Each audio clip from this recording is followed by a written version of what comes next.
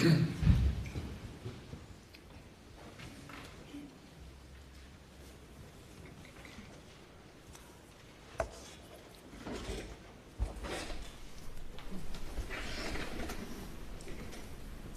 your right hand for me. Do you solemnly swear or affirm that the testimony you give to the court in this trial will be the truth, so help you God? I do. Thank you. You may have a seat. Adjust that microphone so that it fits you comfortably. And if you'll state your name and spell your last name for the record. My full name is Daniel Green. My last name Greene. Sergeant Green, how you doing today? I'm good. All right, tell us where you work. I work for the Charleston County Sheriff's Office. Okay, and your rank is sergeant, obviously, is that correct? That's correct. Tell us just a little bit about yourself. Just give us just a little bit of your background that led you to your career in law enforcement, if you would, please. Sure. I went to school here, grew up here, went to college at Charleston Southern University. I got a degree in social studies education, taught for a little while, and then got into law enforcement. Just kind of fell into it and liked it. And I've been here since 2014. Okay. You started with the Sheriff's Department in 2014? That's correct. All right, and what was your first job that you did, or how does your career progress? I started at the jail. I worked there for just over a year, and then I was moved to the road patrol. I was on road patrol for several years, moved up the ranks to sergeant, where I was a road patrol supervisor, and now I'm a detective. Okay. When did you become detective? Earlier last year. It would have been June of last year. Back in June of 2021, what was your job at that particular time with the Sheriff's Department? In June of 2021, I was a road patrol sergeant supervisor. All right, and explain how that works. What's your exact role as a sergeant and a road patrol supervisor? So for the most part, I'm assigned a team consisting of 3 to 4 deputies, just depends, that include a corporal as well as several other deputies. My job primarily is to supervise them in their in a 12-hour shift. We answer calls for service. Sometimes I'll go with other deputies to calls that require more than one officer to be present. But the majority of my job is supervising what they do. And during June of 2021, were you working day shift or night shift, or how did that work? I was on night shift at that point. And what are the hours of the night shift? So we swap every 2 months. So 2 months you'll be on days, 2 months you'll be on nights. For those hours, it's 6 a.m. to 6 p.m. or 6 p.m. to 6 a.m. Okay. And let me take you to the evening of June 7th, 2021. Were you working that particular evening? I was. And what shift were you working that day? We were on night shift. And again, so what hours would that be? Working from 6 p.m. to 6 a.m. So you went on duty at 6 p.m., is that I did, correct? yeah. Okay. And you said you're the sergeant. What was do you have a squad that you're supervising that are out during that shift? Explain that to the jury, if you would, please. So that shift consisted of myself being the sergeant. I had a corporal and 2 deputies working as well. And at that point, I had a lieutenant who was my immediate supervisor. He was working as well. All right, and again, you tell me who those people were? Sure. So my corporal was Corporal Janicki, and the 2 deputies working with me were Deputy William Pruitt and Deputy Chad McDowell. All right. And the lieutenant was who? Lieutenant Lonnie Nettles. Did you, on the evening of June 7th, 2021, get a call for service at 4147 Moselle Road? I did. And you remember approximately what time that was? It was later in the evening, several hours into my shift. Okay.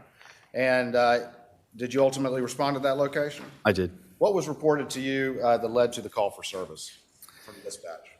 That there was a caller who stated he had found his wife and son shot. And so tell me what happens then. You get that report, what do you do?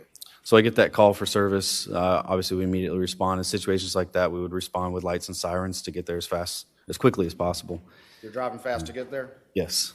Okay. The lights are on? Lights were on, siren was on. I think it still took me close to 20 minutes to actually get to the scene from where I was. But you have to ask dispatch to clarify the address? I did. Once I got out there, it's a very dark area, very rural area on Moselle Road. There were not a whole lot of residences in the area, and I did need clarification once I got out there to confirm the address. Then I located the address on a mailbox across the street from a driveway. So you saw the mailbox in the driveway you entered, is that correct? That's correct. The driveway that you entered that had this mailbox, where did it ultimately lead? What structures were there as you pulled up to the scene? As I pulled down the long driveway, when I got to the end of it, there was a dog kennel area on the left as well as a shed area on the right. Okay. And that was the driveway with the mailbox, correct? That was. Is this location where the scene was, is it in Colleton County? It is. Tell me just a little bit before we get into more specifics. What was the, you said it was dark. What was the weather like? What was the conditions of the scene or the weather in the scene like? So quite normal for June around here. It's rather hot and humid. It had been raining a little bit off and on that evening. It was not raining at the time that I actually responded to the scene. Okay. Were you the first law enforcement officer or first responder on the scene? I was. Were there others, other first responders following close behind? The additional first responder that was directly behind me worked for Colleton County Fire Rescue. He pulled in almost the same time I did. When you had arrived at the scene, before we talk about what you actually experienced at this scene, what is your main job at a scene like this? What are you there to do as a first responder, the first officer on the scene? Yeah, so a major crime scene like that, my job is to get there, secure the scene, and what I mean by secure the scene is ensure that there are no individuals there that would potentially cause harm to additional first responders coming there or any witnesses or victims that are already on scene. Preserve any evidence that might be there, and then wait for investigators to arrive as I gather information from anybody else that is already on scene. Okay. So you're going to gather basic information, but your job's not to investigate it in great detail. That's correct. Okay. As you arrived at this scene, again, what had been reported to you by dispatch? That a male caller had called and said he found his wife and son shot. And from that report to you, about how long did it take you to ultimately make it onto the scene? It was roughly about 20 minutes. Okay. When you arrived on scene, when you said one of the things that you do is secure the scene, were you at all concerned about any perpetrator still being there at that point in time? When I arrived, not necessarily, just because he had already been there for quite a while. Whenever he called, it seemed, the way the call came in, that he discovered them like that and that there was nobody else there other than him and the wife and son. So you're the first officer on scene, but you're not thinking the perpetrators are still there? It's something you have to keep in the back of your mind, but not necessarily at the forefront. Okay. All right. You didn't come in hot with guns drawn or anything like that? No.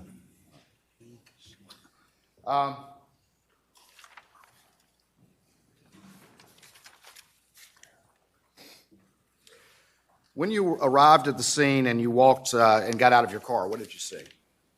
So as soon as I got out of my vehicle, I was walking down the rest of the driveway, which went between the dog kennel and the shed. As I could see Mr. Murdaugh down at the end of the driveway. As I approached toward him, I could see the male victim laying on the ground to my left, as well as the female victim on the ground to my right. The male victim was close to a small shed in the dog kennel on the left. There was a large deal of blood that had pooled around his body. Same thing for the female victim on the right. Also a large amount of blood around her body. As you approached and at first saw the male victim and the female victim, what was your assessment? Was there any possible signs of life from your... My initial assessment was that there was not. There appeared to be a large amount of blood around each of them, as well as brain matter. Did you ultimately have a conversation with Mr. Murdaugh when you were out there? I did. All right. And do you see him here in the courtroom today, the person that you talked to? I do. And can you point him out to the jury, please? Yes, sir. He's right there, wearing a dark blue or black jacket. Your Honor, can the record reflect that he's identified Mr. Murdaugh? It does. When you ultimately approached Mr. Murdaugh, what's the first thing that you did? The first thing I did was ensure that he did not have any weapons on him. That's standard procedure for arriving on a scene like that. Any kind of weapons that are anywhere on the scene, I want to be aware of just so I can know whether they're there or not, and if they are there, who has access to them at any point. And that's for my safety as well as other responding officers and for anyone else that's on scene. Did Mr. Murdaugh give you any possible explanation for this when you approached him? His immediate reaction was to start telling me about an incident that had happened with his son with a boating accident. With the boating accident? Yes, sir. Had you asked him anything about that? I did not. You ultimately, were you wearing a body-worn camera that particular day? I was. And You ultimately had a conversation with Mr. Murdaugh for a fairly extended period of time, is that correct? That's correct. Did you ever see any tears in your interactions with Mr. Murdaugh? He did not appear to be crying. He was upset, but I did not see any visible tears. Did Mr. Murdaugh tell you that he had any sort of firearm? He did. He stated that he had left from that scene, went to the residence, grabbed a shotgun from that residence, and then brought it back because he felt like he needed to have it just in case something else were to happen. He told you he had gone back to the residence after finding the victims to get that gun? He did. What, if anything, did you do once he told you that he had gotten a gun? First, he pointed out where the gun was. It was leaning against the vehicle that he was driving at the time. I could see that it was a camouflage shotgun. I spoke with him for a few more minutes, and just based off of how nervous he was acting and anxious and upset, I decided it was in everyone's best interest to get that shotgun and secure it in my vehicle so that no one else had access to it. Okay. So you put that shotgun in your vehicle, is that correct? I did. What did you ultimately do with that shotgun? Did you later turn it over to additional law enforcement? Yes, after it was secured in my vehicle, once SLED arrived on scene to do their further investigation, it was then turned over to SLED. Bear with me 1 second. Okay. Your Honor. I have State 3, I believe I've moved the minutes without objection. It's admitted without objection. May I ask that we have the Elmo working, please?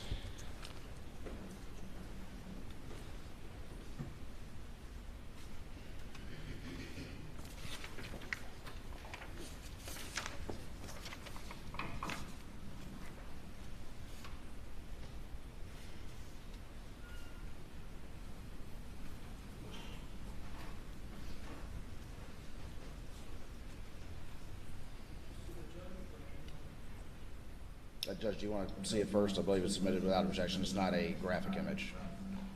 Proceed. Thank you, Your Honor. May I publish it to the jury? Yes.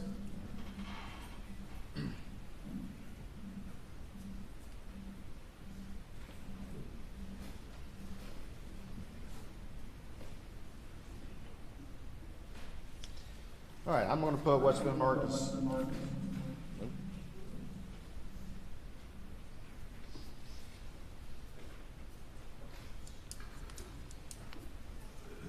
I'm going to put what's been marked as State's Exhibit 3 up on the screen and see if I can get it the right way.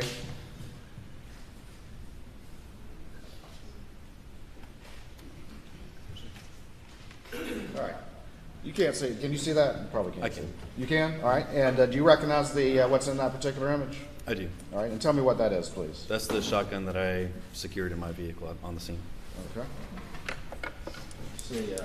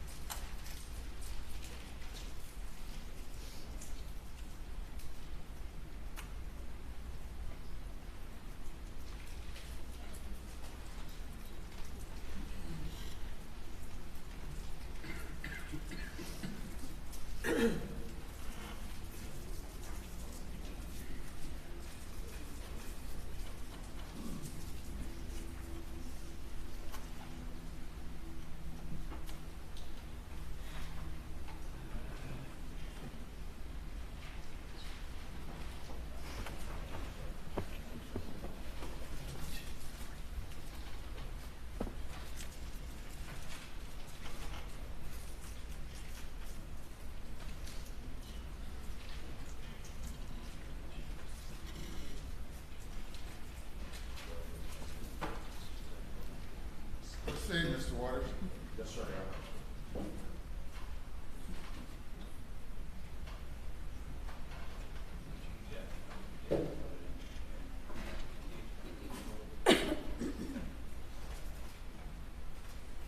Sergeant Green, I'm going to show you what's been marked as Exhibit 4 for identification at this time. And see if you recognize this particular item. Yes, sir. That would be the shotgun that I secured. All right. Your Honor, this time we would move Exhibit 4 into evidence. Objection. Sorry, Any objection? No, sir. Admitted. May I have Sergeant Green show this firearm to the jury? Yes. Be sure not to point at anybody, of course.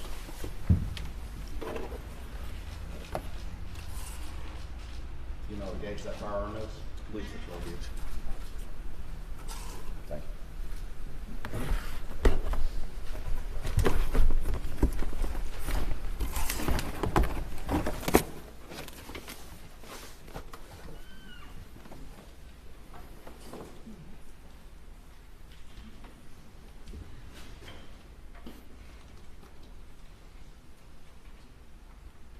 All right, Sergeant Green, I'm going to show you one other document before we move on to some other matters.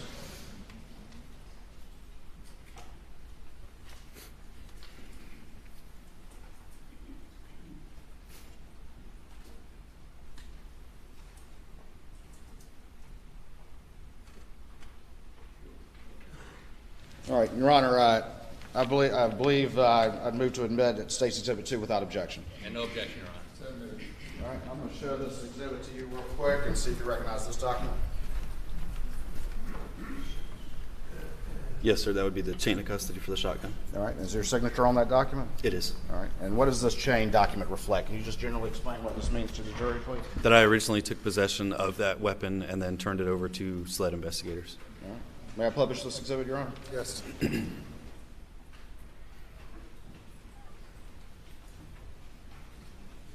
So up here it lists that there was a Vanelli Super Black Eagle. Did you unload this particular shotgun? I did not. Okay.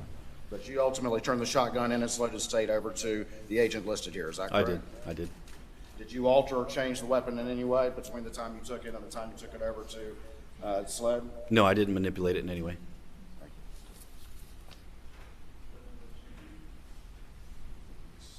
you. Two.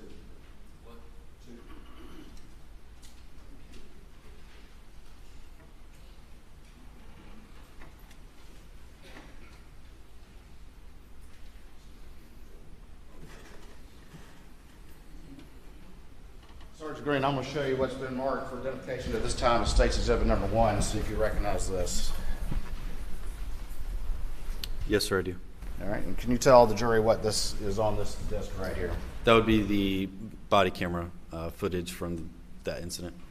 From your arrival at Moselle Road and through the investigation until at some point you turned it off after it no longer needed to be on, is that That's correct? correct. All right, Your Honor, this time I'll move to admit State's Exhibit Number 1. That clarification, that is this officer's body cam, which is a camera that's mounted on his body, is that correct? That's correct. It's mounted Okay. on me. Yeah. So admitted. Your Honor, permission to publish this exhibit to the jury. I'll need the... Your Honor, I would point out that there are graphic images on this, so everybody needs to cover up their monitors, please.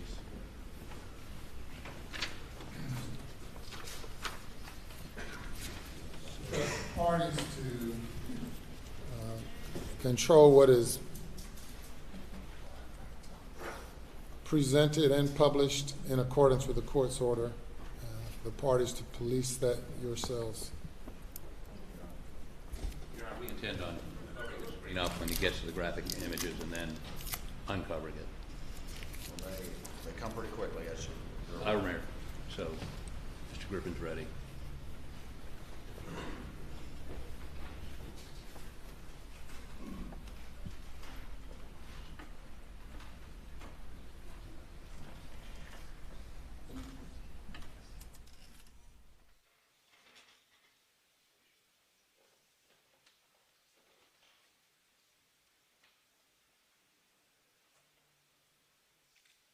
To the hospital? Yeah, stay in town. I'm heading out there. Advised a female shot in the head. The son is shot also, not breathing. Stand by for further. 717 around Moselle.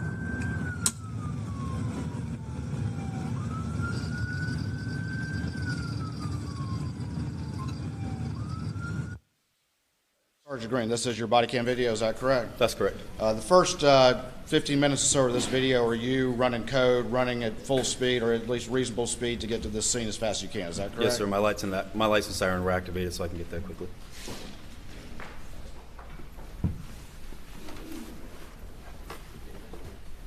Your Honor, at this time I'm going to fast forward it until he arrives, I believe without objection from the defense. Without objection, Your Honor.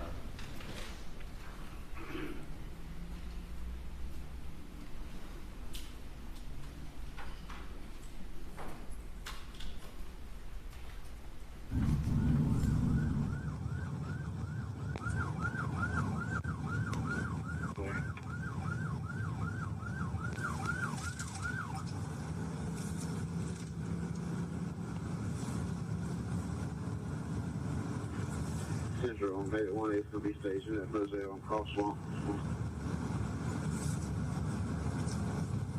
Okay, 20.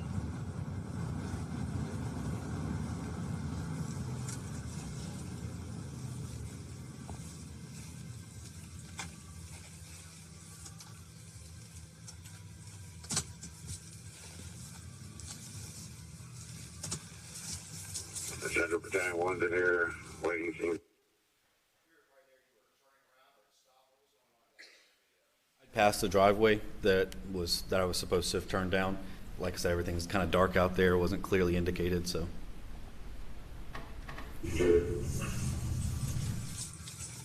Central, that was 4147 or 57?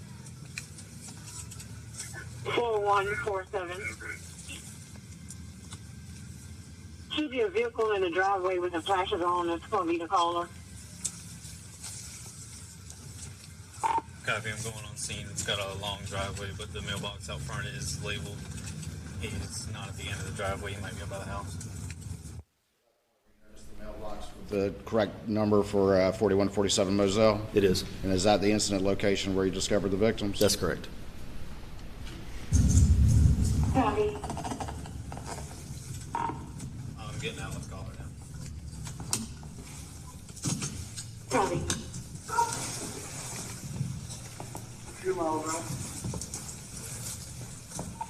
Calling Delaware. Sheriff attached.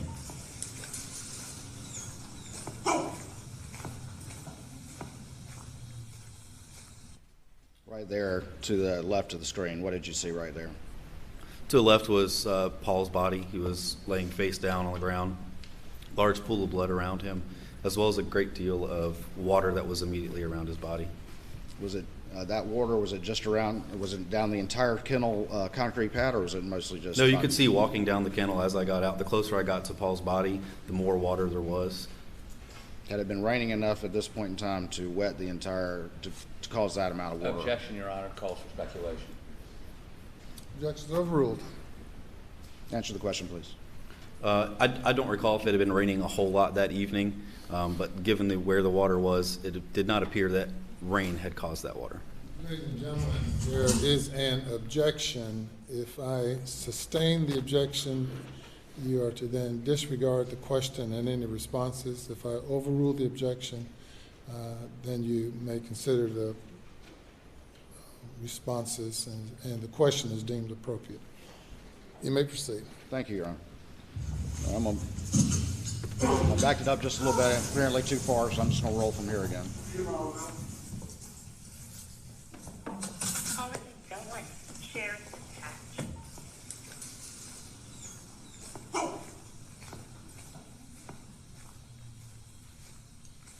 Central 717, scene is secured. Got a Whiskey Fox, Whiskey Mike.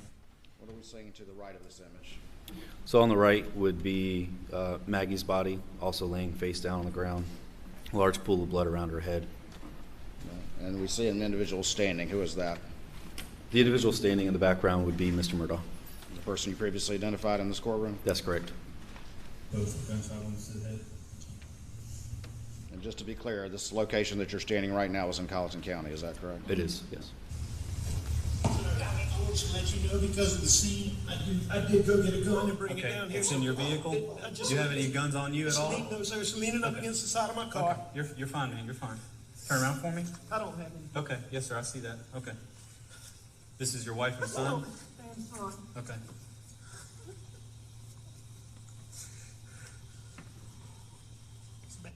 I noticed you shined your flashlight just a few seconds ago on the black vehicle. What did you shine your flashlight on just then? You could see the shotgun leaning up against the side of that vehicle. Were the flashers on the vehicle right there in the image? I believe so, yes. Okay. It's bad. Check the pulses. Yes, sir. This is the firearm you brought from inside the house? Sir, yes, sir. I went and this is a long story. My son was in a boat wreck a few months back. He's been getting threats. Most of it's been benign stuff we didn't take serious. Okay. You know, he's been getting like punched. I know that's what it is. Okay. When did... Was that when you previously testified that he mentioned the boat case or the boat wreck? That's correct. Prior to me asking him anything about it, he did mention it. Did you get home right when you called, or did you go to the house first? Where is the house? I came to the house first. My mom has late stages Alzheimer's, and my dad is in the hospital. Okay. I left. I don't know what time. I can go back on my phone and tell you the exact times. Did you check? Okay. Did I check what? Did you check them? We got medical guys that are that's what they're gonna do. Okay. What are they doing? Can they hurry? They are. Yes, sir. That gentleman that was out here already, he's one of the battalion chiefs. Okay. Right before that discussion, did Mr. Murdaugh offer to go on his phone and check? He did. He did. He wanted to verify exactly the timing of his arrival.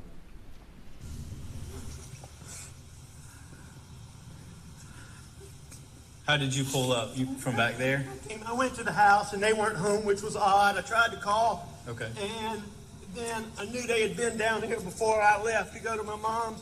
Okay. And so that is loaded. Okay. You might want to unload it. But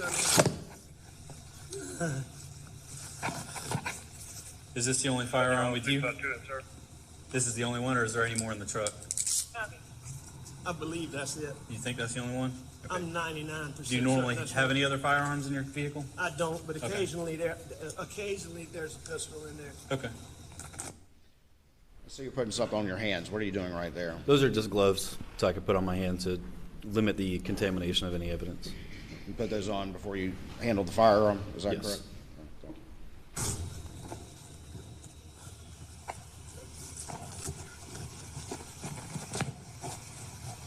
Just wait right here for me for a second, okay?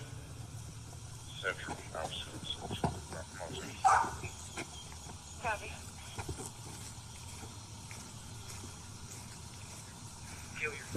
What are you doing right now? At this point, I'm walking back to my vehicle to secure that shotgun inside my vehicle.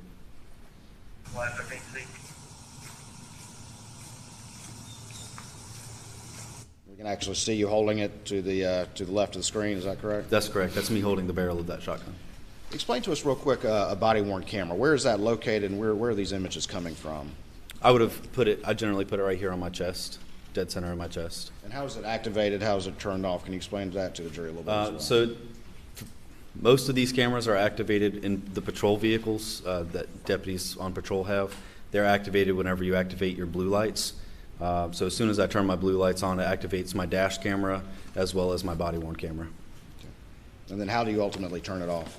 It's got a button on the front of it that you can press. If it did not originally activate it, you would press that button to turn it on, to start the recording, and then whenever you're done recording, you press that same button to stop the recording. In this particular instance, how did it get activated? Was it when you turned on your blue lights to run code to the scene? That's correct. It was activated with my blue lights. And I've used the term run code. Do you know what that means? Yes. And can you explain that to the jury, please? Sure. Running code is just whenever you turn your lights on as well as your siren to get wherever you need to get fast. When you're moving quickly to respond to an emergency situation. That's correct. 653 outside.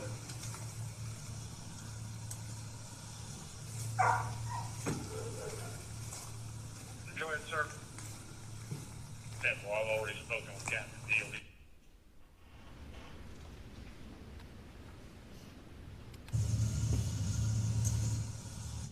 Right there, you laid the shotgun inside your vehicle, is that correct? That's correct. I laid it in front of the passenger seat in the front. Did it remain there until it was turned over to SLED? It did. Go ahead, sir. To the left of the screen, again, that's where the Paul was, is that correct? That's correct. That's Paul laying on the ground. And is that where you saw the water that you It is. described earlier? It is.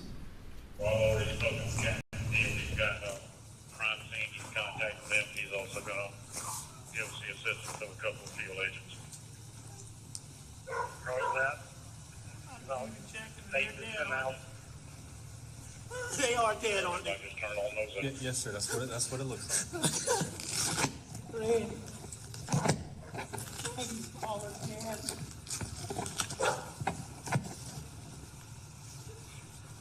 Where are you now? What is Mr. Murdaugh doing at this particular time? He's on the phone, pacing around, talking to someone. I'm not sure who he was talking to at that point.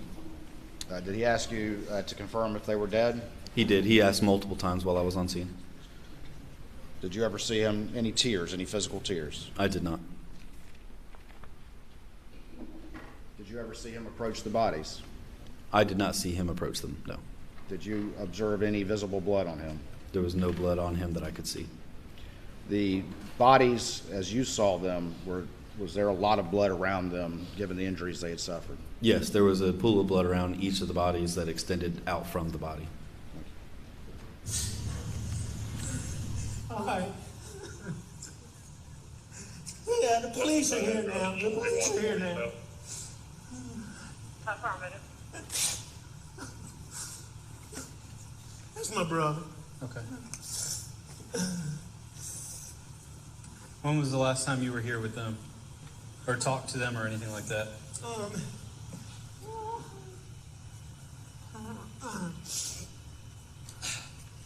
It was earlier tonight. I don't know the exact time, but Okay.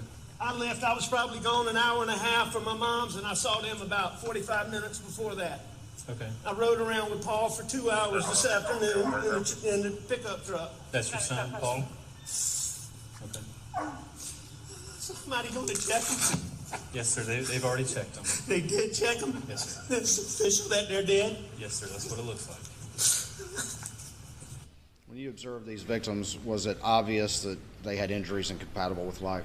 Yes, any reasonable person that came upon those bodies would have come to a conclusion that they were deceased. I'm sorry. You're fine. I'm very sorry.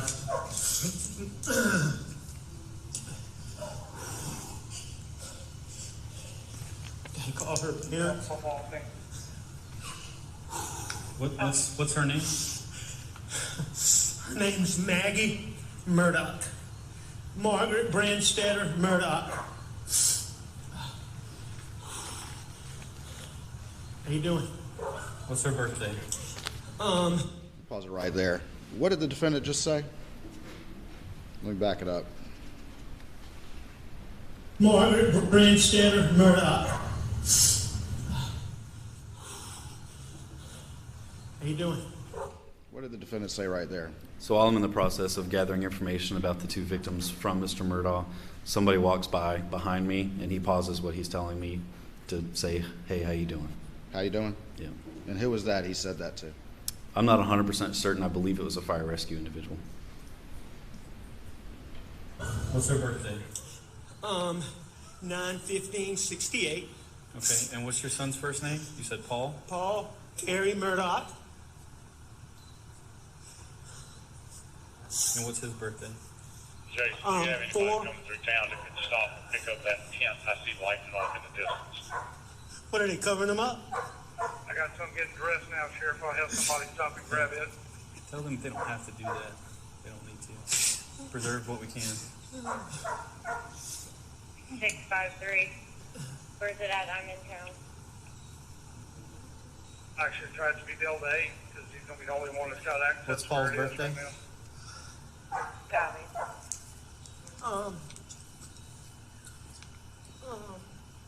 April 14th, 1999, sir. Put it up as wide as you can. That's fine. You said 99? Sir? He was born in 99? He was born April 14th, 1999. Okay. What's your first name, sir? My name is Alex Richard Alexander Murdaugh. Let me ask you this. In your interactions with Mr. Murdaugh, was he able to understand your questions and respond appropriately to what you were asking? Yes. Was he catatonic in any way? No. He was able to answer all the questions that I asked him. Was he panicking in any way? He seemed upset, but I wouldn't say panicky. Did you notice any labored breathing or anything like that from Mr. Murdaugh? Yeah, he was breathing heavily. Never once did he complain about not being able to breathe. I mean, there were fire rescue guys out there. He didn't ask for any kind of medical attention or anything like that due to not being able to breathe. Richard Alexander Murdaugh?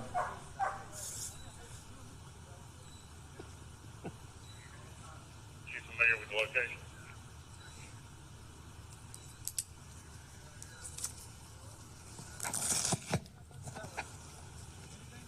No.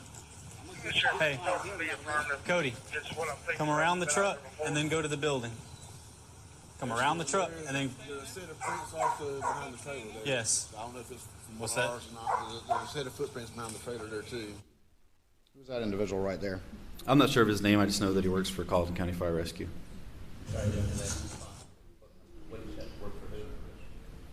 Charleston County Fire Rescue. That's all the kind of stuff I said. I just over here, so we can step over and let him. 55-3, 703. 8's going to be the last one in, and rather than 10.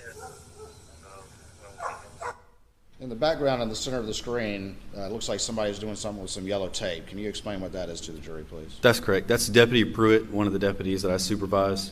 I instructed him to put up crime scene tape to include that vehicle. We put up crime scene tape to try to keep people out of the immediate crime scene area, preserve any possible evidence that's there. At this point in time, had you noticed any evidence of firearms such as casings or spent shells or anything like that? Yeah, as I was walking through, you can't necessarily see it on my body camera, but as I was walking through, I could see shell casings, particularly around Maggie's body. All right. And a shell casing, would they be for like a rifle round or a pistol round? They appear to be rifle rounds. And could you tell just from walking by what type of ammunition at that point in time? I couldn't tell what type. I could tell that they appear to be rifle, and that's about it. And again, you weren't stopping to collect those. You were managing the scene as you described before. That's correct.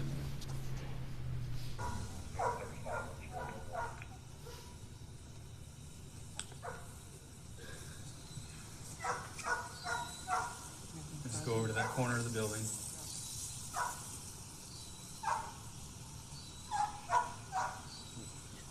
I'm almost to you. Let me see what we have first and whether or not we're going to handle that part or not.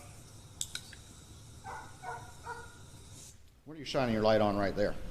So there in the background behind where Mr. Murdaugh is standing, you can see several sets of tire tracks. The grass was really wet that night, so those tracks appeared to be really fresh. So it caught my eye. All right. And why did it catch your eye? It just seemed odd that it appeared to be that many sets of tire tracks since he said he pulled up, went to the house, and came back. It just appeared that there were more than just that. It appeared that there were more tracks than just that. That's correct. I see quite a few tire tracks in here. Were any of these you going in and out? No, I came in here and I left one time and I came back. Okay. The rest of them, maybe Okay. from earlier, but Okay. only 2 are mine. Did you go out this way at all? No. Billy's right.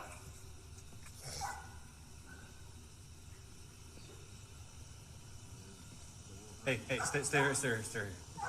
Got a whole bunch of stuff right there. I don't want to disturb. And then if I try to get to the door there so we can kind of get around that way. Your best way is probably going to be back through those rocks because we can't get any tracks off those rocks anymore. We'll go back around the other way we just came. Okay. Thank you. Each name. Yep, do you have names or anything for them? Yes. Okay, I'll get that in a little bit then. That's Okay. fine.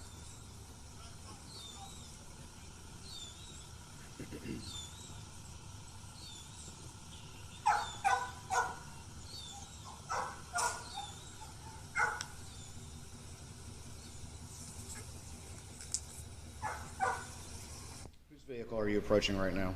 That was the vehicle that Mr. Murdaugh said that he had approached that scene in. Was that a black Suburban, to your recollection? It is.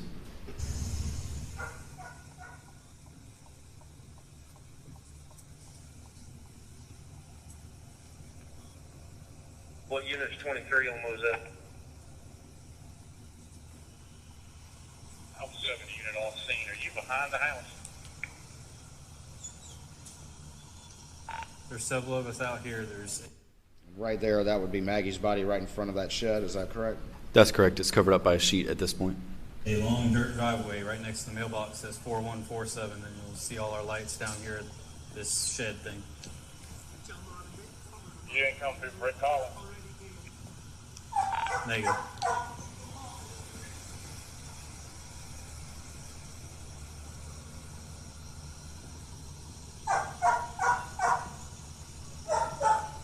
Delta 89 on duty, going out to Moselle.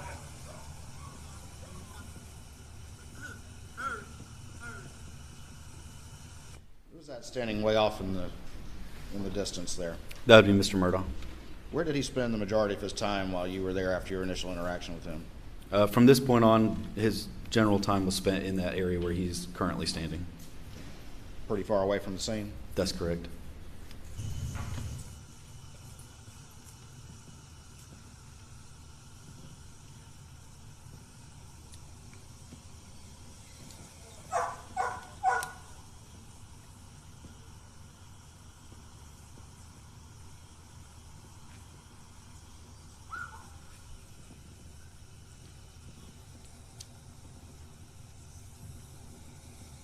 Delta 653.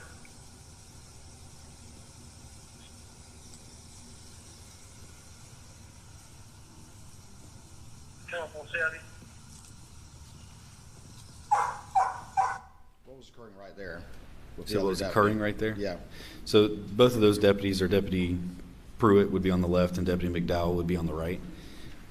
Deputy McDowell was taking small pieces of crime scene tape and just setting them by shell casings, I believe. As road patrol officers, we don't generally have those little placards that you'll a lot of times see in crime scene photos. But to prevent somebody from accidentally stepping on them due to it being so dark out there, we tend to take something small like a piece of paper, a piece of crime scene tape, set it next to it just to indicate it a little bit better. Again, part of the job of a first responder to sort of protect the scene until the crime scene investigators get there. That's correct. Both these individuals, were you supervising them that night? I was, yes.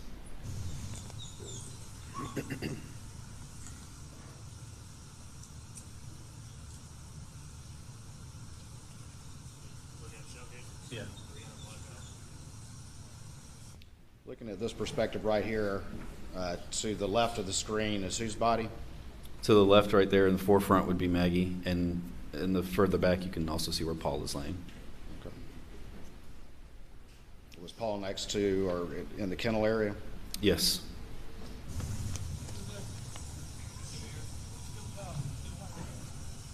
I think his brother.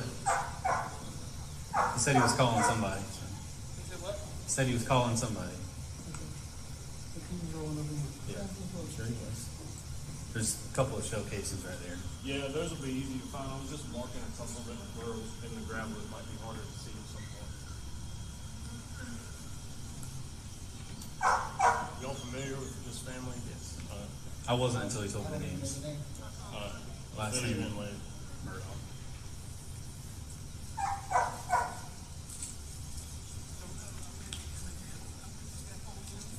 Did you know this family prior to this? I did not.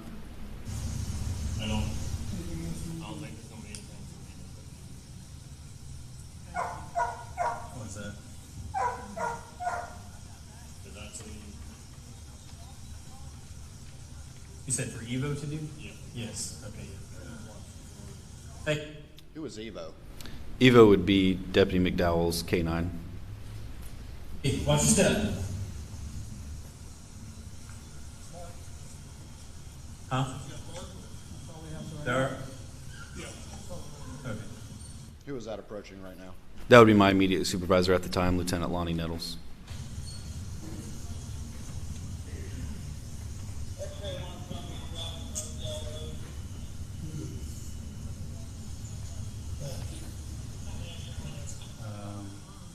gentleman in the white shirt is the husband of her, father of him. That is Paul Murdaugh. This is his mother. Paul Murdaugh was that guy in the boating accident from a while back, if you remember. Yeah. Yeah.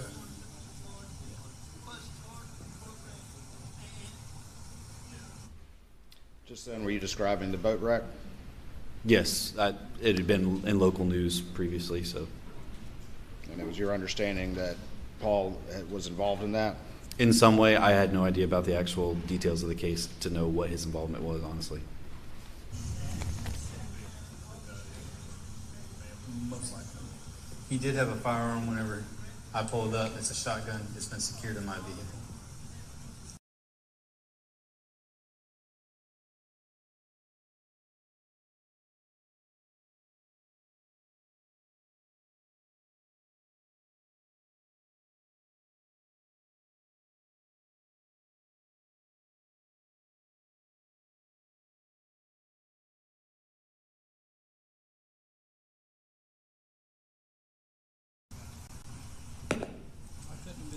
That dispatch call, was that related to the case in any way? I don't believe it was. I don't remember what that phone call ended up being about. As a supervisor, if a lot of us are tied up at one time, they will tend to give me a phone call to let me know that a certain call is pending or something else is going on. Just to help keep the radio traffic free, they'll call me on my cell phone instead. Did your entire squad respond to this particular call, or did somebody? There was one deputy that remained in service. Okay. Did not respond here, but remained on the road. Correct. Yeah. 653. Who can start a log? Who's the most expendable that can start a log? Let's put it that way. This is. Can you start a crime scene log, please? A log started. Sled's on the way. Let's push. Can we run the tape? 2007 Verdi there to there? Yes. From that last pole right there to that last Get a pole. piece of paper. Start writing names and times. You don't have any kind of paper? Who's that individual right there in the center of the screen? To the right. Detective to the right? Yes. That would be Deputy Pruitt. And what did you just ask him to do? Start a crime scene log. And tell the jury what that is, please. Sure. So a crime scene log is established as soon as additional people start to arrive on scene. We document exactly who comes into the actual crime scene, as well as the exact time that they come into the crime scene. Here, borrow that. We can push it from that pole to that pole. Yep. Sure.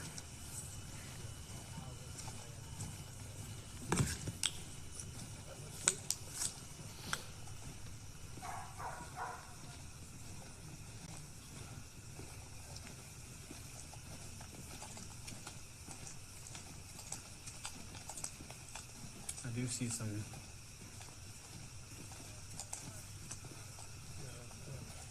That look old or fresh? Old, yes. What are we doing right here with the tape? So I'm securing it to the corner of that part of the shed to run it along to a shed on the opposite side of that area. We just expanded the crime scene out a little bit further. To protect a larger area? Yes. Yes, sir. You don't need to speak more directly into the mic, or can you increase the volume, Madam Clerk, of that mic? Just a little. This one that's working? I'm referring to the witness. Oh, sorry. Increase his volume, or?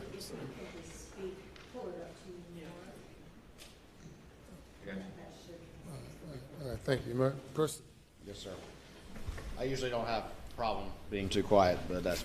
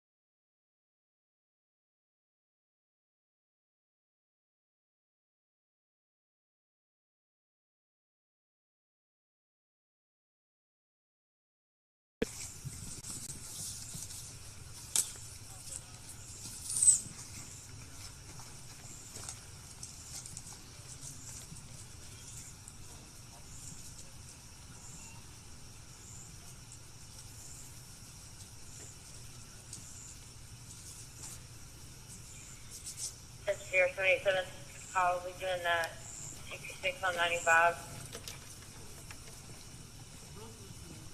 Copy. What's the other way up here? From back that way, I guess. Where the house is, I guess. Okay, that must be. You referring to the Whiskey Mike? Last you walk with a key? Affirmative. We've heard on this video the term Whiskey Mike. Can you tell me what that term refers to? Yeah, when we say Whiskey Mike, we're referring to a white male. A Whiskey Fox or a Whiskey Foxtrot would be a white female. And in the context of this particular scene, who's the Whiskey Mike and who's the Whiskey Fox or Whiskey Foxtrot?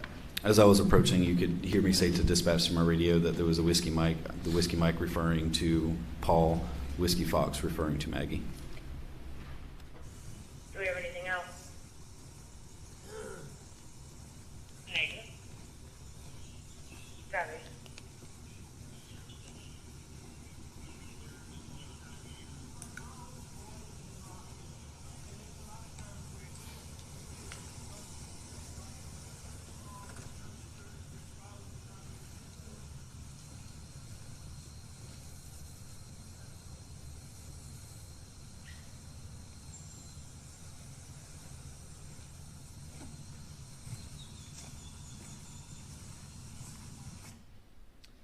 To the very right of the screen, well, strike that. I'll wait.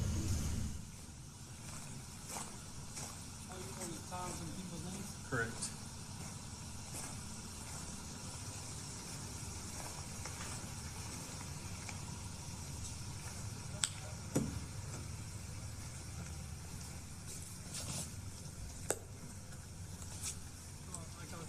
I have a notepad, it's just I'm using the back side of all the paper, so all the front side of the paper has names and information on it. Well, you can borrow mine for a minute. It's perfectly fine, Cody. Wait a minute. I just didn't want you to be like, we're doing officer, doing fucking paper now. I'll paper for calls. Do you not have any crime scene log sheets? Hey, it's 717. I was asked to give you guys a call. Have it in the list.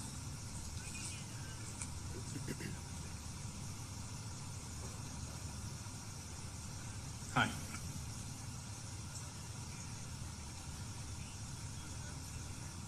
Okay. Okay.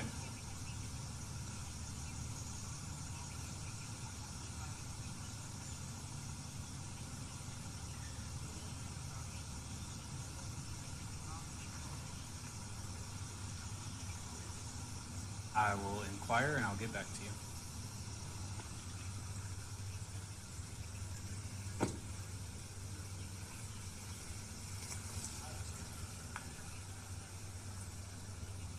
Okay. Want us to close it in? Yeah. I'm sorry, I'm gonna grab. There, do you recognize those individuals? I do. Can you tell us who they are? On the far left would be Detective Tyndall. In the forefront toward the center would be Captain Chapman. And on the other side of him, in the lighter colored shirt with the black vest, was Barry McCroy, worked for Fire Rescue. Okay.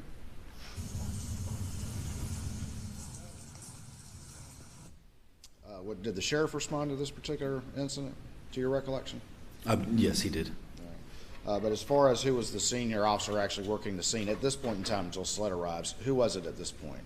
That would be Captain Chapman. Captain Chapman? That's correct.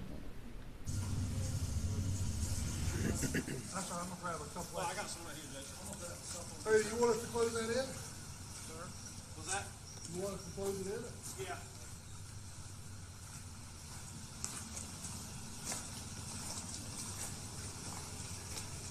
There's a guy, I don't know if you want to what the other guy knows, whoever Eric is, or Mr. Caller. There's a guy over here that's wanting to talk to him. But that's only what he's Don't even know who Eric is. I know an Alex over there. Alex. Okay. Okay. There's a guy over here that wants to talk to him. Yeah, but I didn't know if you wanted me to tell him that or if you wanted me to just chill for a minute. Or if you wanted me to escort him over. He does not need to walk over there. No, I mean a long way. He does not need to go over there. So you can stay there. He can't.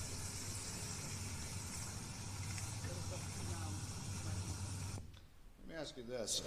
Before you had referred to a brother arriving, is that correct? Yes. And was that a brother? Was he allowed to talk to Alec and go over to Alec? I believe he did. I don't recall. I never actually interacted with him at all. And then this discussion right here with Deputy Pruitt, what was going on right there? So there was someone that had arrived on scene and wanted to go and speak with Mr. Murdaugh. I told him to just wait a minute on allowing him over there so we could determine the best way to allow them to talk, simply because the crime scene was so large and we did not want to contaminate anything that didn't need to be. Okay. To your knowledge, was that individual, whoever it was, allowed to interact with Mr. Murdaugh? I believe so. He was eventually, yes. People that arrived were allowed to go see Mr. Murdaugh, is that correct? That's correct. He was not in custody at any time, is that correct? No.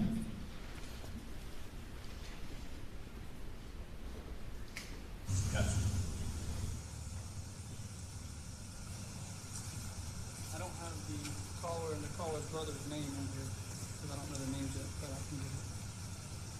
But I already wrote it in there. alright. I don't know where you were at, I just found the first empty page I can find. Female victim, male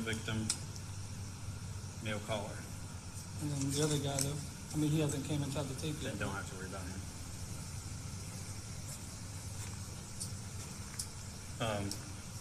Just make sure you get the, here.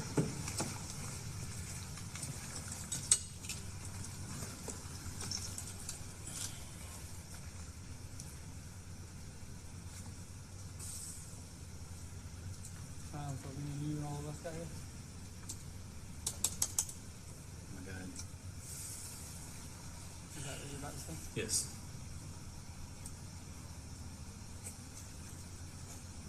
What are you doing on the computer right here? Do you recall? Yeah, so on those computers that are mounted in our patrol vehicles, we can see details of the call for service or other calls for service. In this case, I was looking at the information for the incident on Moselle to determine what units had been dispatched, what units arrived, and when they arrived, due to Deputy Pruitt trying to establish the crime scene log. And you use the term call for service, which is a police term, but that essentially means responding to any emergency or any type of call. Any citizen that would call our dispatch center to request law enforcement assistance or fire rescue assistance, it's called, we just refer to it as a call for service.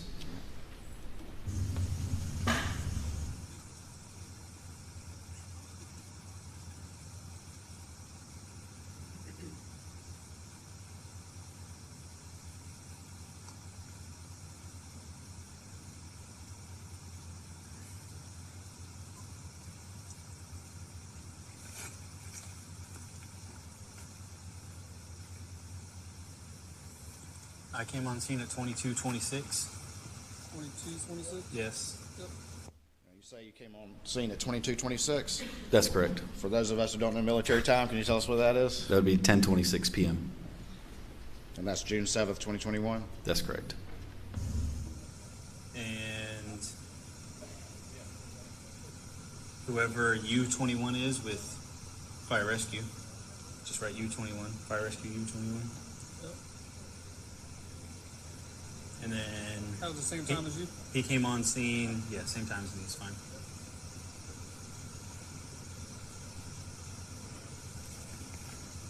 Medic 18 at 22:27.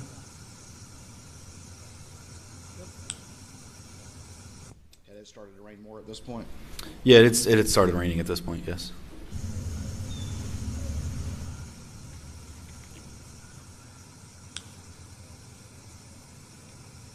.758 on scene 22:30. Yep. Same time as you.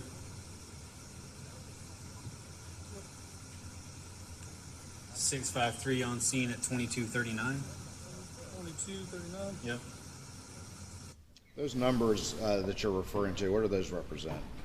So the numbers would be the badge numbers of individuals arriving on scene. You're just recording when various people arrived in the computer? They're recorded in the computer, so when we arrive on scene, we let dispatch know our number and that we're on scene. They log it into the computer, and then we can then put it on our crime scene log.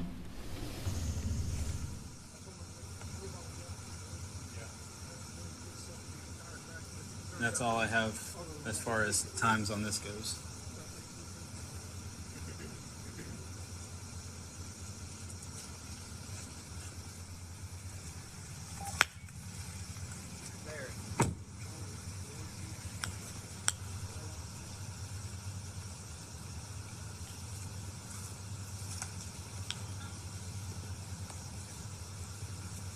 787 Central.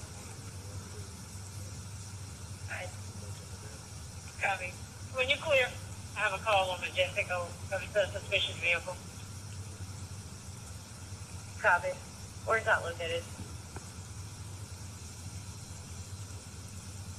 223 Majestic Oak Way in Titusville. 10-4. There's a Cottersville unit that can assist. That'd be great. Pretty sure Majestic Oaks is their jurisdiction anyway. Central 505, I believe that's in our jurisdiction anyway. I'll take care of that.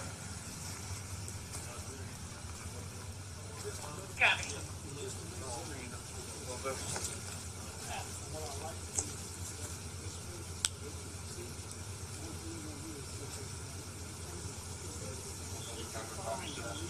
Three Majestic Oak.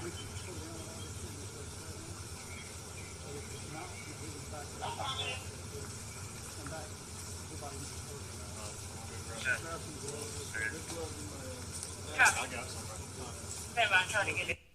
That individual walking off to the left of the screen, who was that? The one walking away from the screen or that just approached? Walking away. That was Deputy McDowell.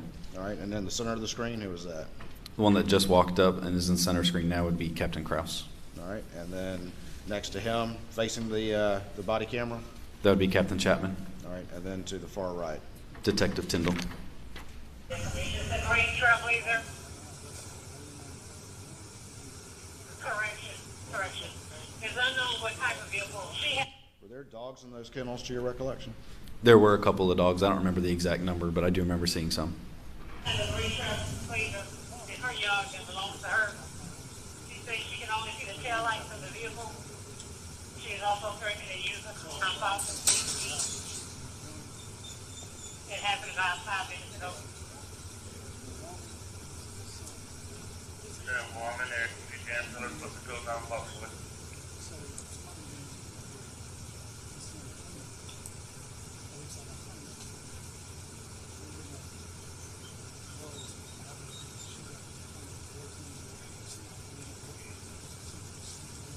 Copy.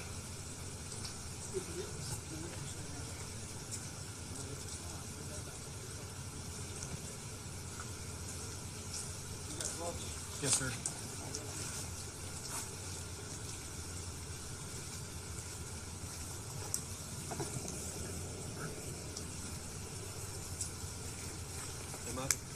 We're going to discuss it later and find out. Okay, just I'll make sure I didn't miss something. Nope.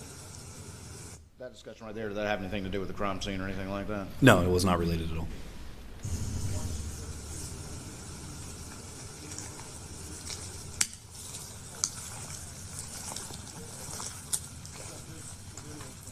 What'd you just put on your hands then? Those would be latex gloves. And the gloves you put on that you described earlier to the jury, what were those gloves? Those are more tactical gloves. They're not necessarily ideal for handling any kind of evidence, but due to me already being out there next to the shotgun, I did not have any latex gloves on my person, so I used what was available. All right. And why are you putting on latex gloves right now? They were wanting to look under the sheet where Paul was, so just to prevent any kind of contamination of any possible evidence at all, we would just always put gloves on.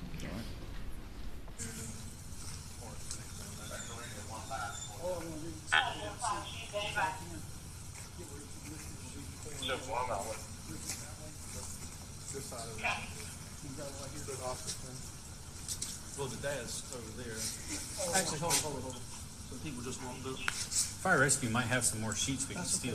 That's right, it shouldn't be about 5 to be law enforcement or. There is law enforcement back there.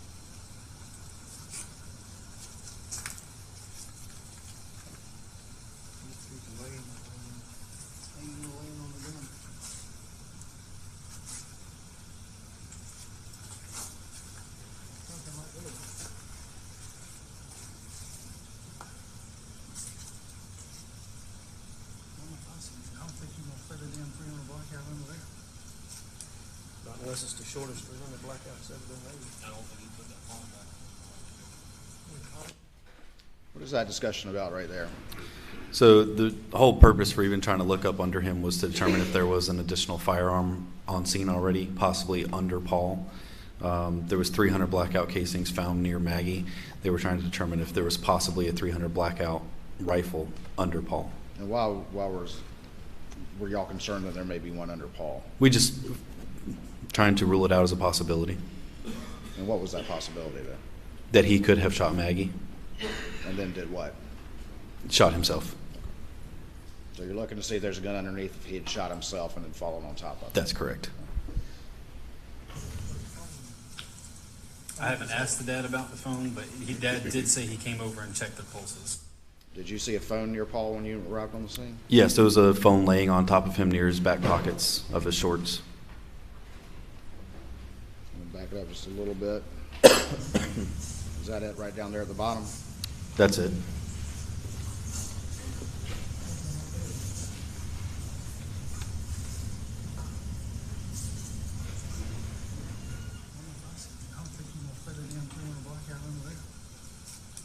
Not unless it's the shortest 300 blackouts ever been made. I don't think he put that phone back. I haven't asked the dad about the phone, but dad did say he came over and checked their pulses. Beyond that, I don't know what else he may have done.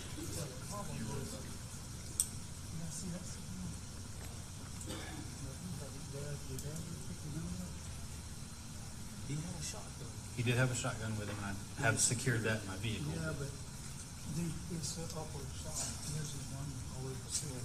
One on the bottom, yeah, but that's because he gets his head on.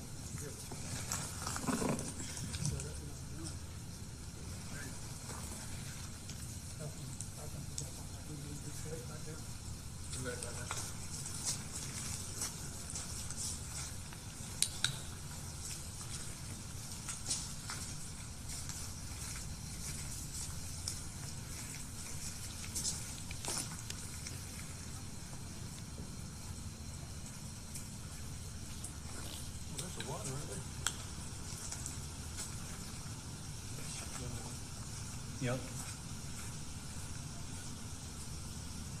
So I've got multiple gunshots out of that window too. Do we see a shell? At least 3. Shells. Got it. Right to the left of the screen, there appears to be, what does that appear to be to the very left of the screen? There's some dog crates over there. On top of one of the dog crates is actually a dead chicken. Say that again, I'm sorry. A dead chicken Okay. on the far left-hand side of the screen. Could you, Your Honor, with your permission, could you step down to the screen and point what you're talking about to the jury?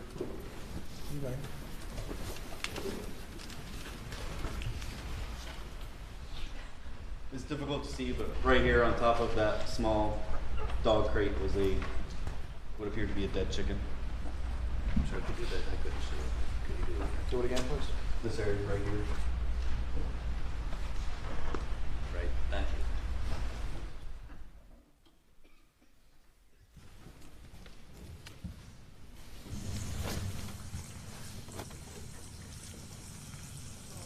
Yes. Do you need in and out times or just times arrive? It's like if they exit multiple times and come back in. You don't need to keep doing all that. Okay. I wanted to make sure before. Yeah.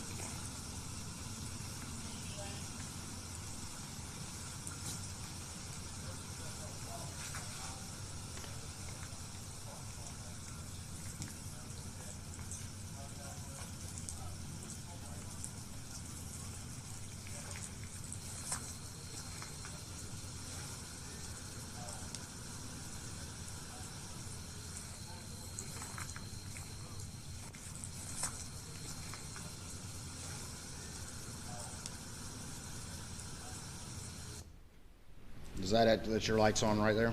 That's correct. That's when I was really noticing the chicken.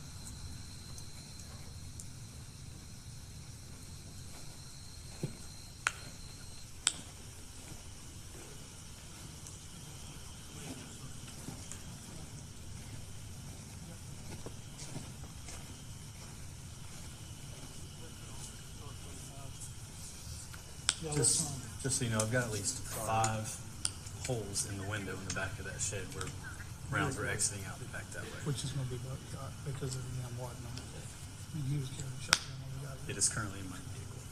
Yeah.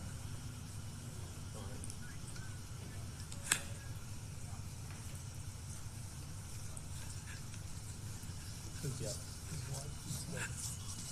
Thank you.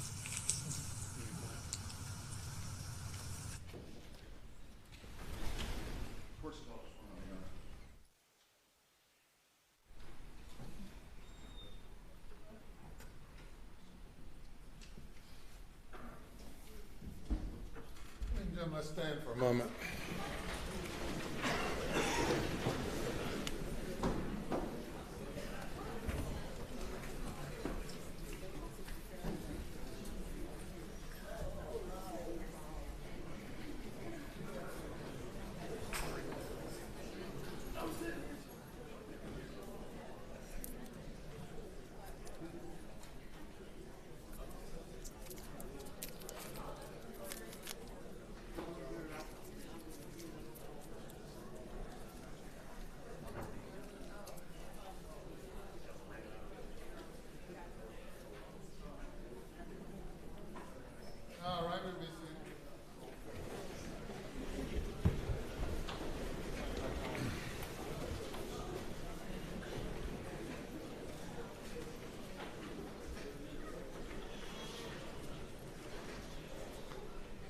You may proceed. Thank you, Your Honor. That's the extent of the video that state will publish at this time, Your Honor. Let me ask you a few other questions if I could. Sergeant Green. I'm going to show you what's been marked as Exhibit number 5 to your testimony and see if you recognize this image. Yes, sir. That would be an image from my body camera when I was looking at the tire tracks in the grass. Have the put back to the Elmo, please.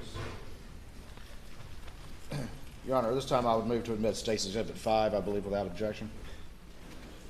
Any objection to State's Exhibit number 5? It's admitted without objection. Yes. Publish any exhibit that has been admitted. Thank you, Your Honor.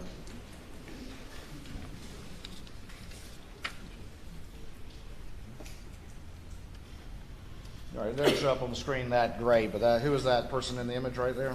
That would be Mr. Murdaugh. All right, and then just kind of in this area, it's more clear on the video, but that would be the tire tracks you described earlier? Yes, where I'm shining my flashlight at that point is where the tire tracks were.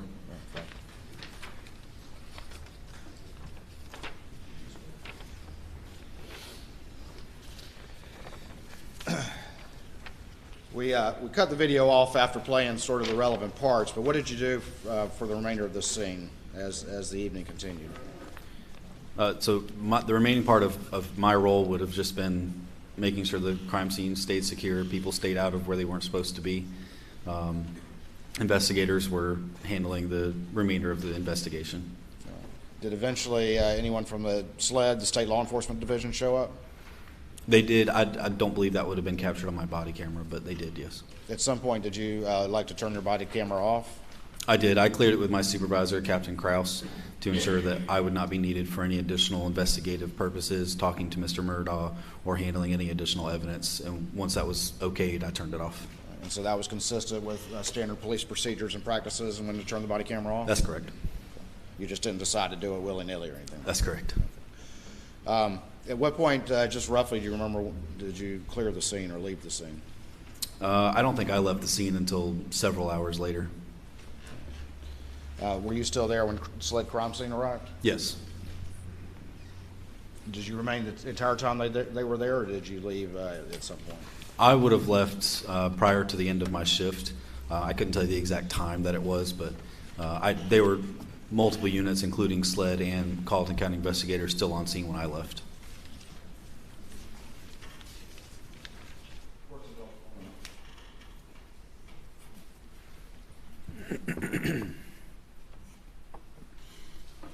That's all the questions I have for this witness, Your Honor. Cross-examination. I'm going to take set up some of the audio visual stuff. Ladies and gentlemen, we'll take a break at this time. Please go to the jury room. Please do not discuss the case.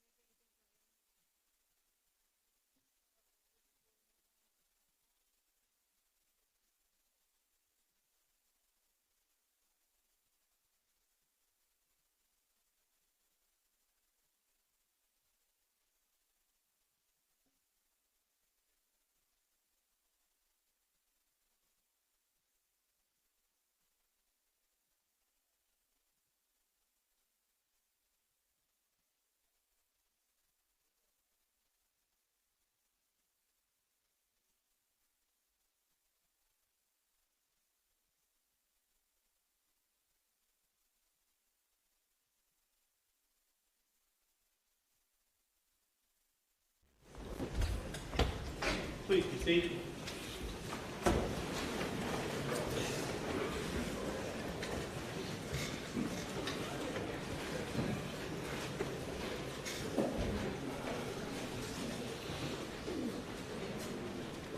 You may bring the jury.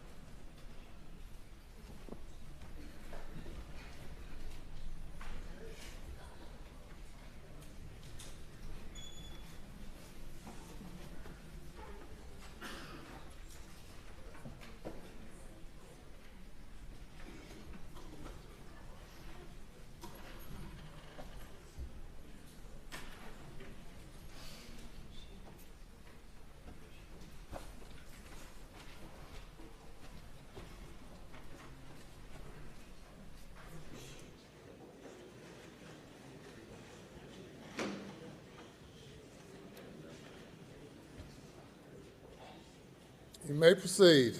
Please, Your Honor.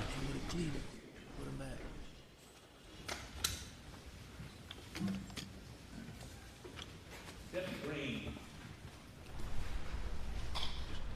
for my own edification, I'm curious. I've called over several weeks, left you voicemails for you to call me back and talk. Have I not? I haven't received any voicemails. You don't check your voicemail? Did you call my cell phone? No, I called your office. Okay. I don't have your cell phone. Okay. It's possible they sent you to the wrong one. I don't know. But you've spent an extensive amount of time talking to Mr. Waters about your testimony, have you not? I've spoken with him a few times, yes. How many times? 3 or 4, maybe at least. And has he reviewed with you the points he was trying to make? We've discussed the body camera footage extensively. Right.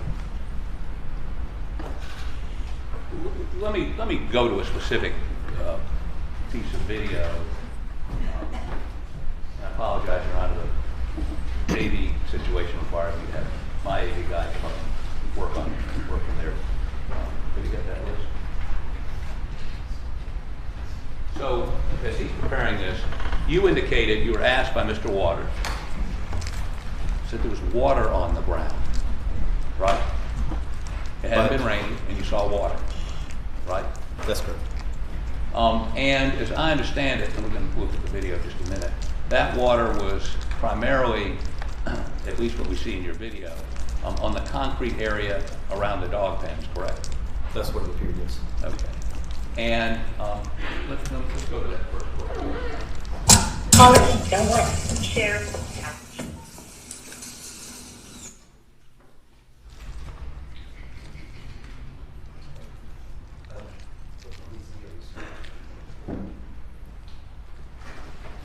Sorry, Your Honor, the technology is difficult. Glad to help. Glad to help. Got it. Caller, don't worry. Share.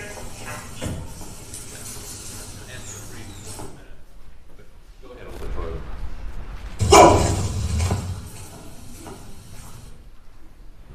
Okay, back it up just a little bit, could you? Just back it up a little.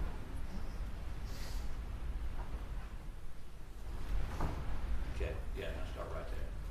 I think I can stop it just a second.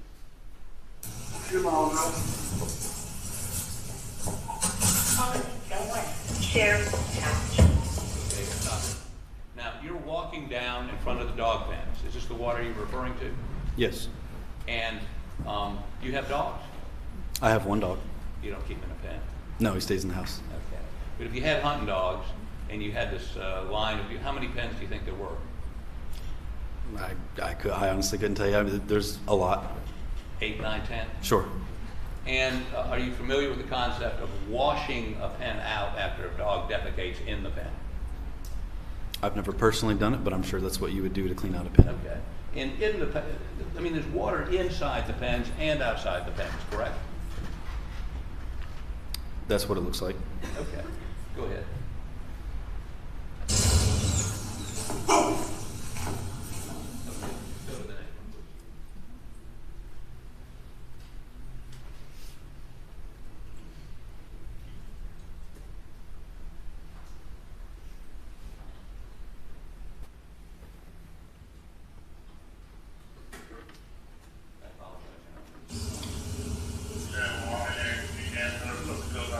please.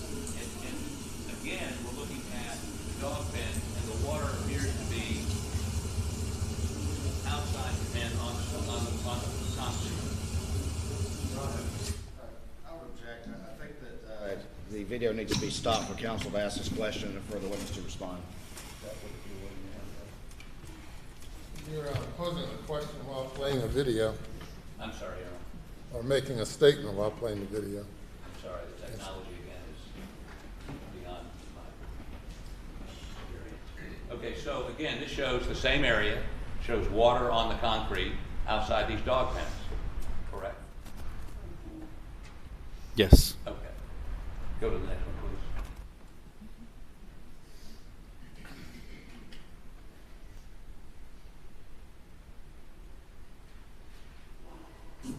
You don't need to keep doing that. Yeah.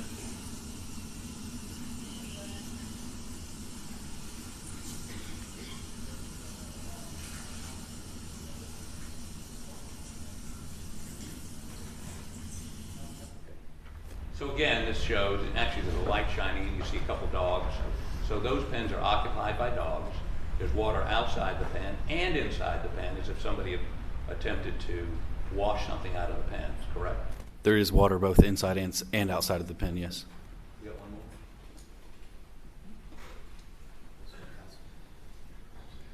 No, let's not do that. So I want you to go to the transcript. You need to switch it to the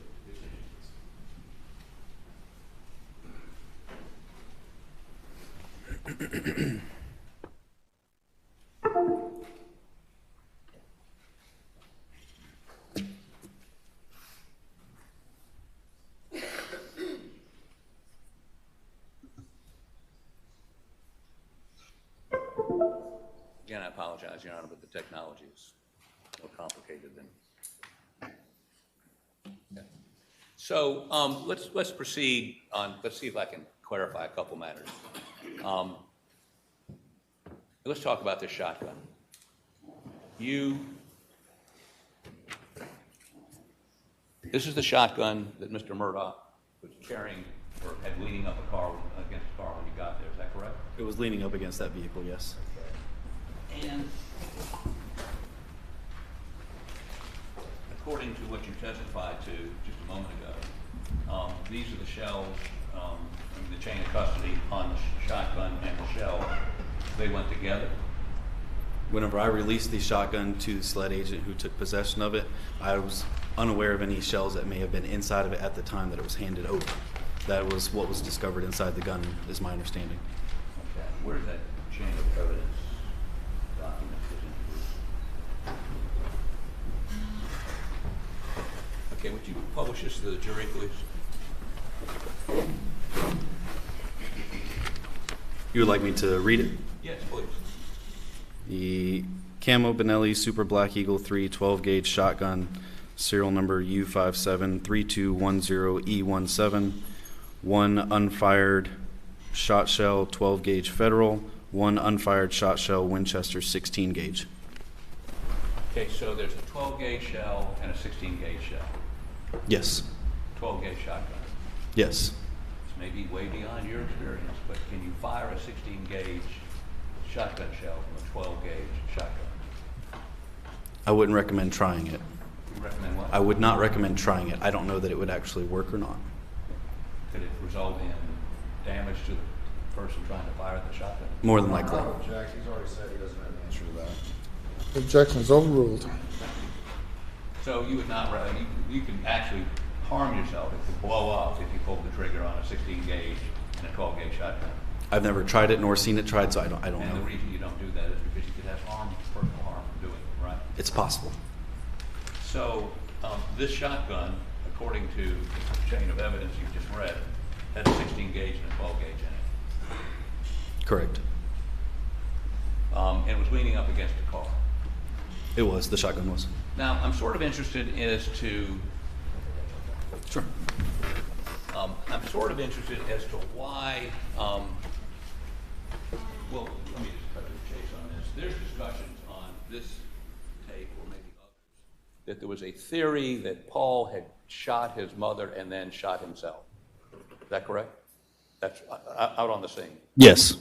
Because she had been shot multiple times, and he had been shot with a shotgun. At least one of the shots, we all believe was upward. That's why his brains were all over the ceiling. That part I don't know. I wasn't involved in that part of it. At the scene. I did not discuss anything being shot upward. I don't recall saying that. Did you hear discussions to that of your fellow officers? Of a shot being fired upward? Yeah. That's what it looked like they were saying, yes. Okay. And further, I think in front of you, one of the officers saying that brains are on the ceiling, there's blood all over the place, correct? I don't recall them saying brain was upward. I don't recall. Okay. And further, you, as you're discussing this with them, indicate, let me make sure I get this correct.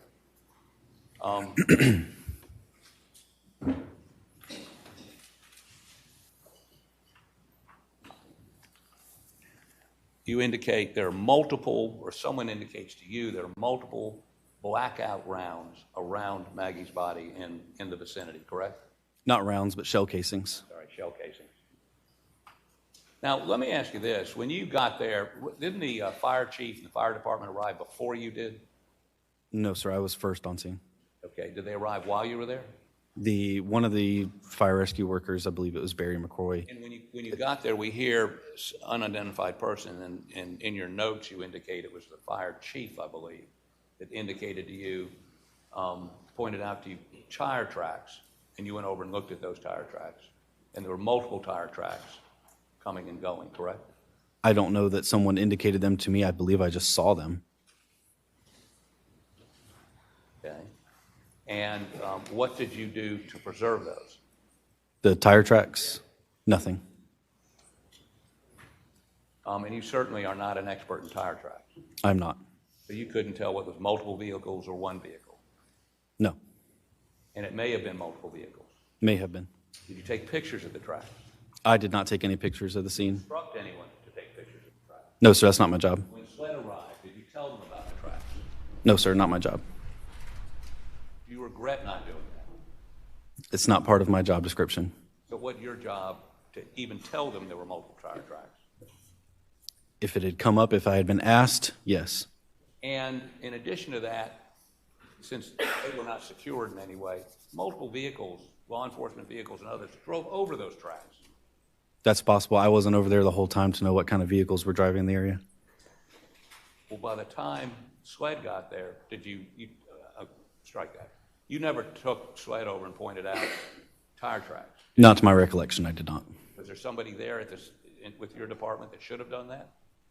I have no idea what they do with their job descriptions as far as what they point out to additional investigators. Did somebody from Fire and Rescue point out footprints? I believe on my body camera there is a fire rescue individual pointing out some footprints. Okay. Did you take pictures of those? I did not. Did you tell SLED about them? I did not. So nobody attempted to determine whether those were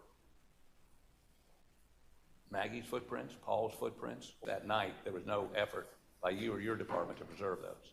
By me, no. I cannot speak for everyone else. Okay. And let me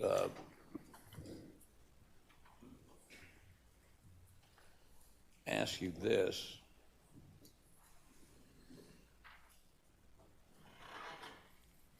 How about go to 4439, please? And let's watch 10, at least 10, if not 15 seconds of that.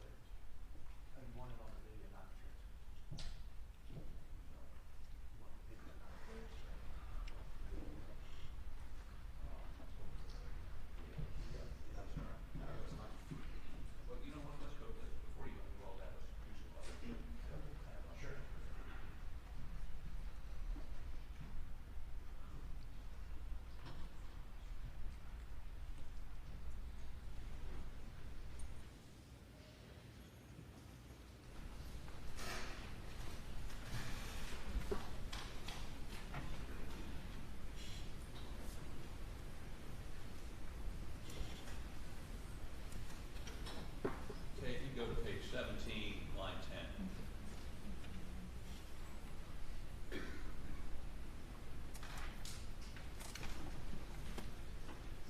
Your Honor, I'd object. They're putting a transcript that's not been... No, we're going to play the video. It's up on the screen. It's up on the screen, Your Honor. I'd object. I apologize. Can you take it down, please? Thank you. We have to prepare the transcript. It's synced with the video. Okay, well, I object to that. Your Honor, I object. This transcript's not been provided. There's no need for a transcript. The officer is here. They can play the video and he can comment on it. The transcript being offered. Not offered. I'm using it to direct the audio-visual man to record. Well, you have questions for the witness, questions for your IT guy. You're just reading, ready to proceed. I understand. We're waiting for you. Okay.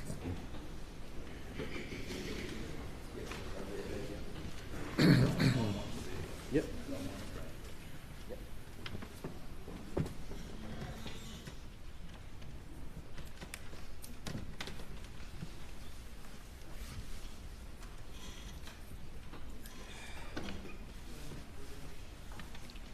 I'm ready. What was the time? 17. It's page 17. Line, start at line 8. No, I don't. I thought it was just synced with the thing. It's not.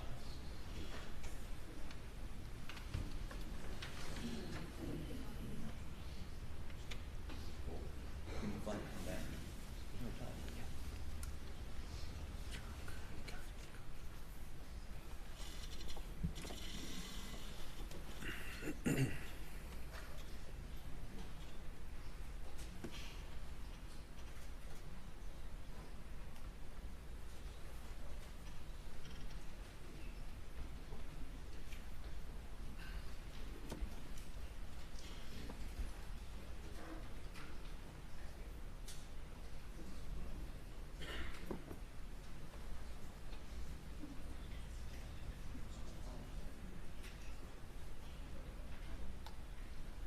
Let me,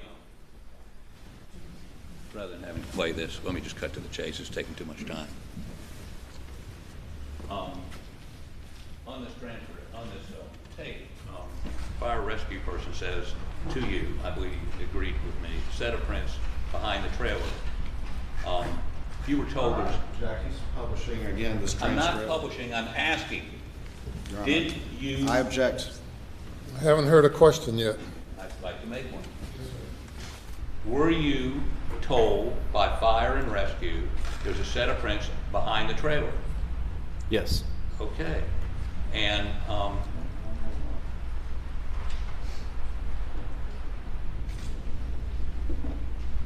did he tell you that they attempted to not disturb those footprints in any way? I don't recall exactly what was said. Let me further ask you, you asked Mr. Murdaugh, heard this on the tape, you talked about the tire tracks coming and going, and he told you those weren't his tire tracks, correct? He did say that they were not. Okay.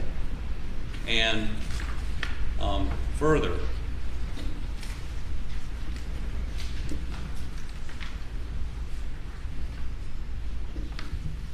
he indicated to you, Mr. Murdaugh did, that he felt this was related to the boat case, and you indicated you knew about the boat case, you read about the boat case. That's correct.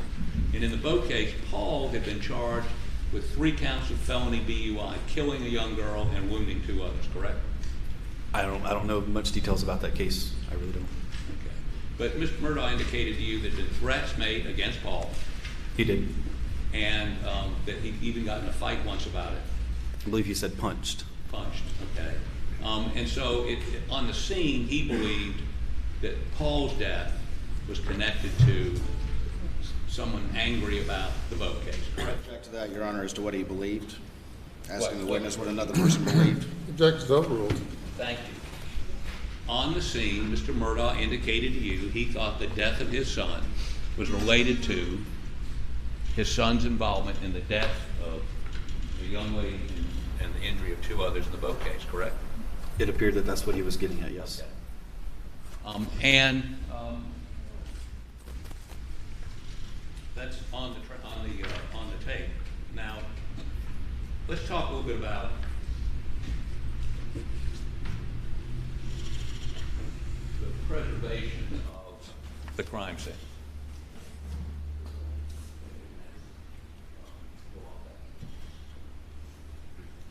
What did you do other than put yellow tape up to preserve the crime scene? That is about the extent of my job, is to put up the tape and make sure people that don't need to cross it don't cross it.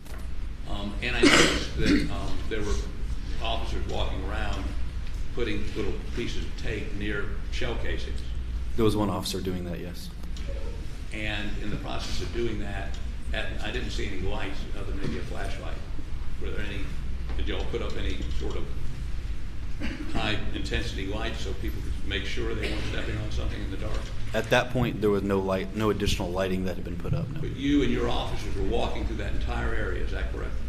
We were walking in the area, yes. Okay, and did you actually walk, I mean, the feed room, and let me, maybe this is the best way to do this. Alan, pictures, please.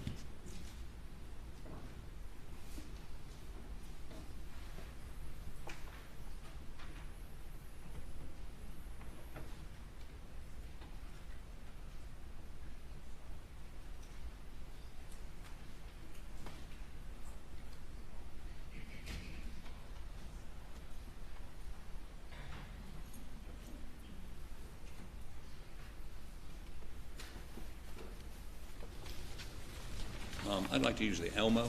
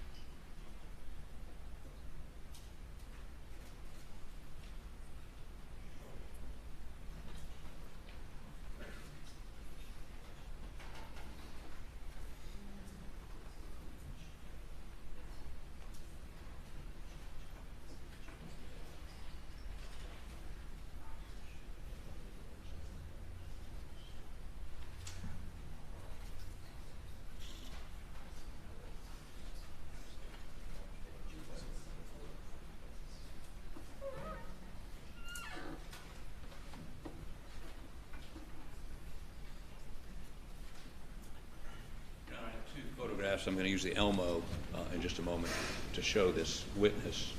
I'm going to offer these into evidence without objection by the state, as I understand it.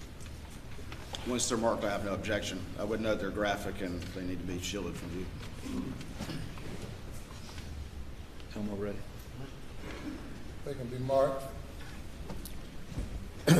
What would the exhibit numbers be for the defense?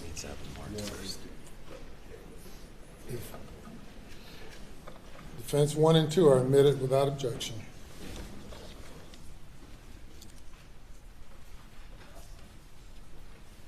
Okay, good.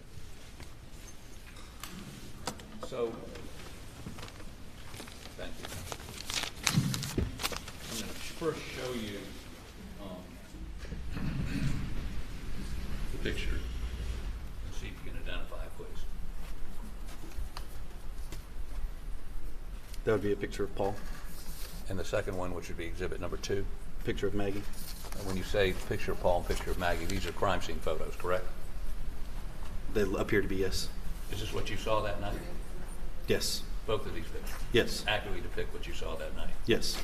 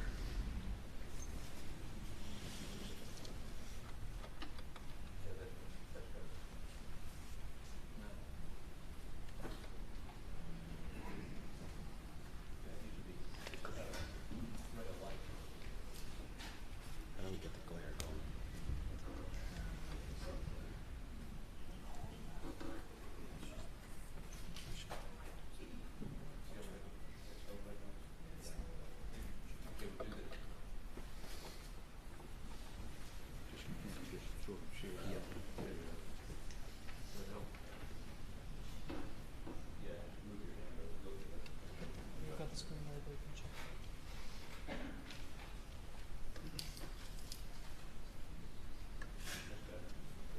So as you look at this, I want to make sure I understand.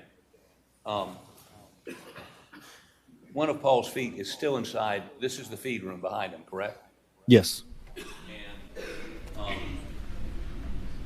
this is his head, lots of blood, and this would be a part of his brain lying next to him, correct? I don't know if that's part of his brain or not.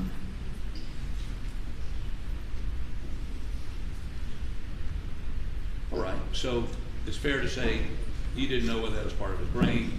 When you first saw him, you didn't know whether his injuries were catastrophic and he was dead, or did you? It was very clear that it was catastrophic. Okay, that's better. Now, when you came upon the scene, clearly this feed room was part of the crime scene, correct? Yes. Now, you're taught to keep the crime scene pristine, correct? As pristine as possible, yes. There was no reason for you to go in there, was there? Me at the time, no. Okay. Was there any reason for the police, before the SLED crime folks showed up, was there any reason for you all to go in there? There was no reason for me to go in there. I cannot speak if there was a reason for another officer to have gone in there. Well, let me ask you this. Did you all have any sort of crime scene expert with you that night, someone that processes crime scenes? Investigators do process crime scenes. Okay. Do you remember going in that feed room? I don't remember if I did specifically or not. But you shouldn't have if you did, correct? It's not to say that I shouldn't have. If there was something that needed to be done in there, then yes.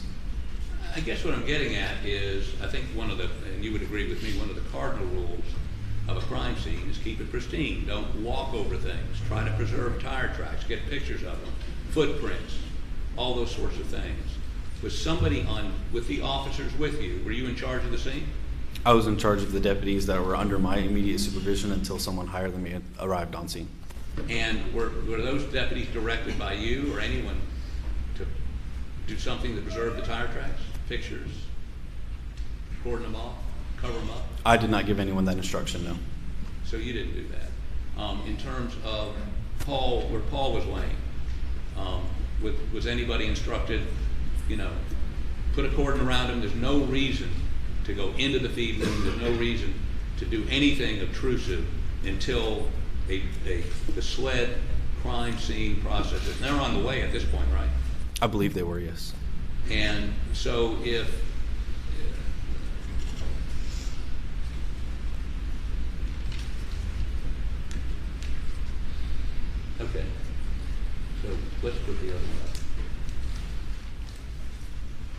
Identify this for me, please.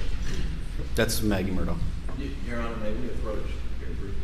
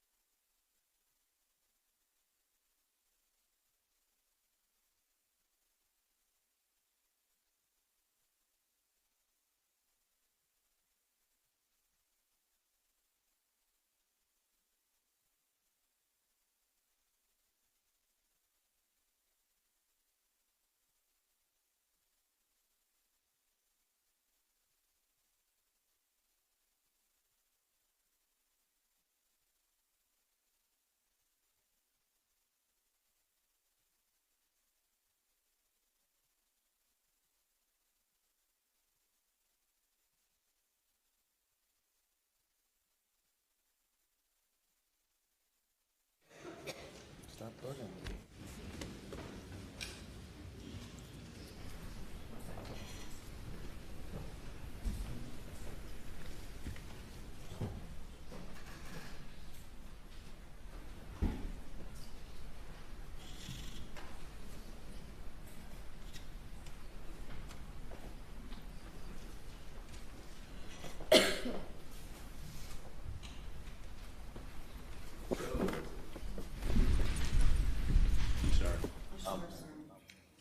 And can you identify this for the jury, please? That picture? Yeah. It's Maggie Murdaugh. After she's been killed. That's correct. And by the way, when you saw her was it apparent that she was deceased? You believe? But have you ever seen a dead body before? I have seen multiple, yes. Many, right? Yes. So you're sort of an expert in this area, who's dead, who's not, who ought to get EMS there to check them out or not, correct? You make that call often? Yes. Okay. But you could understand, obviously, Alex Murdaugh's concern that they might be alive, that maybe, you're not saying that he shouldn't be concerned that somebody check out both Maggie and Paul to make sure they were dead, right? He was very concerned about that, yes. Okay. Now, as to Maggie Murdaugh, we see these numbers. Did y'all do these numbers, or were they done after y'all were there? I don't know when those numbers were done. They were not placed by myself. For your team? I can't say that for sure, certain. We see that in the video, that they're putting down yellow tape. They're not putting these down, correct? That's correct. Now, you also, according to the video we saw, a number of your officers are walking around marking where cartridges are, right? They were. Did they pick any of them up? No, not to my knowledge. Well, later on, we see them talking to you and others on the video where they're saying these rounds came from a blackout. They were blackout rounds. For blackout. 300 blackout, yes, sir. Right. Did they get down on their hands and knees and look, or did they? You would have to ask them. I don't know what they did to know that they were 300 blackout rounds.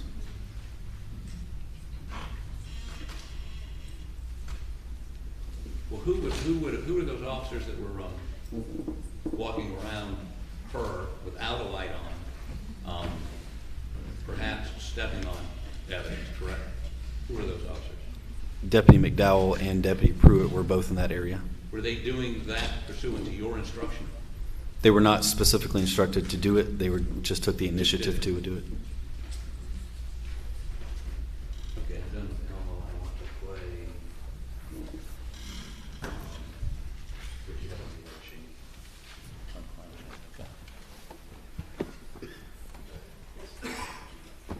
You ready? Do I have to turn the Elmo off? Are we good? Yep, we're good.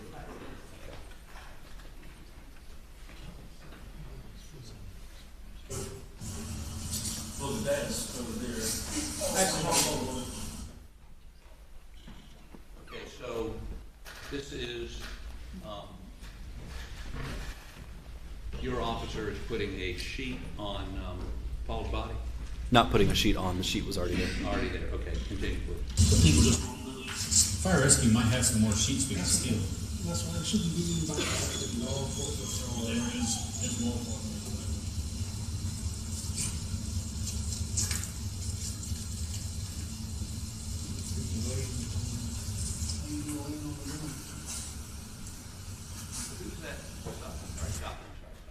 Who's that standing inside the feed room? Just inside that doorway was Yeah. Deputy McDowell. Okay. Were you the present? Oh, is that your body cam? So you're watching him do it, right? That's correct. Should he have done that? Stand where he's standing. Standing inside the feed room.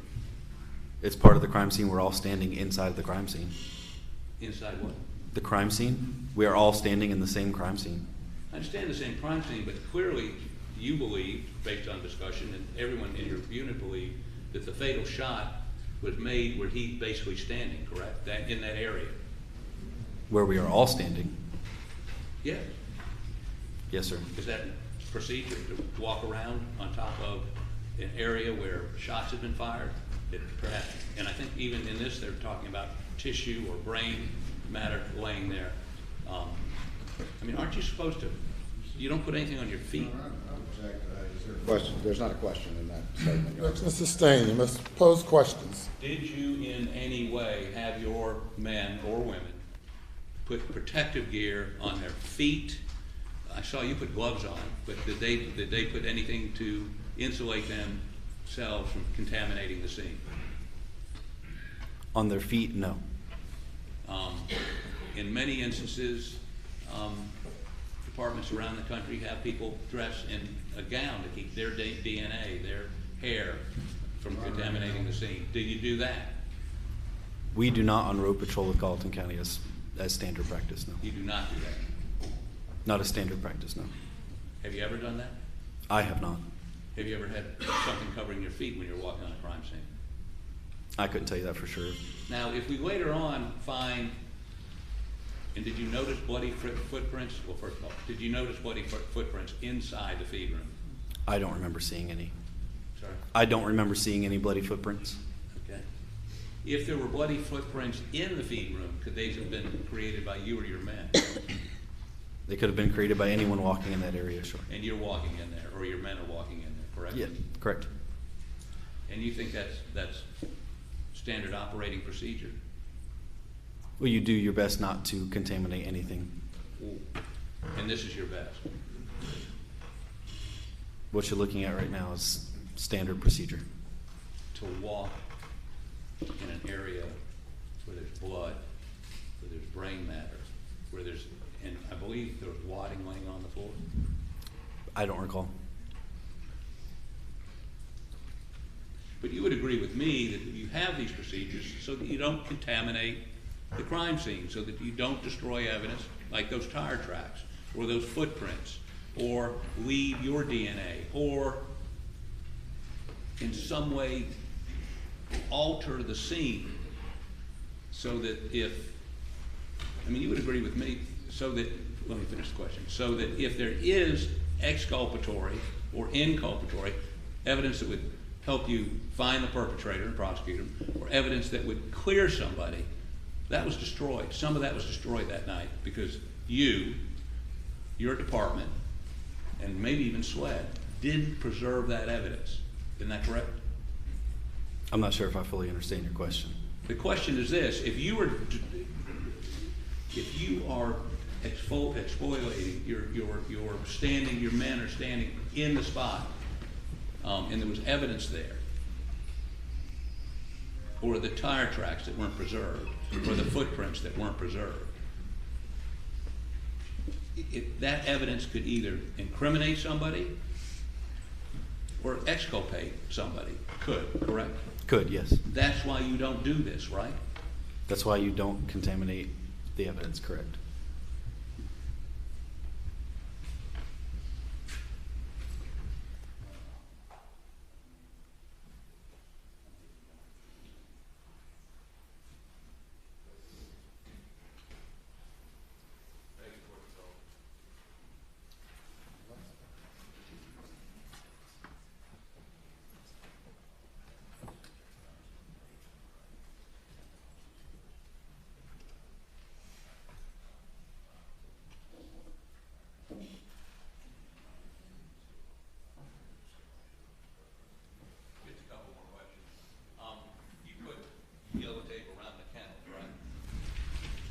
We put it around the whole area. Did you put it so that folks couldn't drive in and out? They were not to go past where my vehicle was parked. I believe that was the extent of the yellow tape. Yeah, but between your vehicle and the entrance, there was none of those tire tracks were preserved. Entrance of? The property. That if somebody had driven into the property. You mean from the main road of Moselle Road? From the main road. All the vehicles were coming in on that driveway. Right. So if somebody had come in and left, who had committed the murders, whatever tire tracks that were left were obliterated by your men. Is that right? It's possible.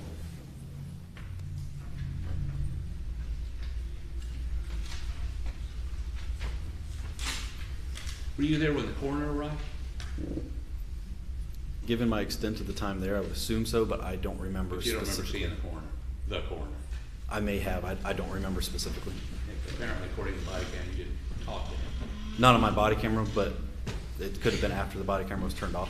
I don't know. And why'd you turn it off? Why was the body camera turned off? Yeah. Once my specific job of doing any primary investigation after my initial arrival is completed, and I'm not going to be doing anything further to investigate, it's no longer needed.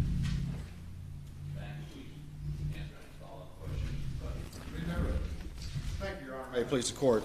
You were asked a series of questions about contaminating evidence. Are you aware that any evidence was contaminated in this case? I'm not. Did you engage in everything you could to avoid contaminating evidence? Yes. Did you, in fact, instruct your deputies, set up a crime scene, and instruct them to avoid areas where evidence might be contaminated? We did everything we possibly could to avoid contaminating evidence. Your officers all have basic training in trying to avoid contamination of evidence? Yes. Are you also, though, as first responders, in a fluid situation, doing the best you can to assess what's going on? Correct. It's not your job to do the actual crime scene investigation work, is that correct? Not at all. You were asked about whether or not you'd had any meetings with prosecutors. Is it common for law enforcement witnesses or any witnesses to meet with the prosecutors prior to a trial? Very common. Okay. Did anybody ask you to do anything but express your accurate and honest opinions and observations about what you observed at this scene? No. You were asked about this particular shotgun right here, this 12-gauge shotgun. This is the shotgun that Alec Murdaugh had when you arrived at the scene. Is that correct? That's correct. And you were asked about the shells right here. Is that correct? That's correct. Did you unload this weapon? I did not. Was it unloaded by somebody else after you turned it over to them? Yes.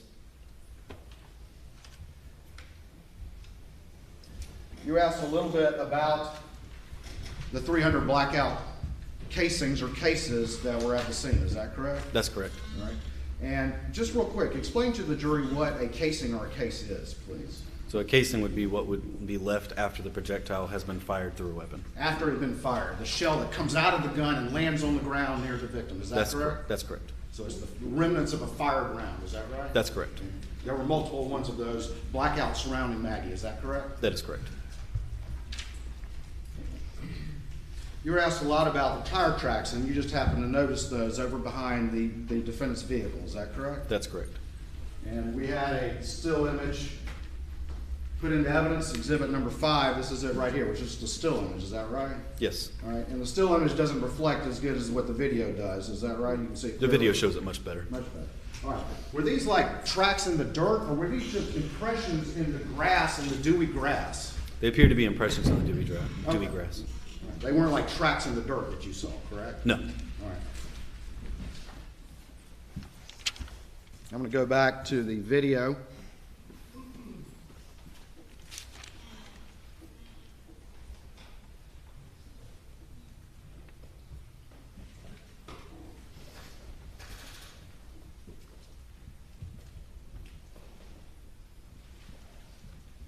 I'm playing it at approximately 25 minutes and 11 seconds. Maybe. Okay. From earlier, but only 2 were mine. Did you go out this way at all? No. Police, right? Bring back.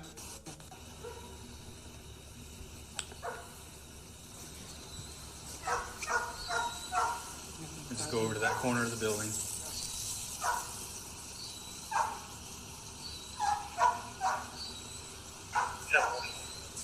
I'm almost to you. Let me see what what we'd have first and whether or not we can handle that part or not.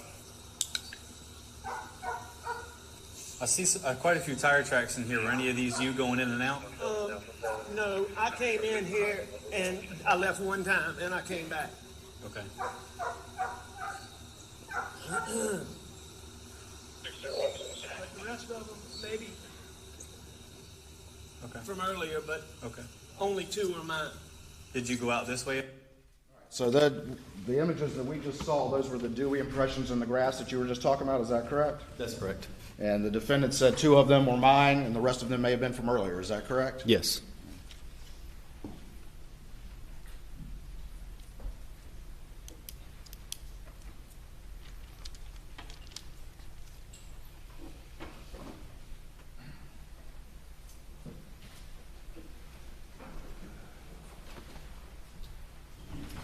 You were asked a little bit about the boat case. Did you have any detailed knowledge or understanding of the boat case when you arrived at the scene? No. You just knew very generally that there was some boat case, is that right? Yes, it had been in the news. Did you even realize that this was that Paul Murdaugh when you arrived on the scene?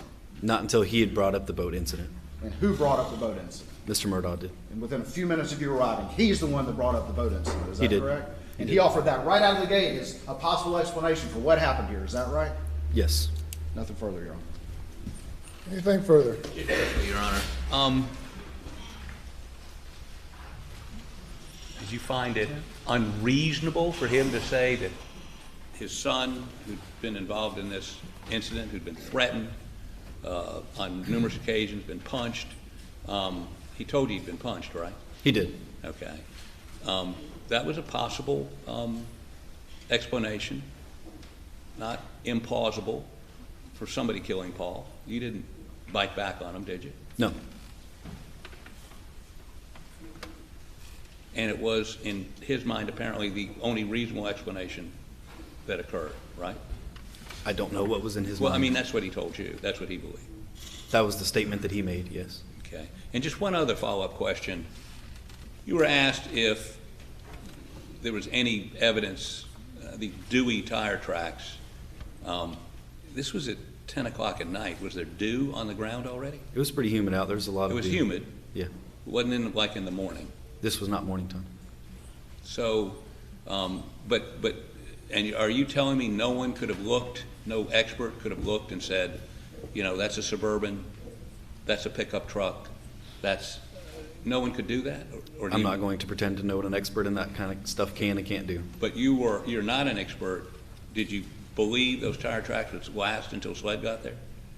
Yes, it appeared that they probably would. Did you point them out to SLED? Did I do what? Did you point them out to SLED? I did not.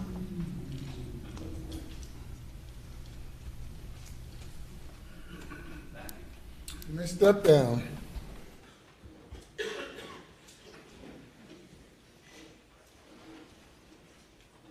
Call your next witness. Thank you, Your Honor. The state calls Corporal McDowell.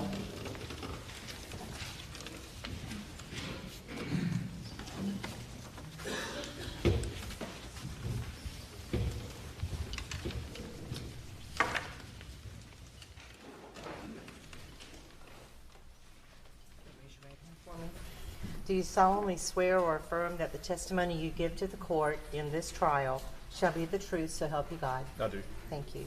If you'll have a seat and adjust that microphone, make sure you speak into that microphone. State your name and spell your last name, please. My name is Chad McDowell. The last name is spelled M-C-D-O-W-E-L-L. Corporal McDowell, how are you doing today? Good. Tell the jury where you work, please. I work for College and County Sheriff's Office. I'm assigned to the road patrol as a K-9 handler. Okay, and can you just give us a quick background of who you are, where you grew up, and how you ended up in your career in law enforcement? Sure. I grew up in College and County, went to College County High School, went to college at Tri-County Technical College, where I studied criminal justice. Once I reached age, I came home, was hired by College and County Sheriff's Office, left for a couple of years to go work for Jasper County, and then came back to Colleton. I've been assigned to road patrol at Colleton. All right. And what year did you first start working for Colleton County Sheriff's Department, or began your law enforcement career? 2016. All right. And what's your current, you said you're a corporal now, is that correct? Yes, sir. And what is your current assignment? What are your duties? I'm still assigned to road patrol. I'm a canine handler. All right, and you say canine. Explain to the jury what that is. So I have a canine that is assigned to me. We respond to certain calls, or if we're requested by another deputy for narcotics searches for suspects, things of that matter. All right, and canine is a dog, correct? That's correct. All right, what's your dog's name? Evo. Evo? What kind of dog is Evo? He's a Belgian Malinois. Malinois? Yep. Is that kind of like a German Shepherd? Kind of short-haired, pointy ears. I got you. Short hair, pointy ears. Is Evo typically with you when you're out on patrol? Yes, sir. Was Evo with you the night of June 7th, 2021? Yes, sir. Were you a corporal then at that time? No, sir. I was a deputy. All right. And who was on the squad that you were on? Sergeant Daniel Green, Corporal Elise Janicki, myself, and Deputy Pruitt, Cody Pruitt. All right. And so who was your immediate supervisor? It would have been Corporal Janicki. Okay. And then above that is? Sergeant Green. All right. And then above that? Lieutenant Nettles. All right. And then above that? Captain Krause. Okay. All right. What shift were you working the night of June 7th, 2021? Yes, sir, I was. And that was in Charleston County? Yes, sir. And what shift were you working that night? Night shift. Did you ultimately respond to a call for service at 4147 Moselle Road? Yes, sir. And you actually went there? I did. And did you come to the incident location at the kennels at that property at 4147 Moselle Road? I did. Is that in Colleton County? It is. Were you, when you arrived, what other first responders were on scene to your recollection? Sergeant Green was there. There was one other fire rescue personnel vehicle in there. I believe the rest were staged, the best I can remember. When I say staged, I mean at the head of the driveway. There may have been a couple of other apparatuses on scene. And which, do you recall which driveway you entered? Did you enter the driveway near the kennels? Where you came from the Yes, kennels? sir. It was the same driveway everyone else entered. So you were parked behind Sergeant Green. Green's? Yes, sir.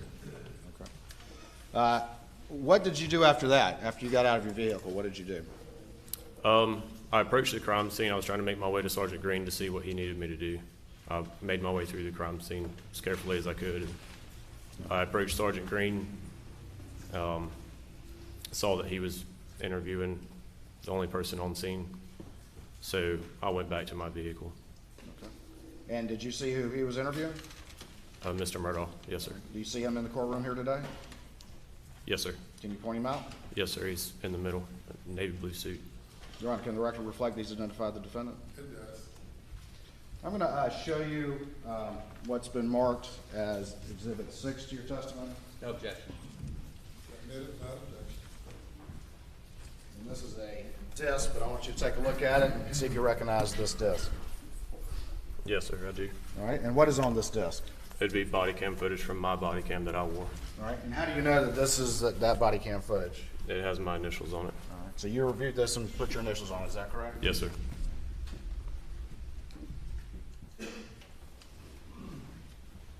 All right.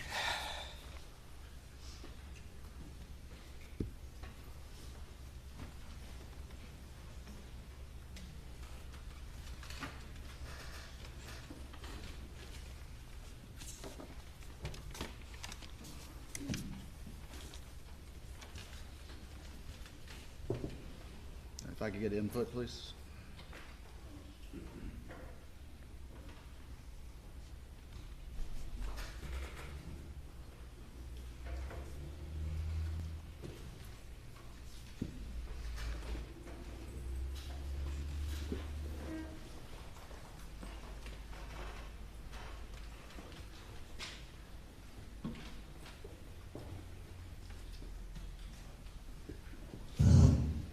Let me ask you this.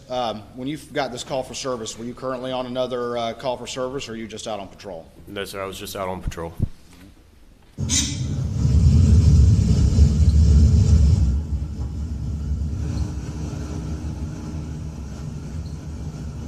you got that call for service, what did you do? Did you activate your lights I and sirens? activated lights and sirens and responded to the incident location. And once you do that, do you make all haste to get to that incident location as fast, but it also as reasonably safe as you can? Yes, sir. Is that standard operating procedure? Yes, sir.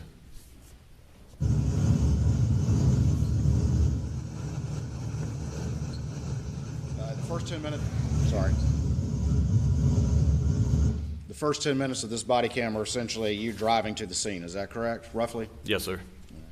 I'm going to fast forward to closer in time when you arrive.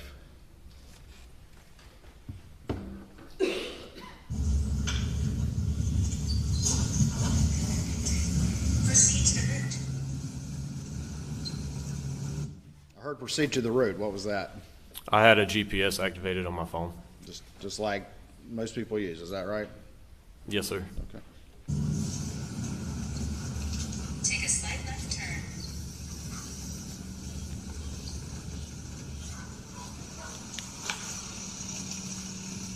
In a quarter mile, arrive at 4147 Moselle Road.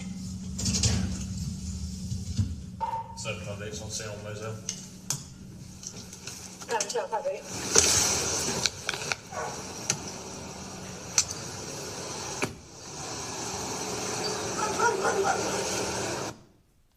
Are these the kennels that you saw when you arrived at the property? Yes, sir. And to the right is sort of the shed or the hangar, is that correct? That's correct.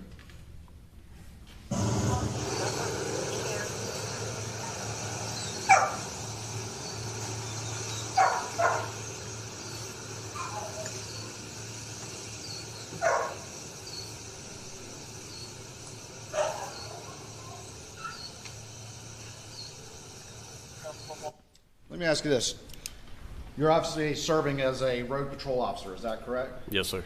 Do you, what is your job as a road patrol officer, as a first responder, when you come upon a scene like this? What is your particular role as you arrive at something like this? We go on scene, we secure the scene, meaning make sure there's no active threat for other arriving first responders. We'll preserve the scene to the best of our ability and then turn the scene over to arriving detectives. When you arrive at a scene like this, are you constantly not only paying attention for any threat or anything like that, but also making sure that you don't disturb or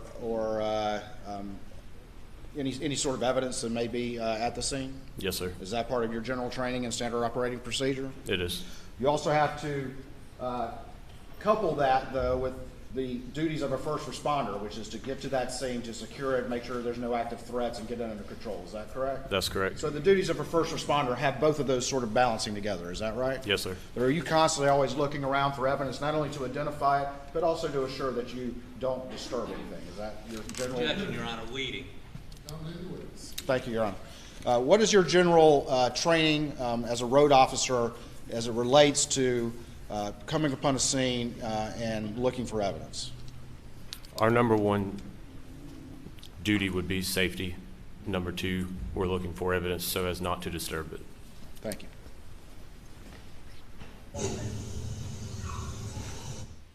Right there to the right, what is that to the right of the screen? It'd be Miss Murdaugh's body.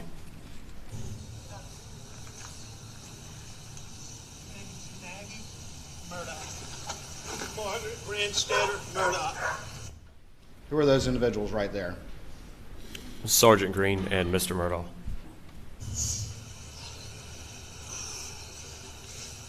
How you doing? What did the defendant say to you right there? He said, "How are you doing?" Did you know him? No, sir. How you doing? That's what he said? Yes, sir. What's her birthday? I'm okay. 9/15/68. Okay, and what's your son's first name? You said Paul? Paul Terry Murdaugh. And what's his birthday? 4. What are they covering him up? Tell them they don't have to do that. They don't need to.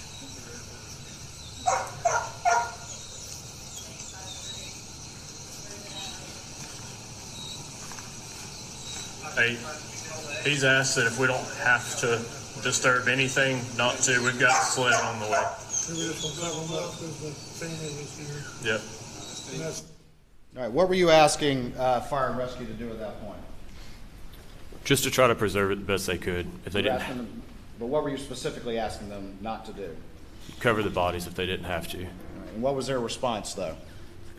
I couldn't make it out. I believe he said we're covering them for family responding. I couldn't make it out.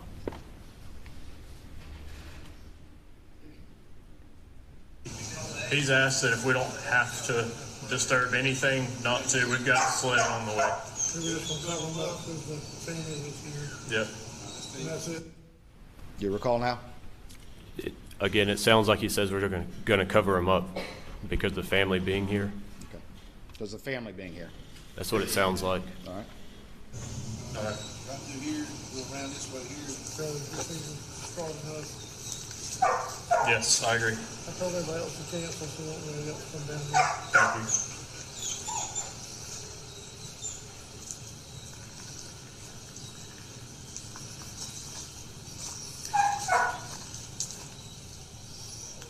Hey, Cody, I need a piece of that tape whenever you get done.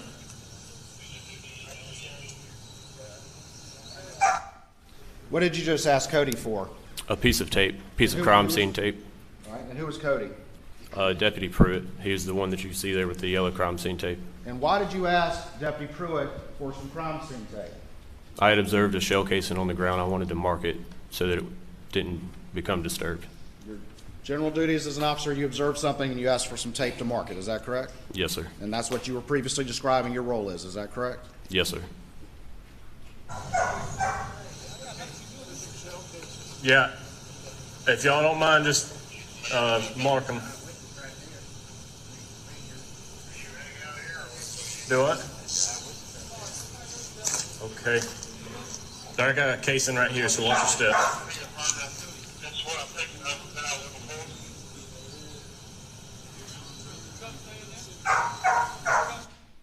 That casing that you saw, did you recognize what kind of ammunition it was? Yes, sir. And what kind of ammunition was it? 300 blackout casing. And how could you tell it was a 300 blackout casing?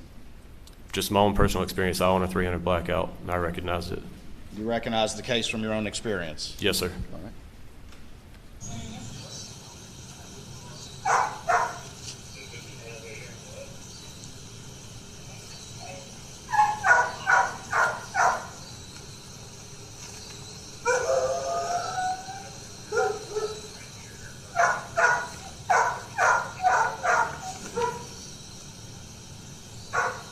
It's 300 blackout.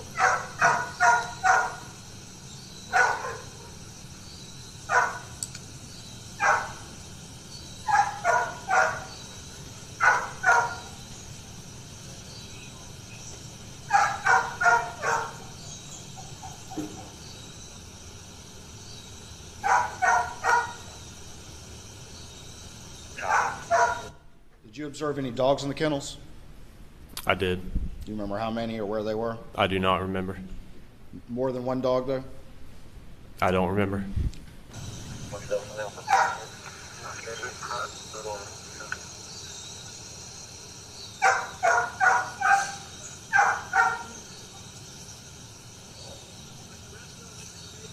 They said they had several casings by her body, but this one will be a little bit harder to find later, so I want to mark it real fast.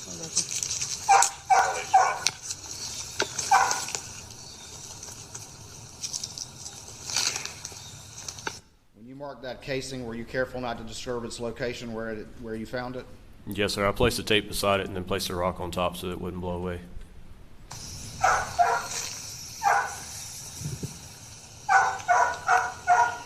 Why are there so many shell casings and only one?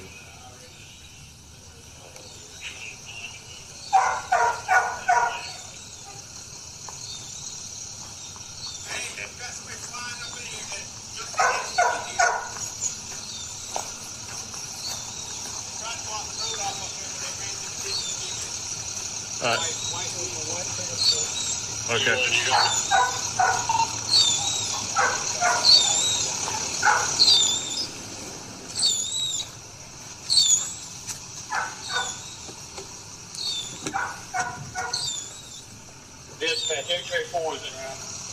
Sorry to do that to everyone. Well, what was that loud noise? It's just my windshield wipers. And why was it making that noise? They had removed all the moisture, I guess.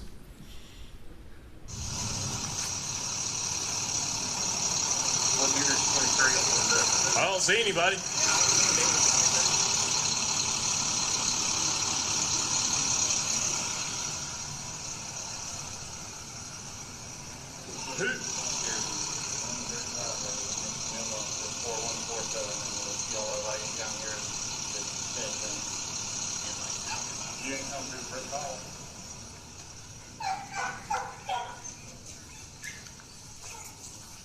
Can I see a couple more pieces? I found some more there. Back where? Over there? Yeah, I'm trying to figure out why it's 300 blackout. I'm trying to figure out why there's so many shell casings, but only one gunshot went to the back of each head. Not my job to figure that out. I'm just curious. I only saw one more casing, but just in case I see more.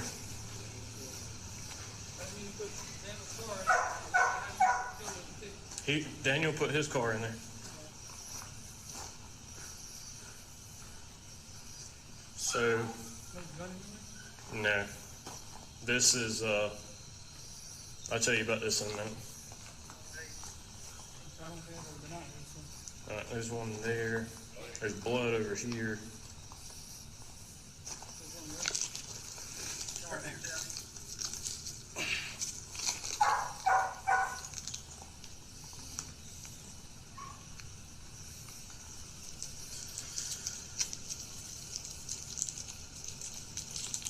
You looking at shell casings? 300 blackout.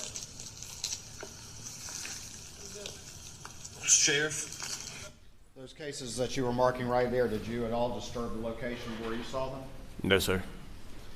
Is it your job to be doing a crime scene collection for this case, or are you just doing that to assist those who will do that will arrive at a later time? No, sir. I don't collect anything. I'm just marking it so that they're not disturbed.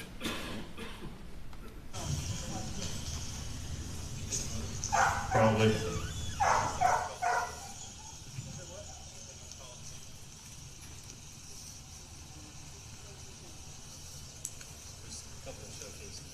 Yeah, those will be easy to find. I was just marking a couple that were in the gravel. It might be harder to see at some point. Y'all familiar with this family? I wasn't until you told me the names. I'll fill you in later.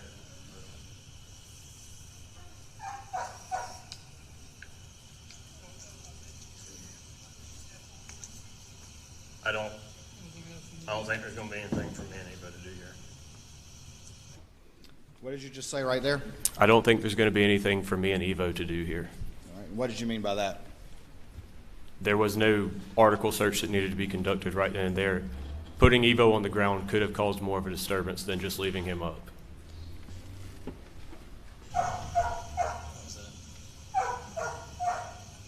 Because that's a... You said for Evo to do? Yeah, for me and Evo. Please watch your door. Hey, watch this step. Huh?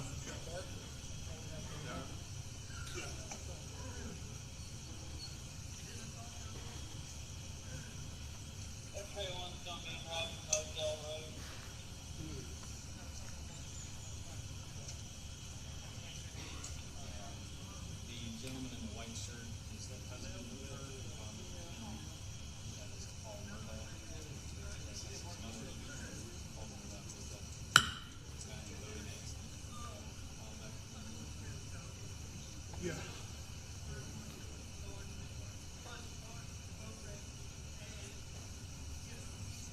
It's going to be retaliation from family. He did have a firearm under, I told it's a shotgun. All right.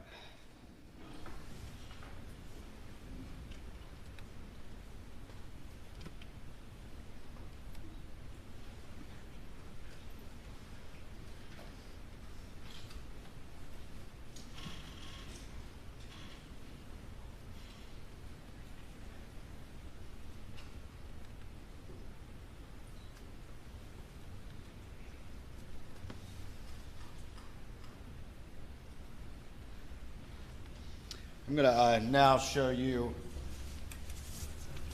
a portion of what's been previously admitted to evidence as Exhibit 1.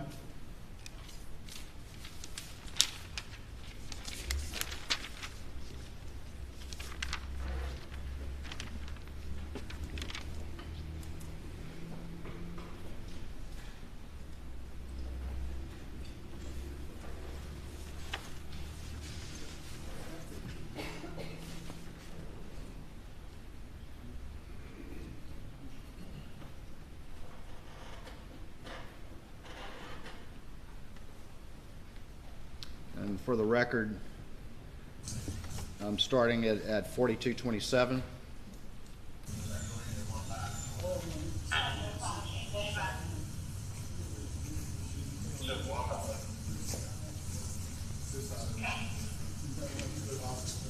Who's that to the right of the screen right there? That would be me. All right, and what are you about to do? Step inside and assist CID with lifting that sheet. All right, and were you asked to do that? Yes, sir. And who asked you to do that? Captain Chapman. All right, and where's Captain Chapman in this image? In the middle. And is he a senior officer to you? At that time. Okay. And I noticed before you moved, what did you do? Turned my light on. And why did you turn on your light? So that I could plainly see what was underneath me, where I was going. Did you disturb any evidence or anything as you started to go into the feed room? No, sir. Were you careful to avoid doing that? Yes, sir. Did you kick any shell casings or waddings or anything like that when you went into the feed room? No, sir. Did you step on any bloody footprints when you went into the feed room? No, sir. If you had seen something like that before you stepped in there, what would you have done? I would have stopped and notified the detective. Well, the desk over there. Actually, hold on. The people just want to do. Fire rescue might have some more sheets we can steal. That's right. It should be using like I said, the log for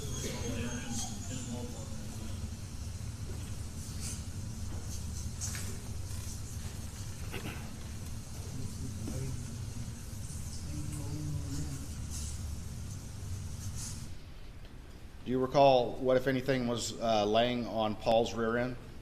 His cell phone, or a cell phone. Is that it in this image right here? Yes, sir.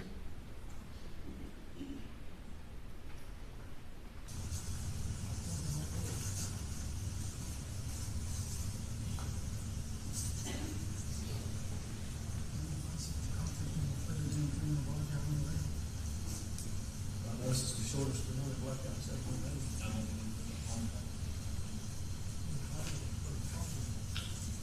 I haven't asked the dad about the phone, but dad did say he came over and checked the pulses. Beyond that, I don't know what else he can do.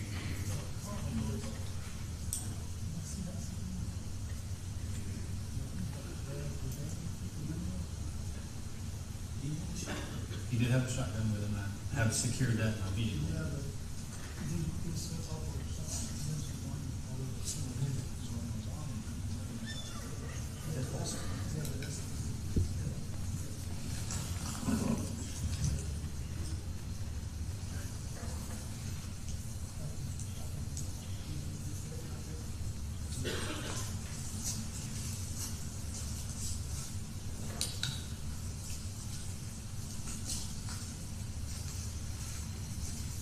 Did you kind of jump out of the feed room just then? Yes, sir. Did you turn on your light before you did so? I believe so.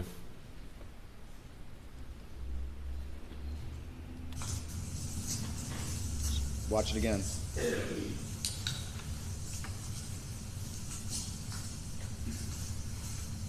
Did you jump out when you left the feed room? Yes, sir. And why did you jump out like that? Try not to disturb the body. It was easier to leap out than to try to step. Did you enter the feed room at any point after that, to your recollection? Not to my recollection.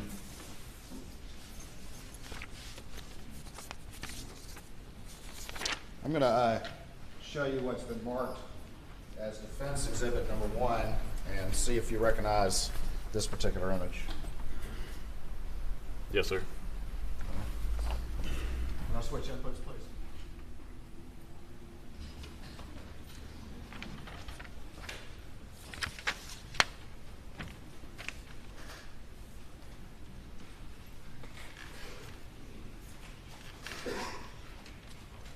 Does that appear to, is that how you found Paul when you arrived at the scene? Yes, sir. And were his hands underneath him in that fashion when you arrived at the scene? Yes, sir.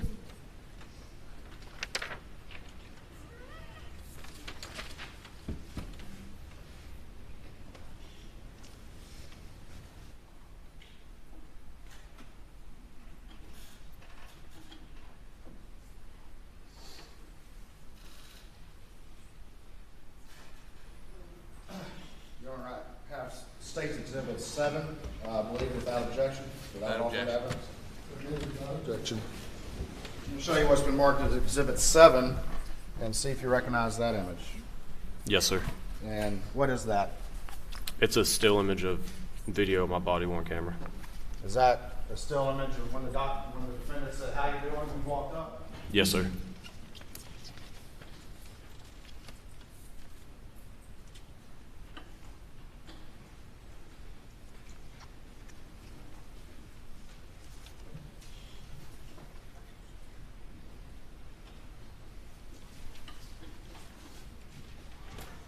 Court's indulgence, one moment, Your Honor.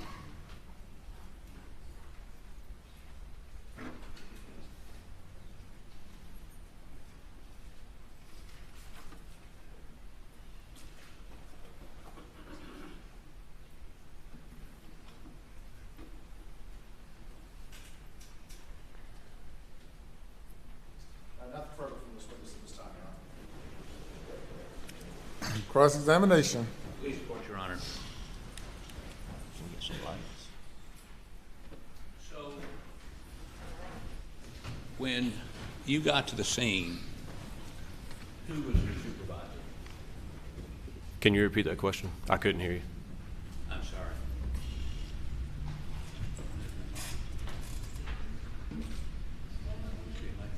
But that's okay. I'll speak a little bit louder.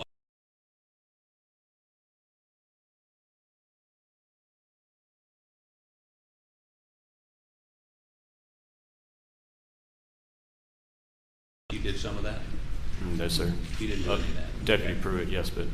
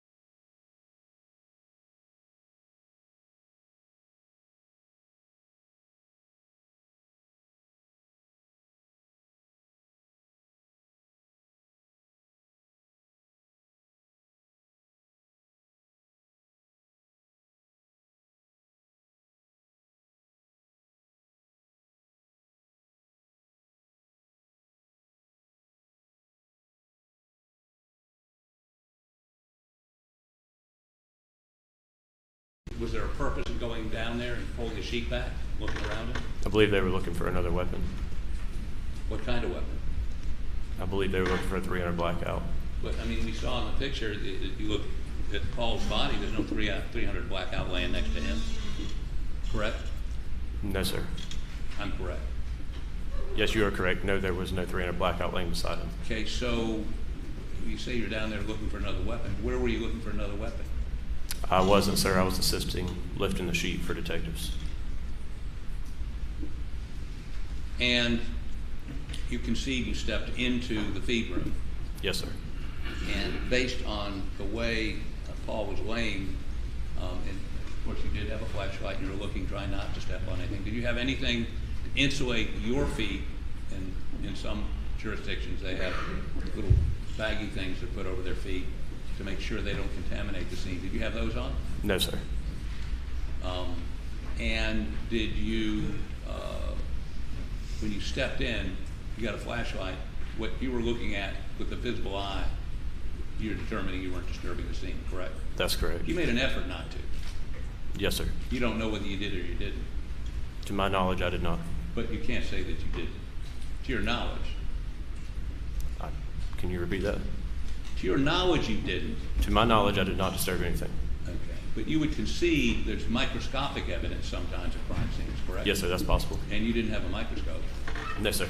But like SWED's crime team would look very closely, would they not? They would not, I mean, as far as I could tell, you were looking basically for 3 or 4 feet away from the floor, right? Yes, sir. Okay. So what you can see with the naked eye at night with a flashlight from 3 or 4 feet is what you base your opinion you didn't disturb anything. That's correct. Now, and you don't know why they were looking for another weapon, but you don't know what other weapon, you don't know where that weapon might have been, and again, multiple deputies had seen Paul's body before He was covered with a sheet, right? Myself, Sergeant Green did. Okay.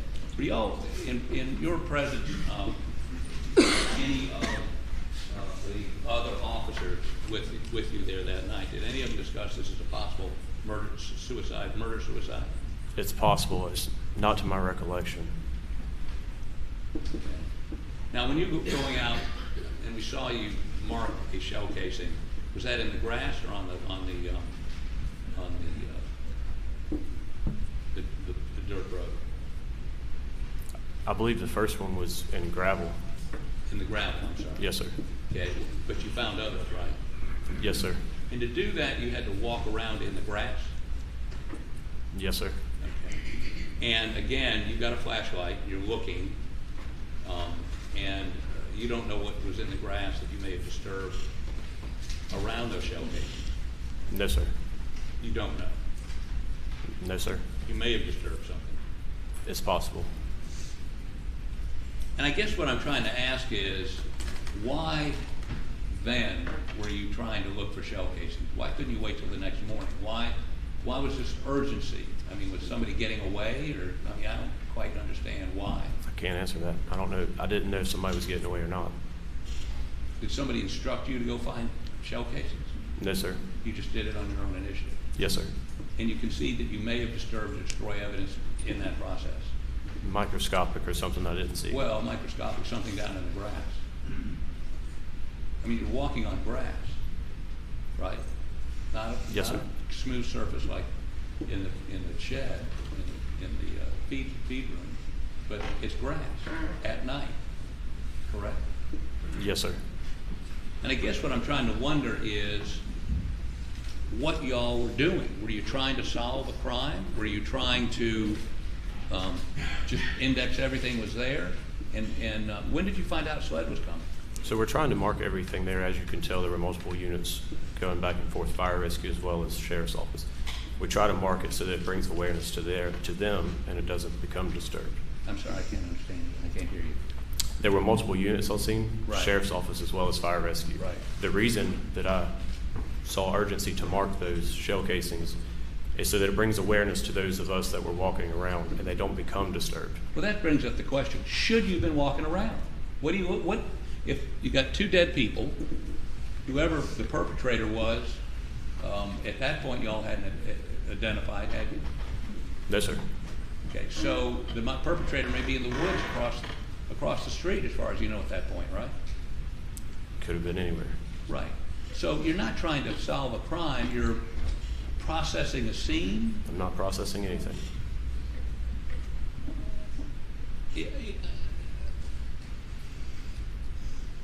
You don't know what you're doing. I just told you what I was doing, sir. You're marking pieces of evidence. Yes, sir. And the urgency to do that was so that no one else would walk over them? Yes, sir. While you're walking around them? Around, yes, sir. Well, you don't know whether you actually stepped on one or not, do you? I was very careful not to. Okay. Now, let me also ask you this. The pattern of the first shell casing was how far away from the feed room? I can't say. That you found? The first shell casing I found? Yeah. I'm not sure. 10 feet, 20 feet, more than me, or further than? Probably about the same distance from me to you. Okay. From the feed room door? Yes, sir. Now, I understand, and you got a blackout, right? Yes, sir. And when you fire that, does it eject to the right or the left? To the right. Mine does. Okay. So if the feed room is where I am, that shell casing ejected to the right and forward, right and back? What do you know? Are you asking where the shell casing was in relation to the door? It would have been forward and right of the door. Forward and right of the door. And there was the pattern of casings leading, do they all lead to her body? I can't remember. Did you sketch where you found them? No, sir. I did not do a crime scene sketch. Have you ever done a crime scene sketch? No, sir. Tell me your training in crime scene processing. It's very basic, limited, what you would get at the Criminal Justice Academy. Very basic. Yes, sir. So you're not a crime scene processor. again, and I'm not asking this question repetitively, I'm just trying to puzzle it out. What, you don't know what your role was there? I was a first responder. Well, they were dead, Paul and Maggie, right? You couldn't render them any aid. Your Honor, I would object. No question in that statement. Is there a question? Could you have rendered them aid? Were they in a physical condition where your assistance would have helped? No, sir. They were dead, correct? Are you asking? Yes, sir. Yes. Okay, let me show you a couple of these clips and ask about them here, and I've got times. You don't have to go through the... I'm going to be brief. Okay, would you go to 1040?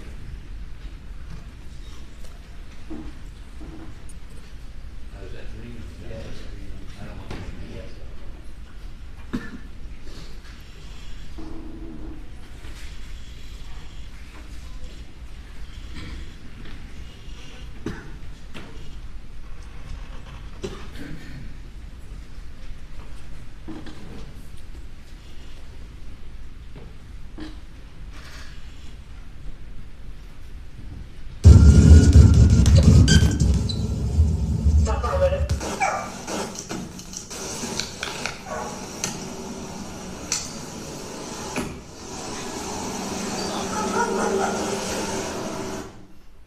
Okay, this is you walking, and these are the dog pens over here to the left, correct?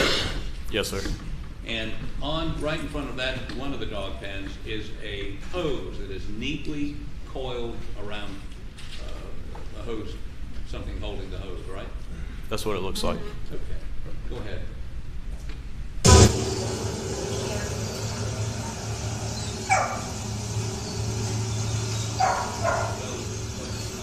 How about go to 11:12?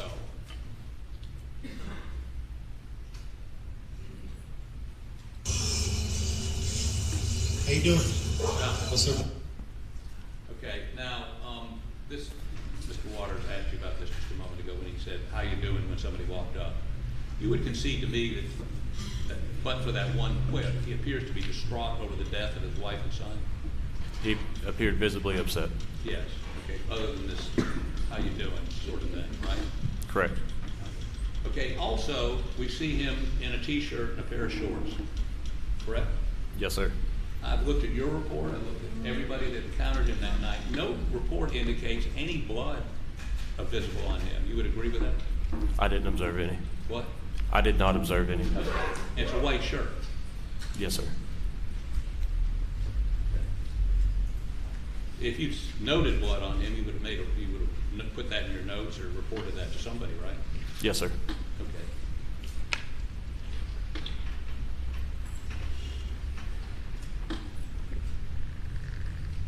How about, let me see, 1845.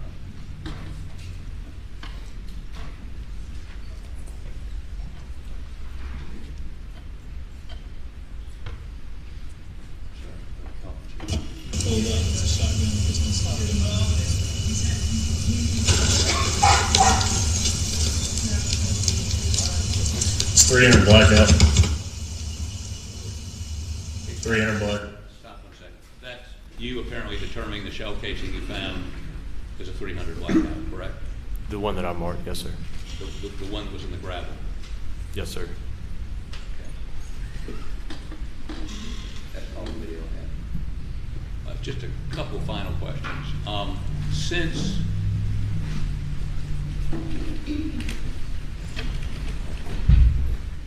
right, I have no further questions. Redirect. Very briefly, Your Honor.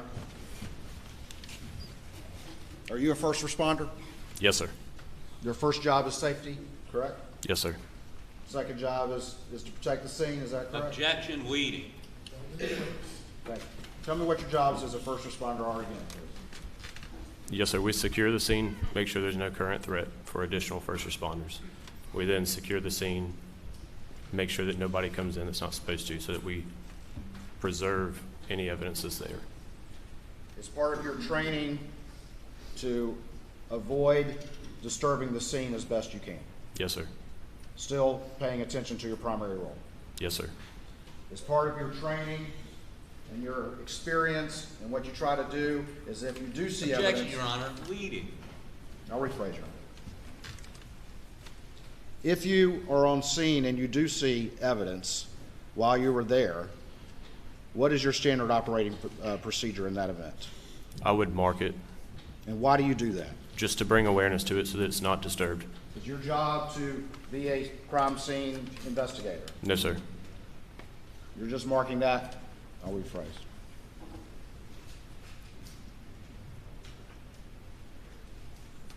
You were asked earlier about apprehending any suspects. Was Mr. Murdaugh ever in custody? No, sir, not to my recollection. To your observation, was he allowed to move freely? Yes, sir. Was he allowed to interact with people who came to talk to him? Yes, sir. Was he ever placed in the back of a police car? Not that I'm aware of. Never put in handcuffs? No, sir. Was he being treated as a suspect when you were there? Not that I'm aware of. Nothing further, Your Honor. Nothing further, Your Honor. Thank you. You may step down.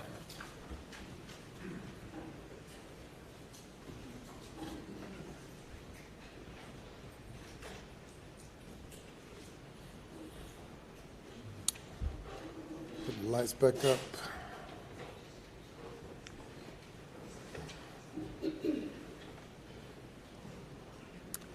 Ladies and gentlemen, we'll break for lunch. We will resume at 2:15. Please do not discuss the case. In recess till 2:15.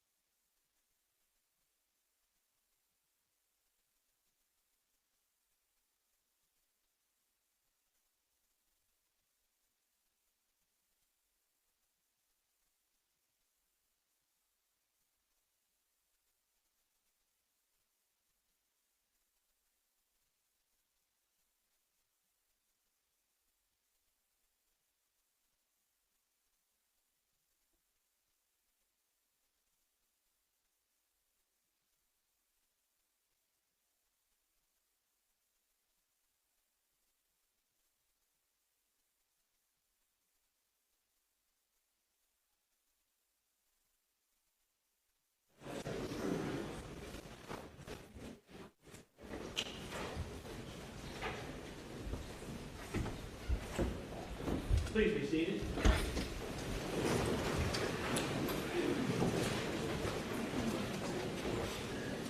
Anything before the jury comes? Just very quickly, Your Honor, in conversation with Mr. Harpootlian, as you're aware, one of the areas of, that the state intends to go into at some point, subject to Your Honor's ruling, would be the events of what we call the side of the road, and that was the Salkehatchie Road events in September of 2021. We, of course, have talked with the defense and don't plan to go into that, as we've discussed with Your Honor, until they've had a chance to make whatever motions Your Honor has had a chance to rule. There may be SLED witnesses or other witnesses as we go forward that not only participated in the murder investigation but also the side of the road investigation. And in discussion with Mr. Harpootlian, he's agreed that we can call those witnesses to discuss only the murder with the ability, with Your Honor's permission, to recall them later for the side of the road in as much as Your Honor rules any of that relevant and admissible. And I just wanted to put that agreement on the record, Your Honor. Mr. Harpootlian? That's our agreement. I mean, Your Honor, only one for the caveat. If he would make it clear when he calls the witness so that I don't inadvertently stumble into an area we don't want to, just if he just designate if you just say for limited purposes, that'll key me to stay away from asking questions that might result in me opening the door into the other area. Certainly, and any such witness will be instructed what the subject matter is for that examination prior to it. Okay. Yes, sir. You may bring the jury.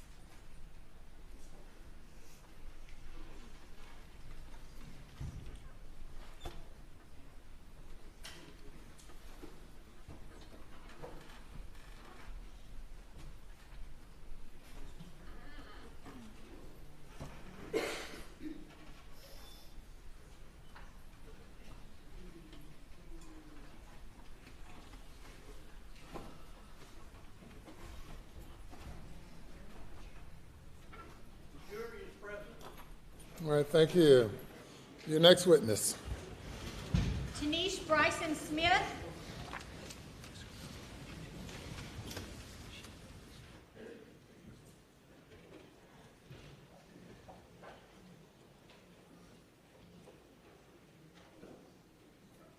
You'll come up here, please.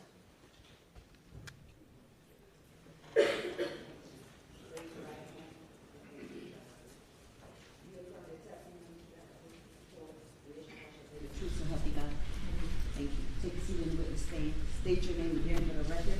Spell your last name.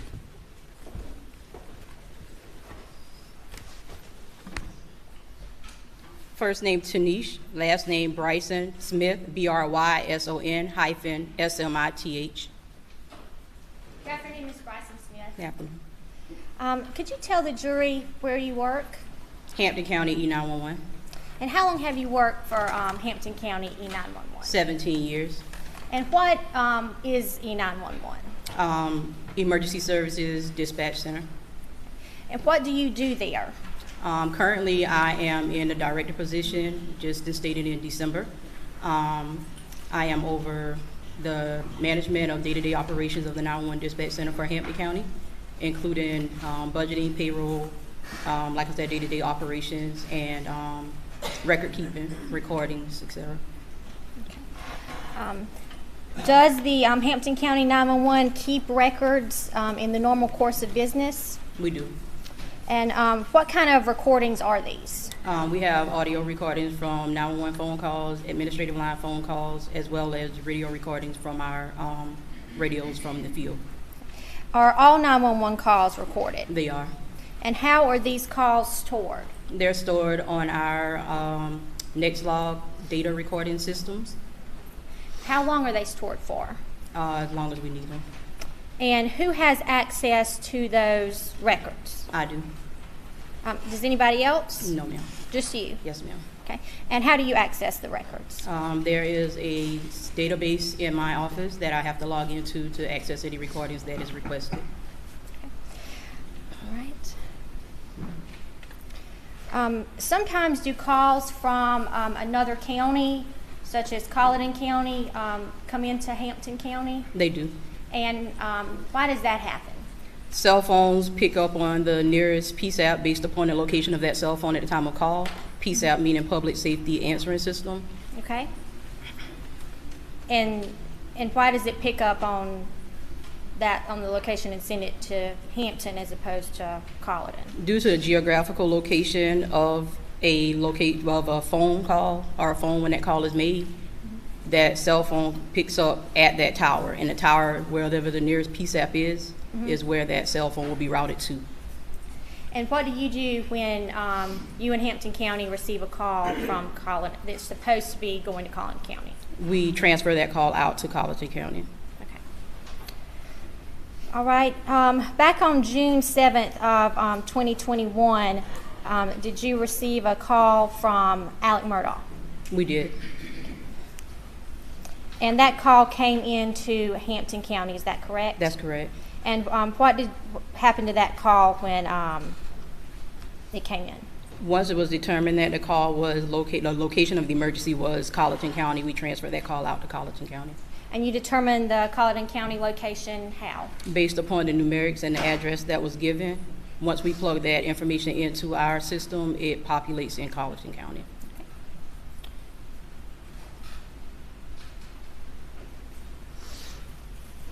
The record reflect, I'm showing the witness takes what's marked as takes Exhibit 9.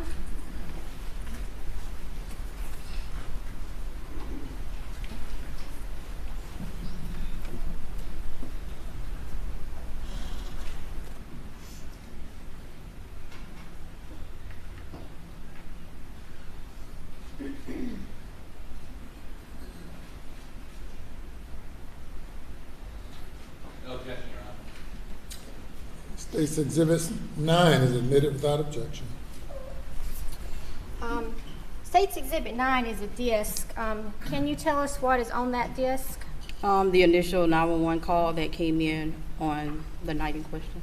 And how do you know that call is on that disc? I was able to listen to it, and I dated it and initialed on the 23rd of January. Your Honor, at this time the state would move Exhibit 9 into evidence. Already been admitted without objection. Thank you, Your Honor.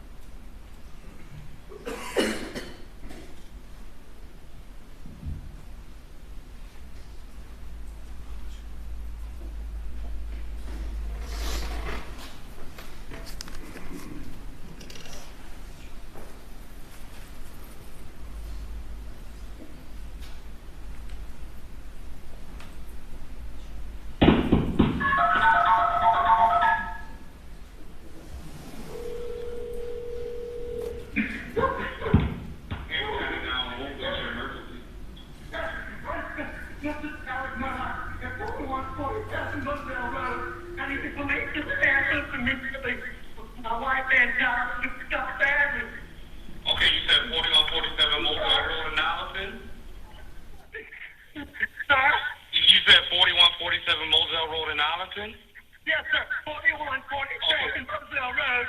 Stay on the line with me, okay? Yes, sir. Stay on the line with me, okay?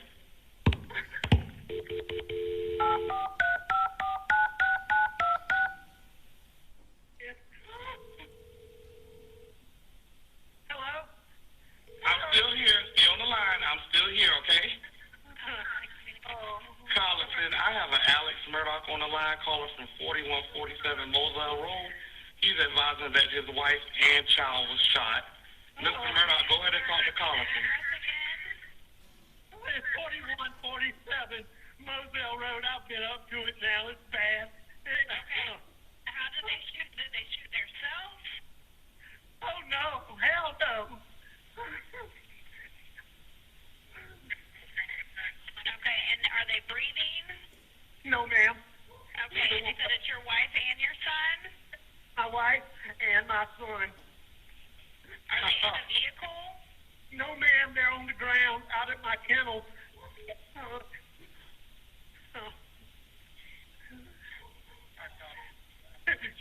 I can tell that. And did you I can see tell that anyone? he's shot in the head, and he's shot really bad. He's shot really bad.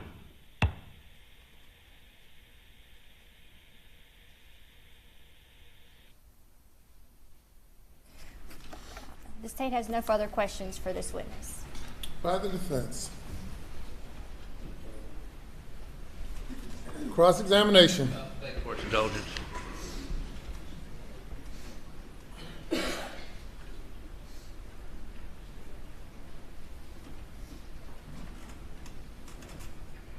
Just a couple of questions, Your Honor. So explain to me how this works. A call came into you in what county? Hampton County. Hampton County. Correct.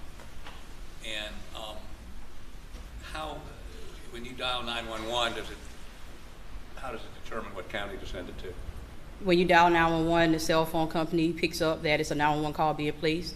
They hit the nearest cell phone tower, and based upon the location of that cell phone tower, is routed to the nearest PSAP, or public safety answering system. Okay, so the nearest cell phone tower to Moselle would Was be? Walterboro Highway Tower. Okay, okay. And you're from Hampton? I am. That's not you on the phone, is it? No, sir. Okay. Do you know the Murdaughs, or do you know Alec Murdaugh and his family? Not too much, yes. I mean, a little bit, but. Okay. Thank you. Anything further? You may step down. Thank you. Now call your next witness. Angela Stallings.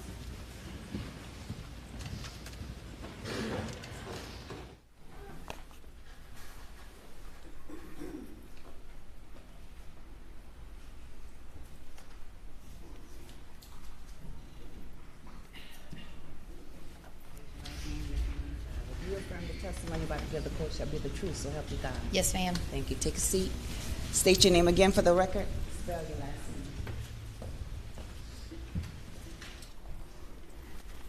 Angela Stallings, Stallings. Hi, Captain Stallings. Good afternoon. Could you please tell the jury where you work? I work at the Colleton County Sheriff's Office. Okay. And how long have you worked there? I have approximately 15 years with the Sheriff's Office. What are some of your duties and responsibilities at the Sheriff's Office? I am the Administrative Services Captain. I oversee the 911 Center. I'm over our Civil Process Division, Court Security, our School Resource Officers, our Sex Offender Registry Division, training, supply, and the hiring process, and records. You have quite a lot of duties there. Yes, ma'am. In the course of your duties, do you keep records of 911 calls? We do. Can you explain to the jury what happens when a 911 call comes into Colleton County? Yes, ma'am. So when a call comes into Colleton County, it hits our recorder system. As soon as the call connects to the recorder and starts ringing, our recorder automatically starts recording automatically. It starts recording before we even answer the phone. And is a recording of all 911 calls that come into Colleton County Center kept? Yes, ma'am, they are. And how are those records kept? They're kept on our server that is the Carolina recording software system that we use. Who has access to those records? Myself and one other employee.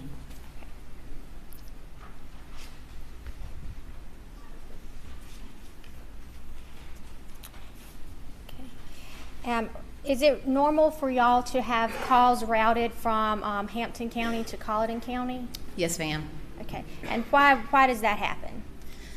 Depending on the location of the call within the county, we border several counties. Depending on if it's a cell phone that is calling 911, depending on the closest available cell tower, it will hit that tower. Wherever that tower is located, it routes to that PSAP.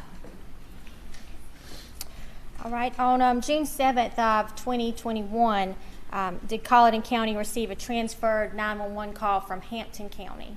Yes, ma'am, we did. And what time did that call come in?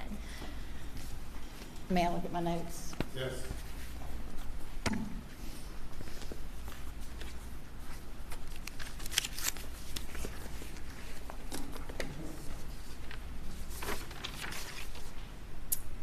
That call came in at 22:07:09, which is 10:07:09 p.m.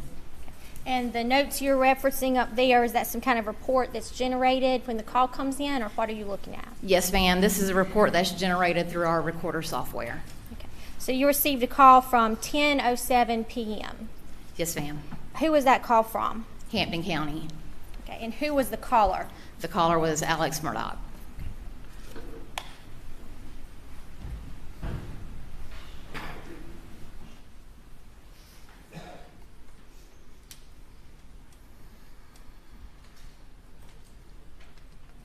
I'm showing you State's Exhibit 11.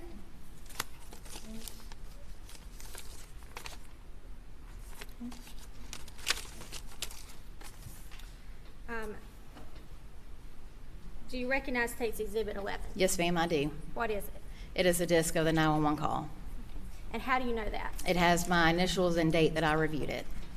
And this is a true and accurate depiction of the 911 call made by Alex Murdaugh? Yes, ma'am, it is. Your Honor, at this time I'd move State's Exhibit 11 into evidence. Okay. Submitted without objection. Thank you, Your Honor.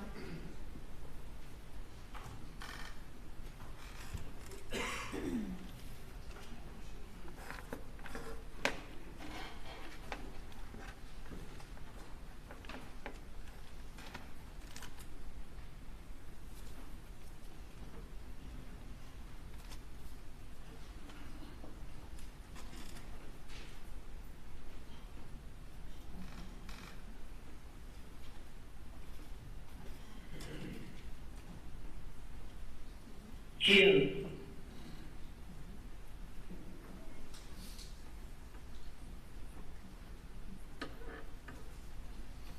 June 7th, 2021, 22 hours, 7 minutes, 9 seconds.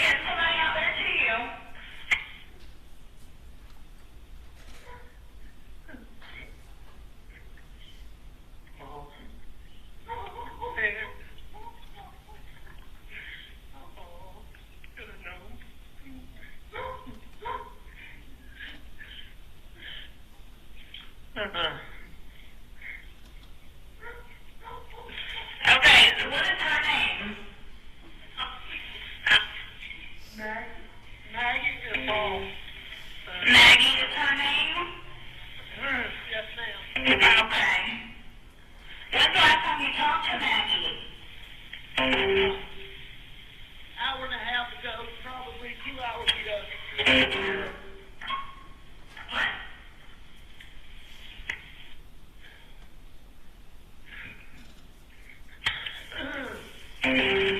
you said about 2 hours ago you talked to them?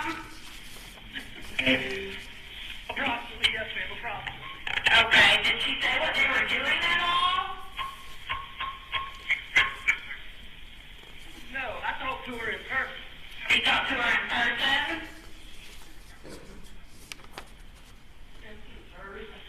We're getting to the other two. We ask you these questions, don't slow them down, okay? And you sure they're not breathing? Is he moving at all, your son? I know you said that she was shot in the head, but what about your son? Nobody. They're not. They're going over these food.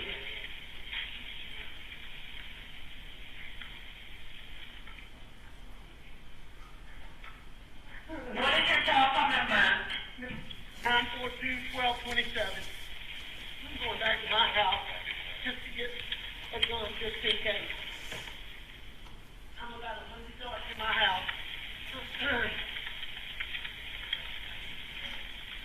And did anything look out of place?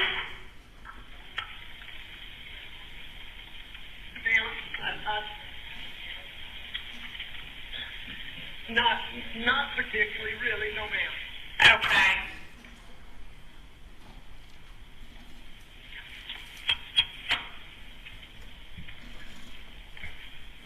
Look, I know you're upset, Mr. Murdaugh, but I don't want you to get a gun and have a gun out whenever my officers get there, okay? I will not do that. He's been being threatened by my son had a boat sex. He's been being threatened for months and months and months. He's been hit several times and he should family. Do you know who was threatening your son? It's too many people.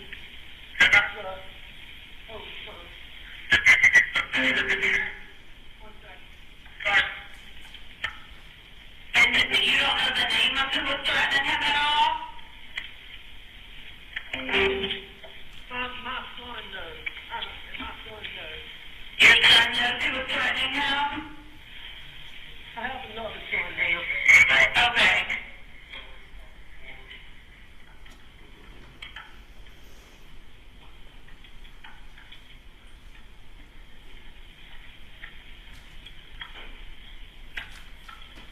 All right, I'm going back down there.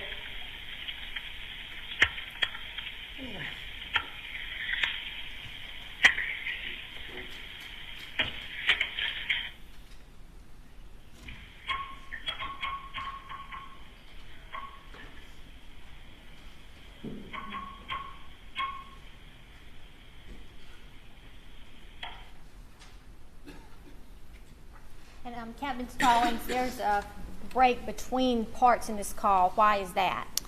The way our recorder system is set up, if there is a pause with either the call taker or the caller not talking, the recorder automatically cuts off. As soon as it starts to hear someone talking, it automatically kicks back on and starts recording.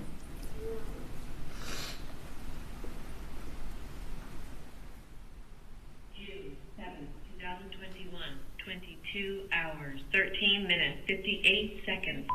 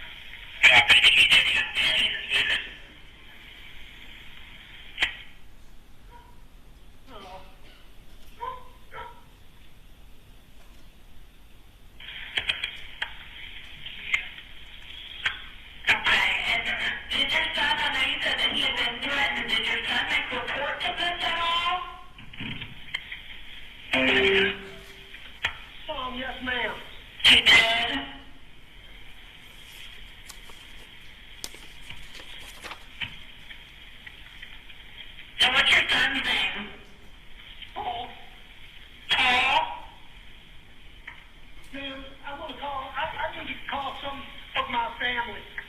Okay.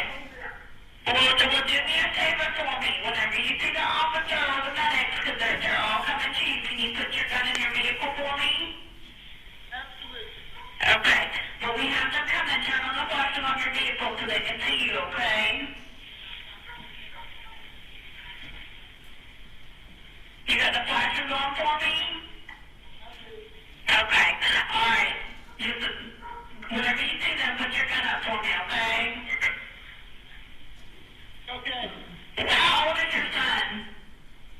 22. Okay. All right. We're getting them out there to you, okay? All right.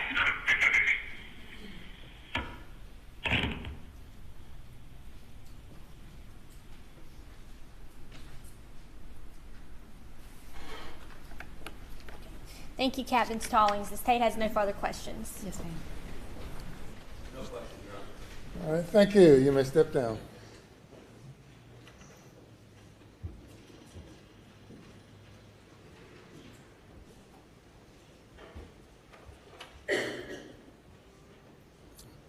Call your next witness. Barry McRoy.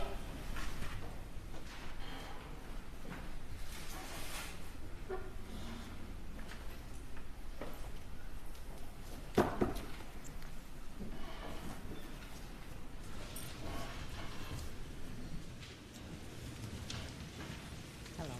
Raise your right hand, left hand on the Bible. You swear or affirm that the testimony about to give the court shall be the truth, so help you God. I do. Thank you. Take a seat in the witness stand. State your name again for the record. Spell your last name. Barry McRoy, McRoy. Chief McRoy, could you please tell the jurors where you work? Work for Colleton County Fire and Rescue. And what is your position? I'm the fire chief. The fire chief of Colleton County Fire and Rescue? That is correct. And how long have you worked at Colleton County Fire and Rescue? 29 years. And about how many scenes do you think you have responded to over the years? I have no idea. Many thousand.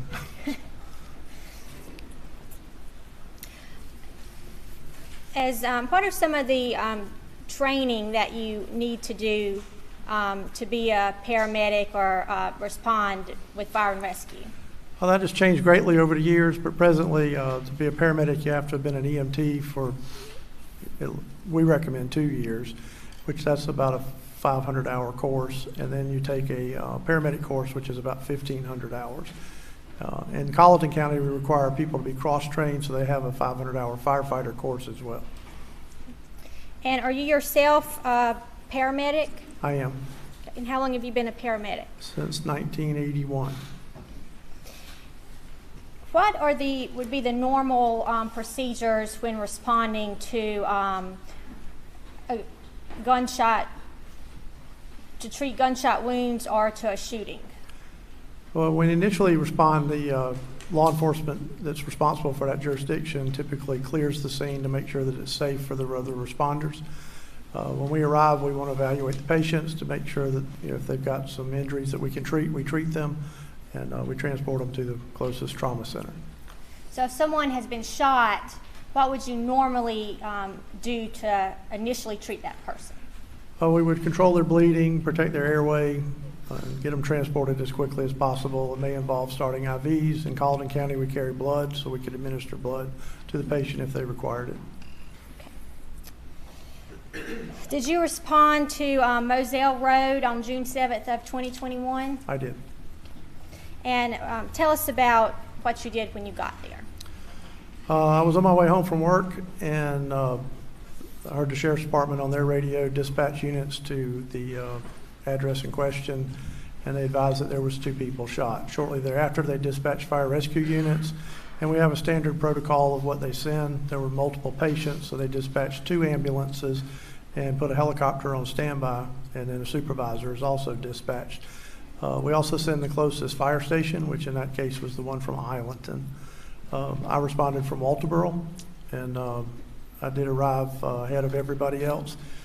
Dispatch had told us not to go onto the scene, so I staged about the 3900 block, And a few minutes later, a deputy passed me, and I went in behind the deputy, which was Mr. Green that y'all listened to earlier.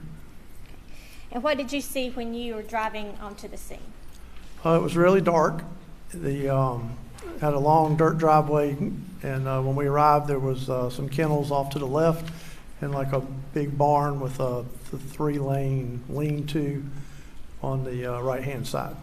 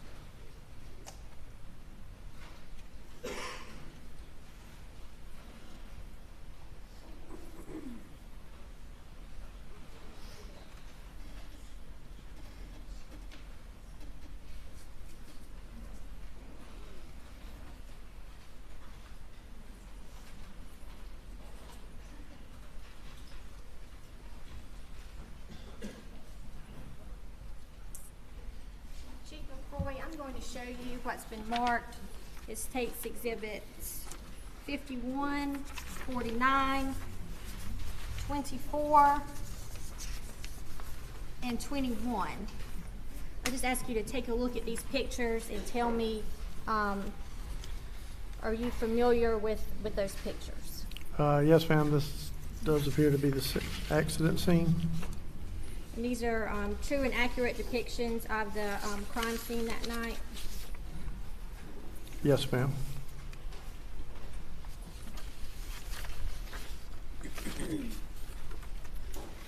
Your Honor, this time I would move States 51, 49, 24, and 21 into evidence, with State's Exhibits 24 and 51 being sealed with the agreed upon placeholders. No objection. You're admitted without objection. So, Chief McCoy, could you tell us how you observed the victims when you got to the scene? Deputy Green went through the scene first. He actually drove a little ways in between the kennels and the lean-to. It was very dark, so he needed his headlights to see what was going on there. There was animals in the kennels. I don't know how many, but there was also some chickens fluttering around on the equipment on the right-hand side. The body of a younger male subject was face down by the kennels. He had some very severe injuries to the head. And there was a female subject at the end of the lean-to. She was also face down with severe injuries to her head. And there was a gentleman standing off a little distance away from it, and he was on a cell phone and seemed very upset. Did you recognize that gentleman? Yes, ma'am. And who was that? Alex Murdaugh. And how did you recognize him? I have met him in the past on a professional basis because we have had to do depositions and such with his law firm. Case Exhibit 21.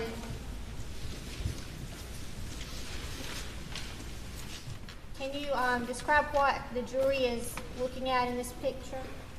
On the left-hand side of the photograph is the covered body of Paul Murdaugh, and the down towards the end of the lean-to is you can see the covered body of Miss Maggie Murdaugh. And those bodies appear to be covered with pink sheets. Yes, ma'am.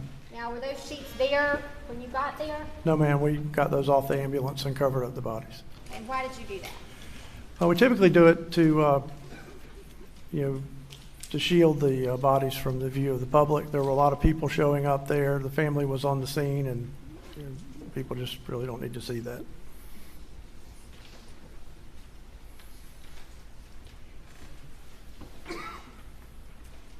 State's Exhibit 24.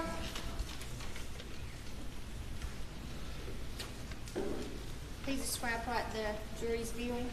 That is the body of Paul, and he is laying face down at the entrance to, there's like a little utility room at the kennels.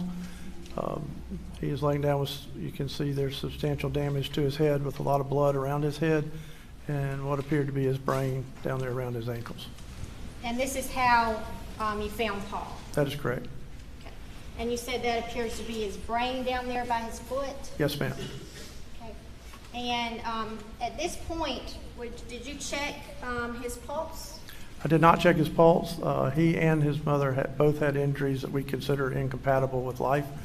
There was a lot of coagulation there where the blood had congealed, and they were not currently bleeding, which would indicate they did not have a heartbeat. And obviously, with his type of injuries, he, is not any way you could sustain his life. And State's Exhibit 51. That is Miss Maggie, and she also had severe injuries to her head. You can also see the congealed blood around the bottom where her face is, and she had a hole in her head to where you could actually see inside of her head cavity. Was it necessary to check Mrs. Murdaugh's pulse or perform any life-saving treatment? No, ma'am. And she also had injuries that were not sustainable. In State's Exhibit 49.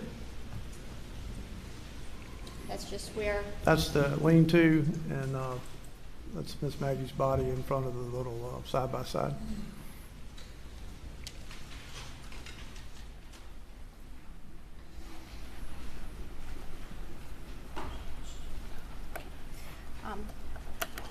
Thank you. I have no further questions for this witness at this time.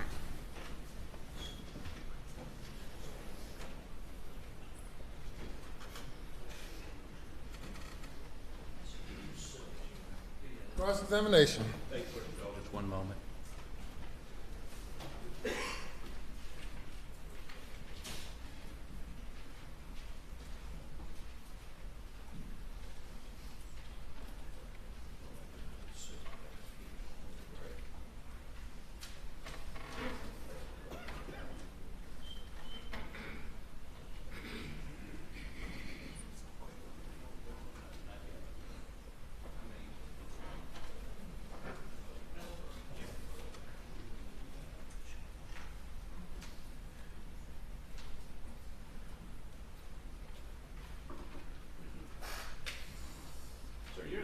Chief of the Charleston County Fire Rescue, correct?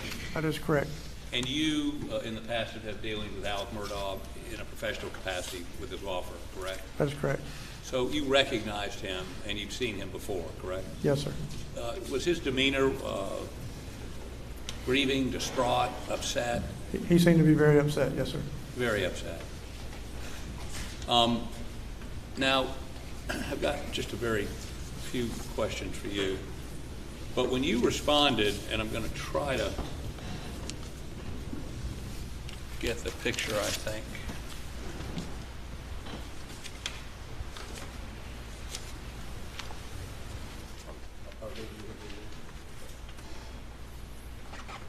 There we go. This is that good.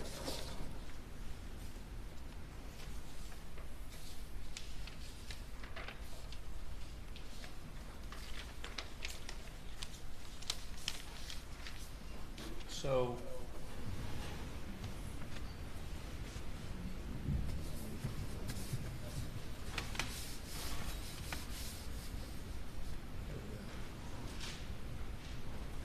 do you recognize this from the night of June 7th?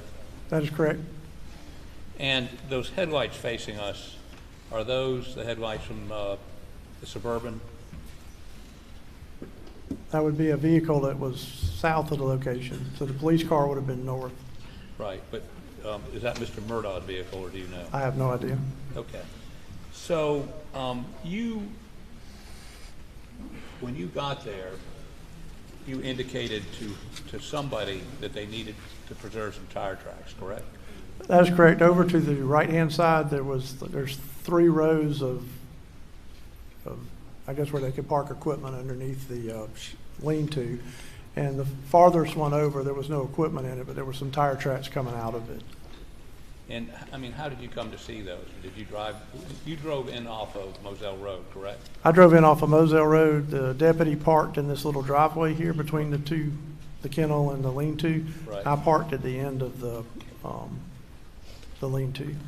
Where I was at, I activated my scene lights, which are all the way across the front of the light bar. The scene lights. They're high-intensity lights. High-intensity, bright white lights.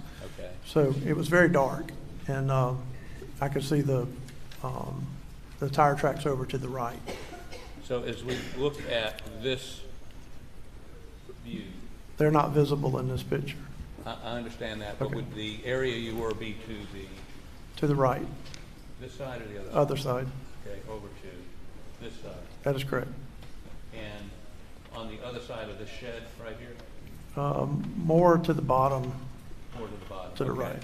So let me, maybe we have a video of this. It'll be a little easier for you to look at.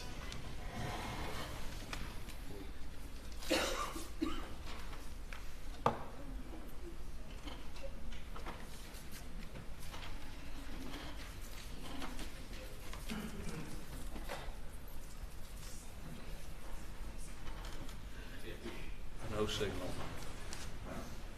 Is that my television at home? Okay,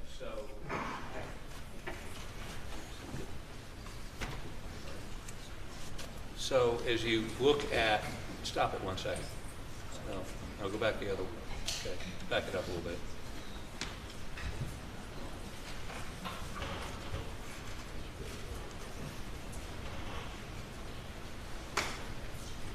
From this perspective, can you see that perspective right there? Yes, sir. Hold on. If you back up just a little bit, Back it up. right, if you'll stop it there, Go back. you can Stop. see the workshop on the left. How about do this? How about step down here, please? So we all are singing from the same sheet of music. If you'd stand over that way so these jurors can see. There's a workshop right here, Uh-huh. and there's a row here, a Uh-huh. row here, and a row here. This row is where the tire tracks were. And the crime scene is where?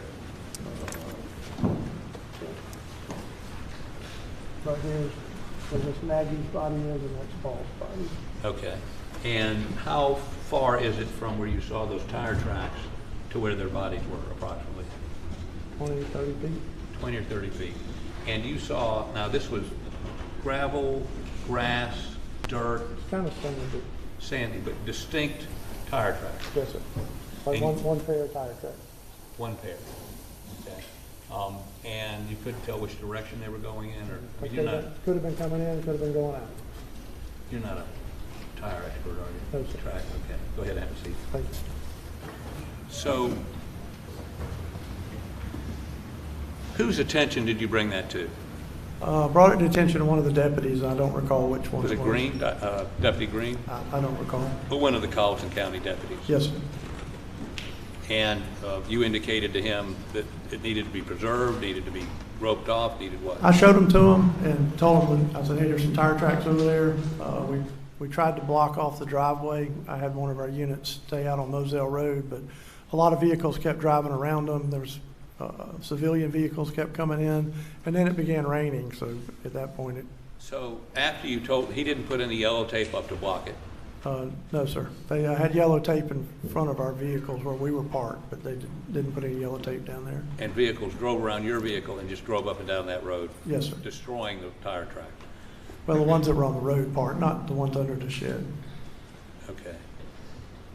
But to your knowledge, while you were there, did anybody take any pictures of those tire tracks? I have no idea, no, sir. Okay. Did you see any other pieces of forensic evidence, if you will, while you were there, other than tire tracks? There were shell casings around Miss Maggie's body. Okay.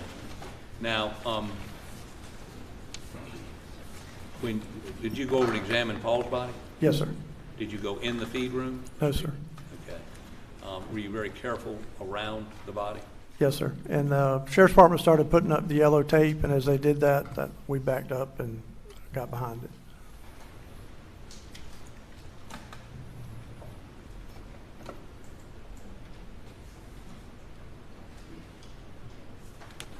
Thank you, court's indulgence.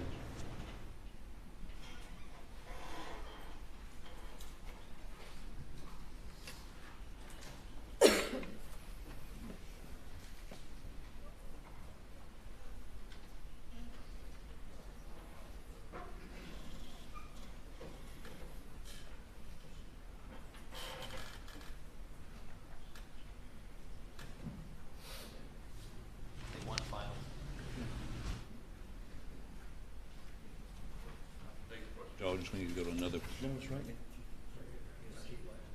Okay, watch this video, and then I need to ask you a couple questions.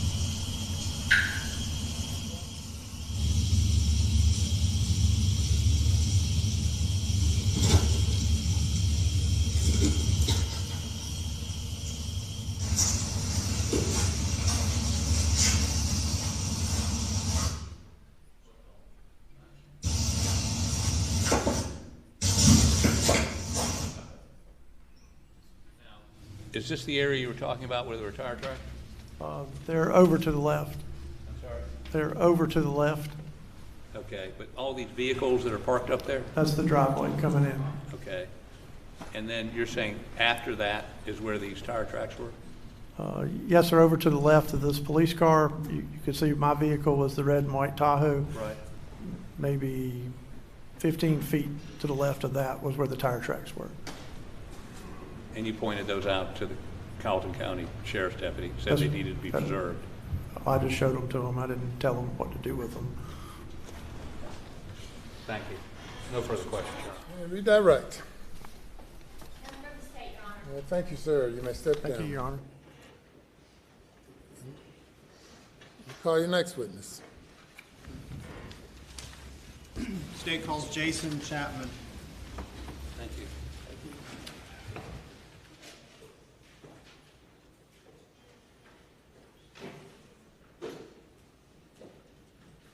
Lights on, or they turn them up?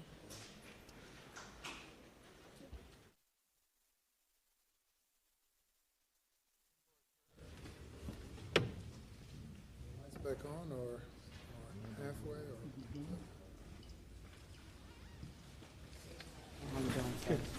Do you affirm the testimony about the other court shall be the truth, so help you God? I do, ma'am. Thank you. Thank Take a seat in the witness stand. State your name again for the record. Yes, ma'am. Spell your last name.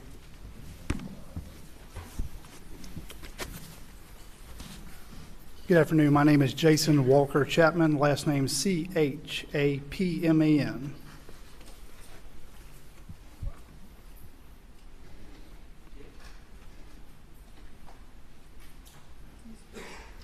Mr. Chapman, Jason, you stated your name for the record. Thank you. Tell us a little bit about yourself. Where'd you grow up, and what education did you obtain?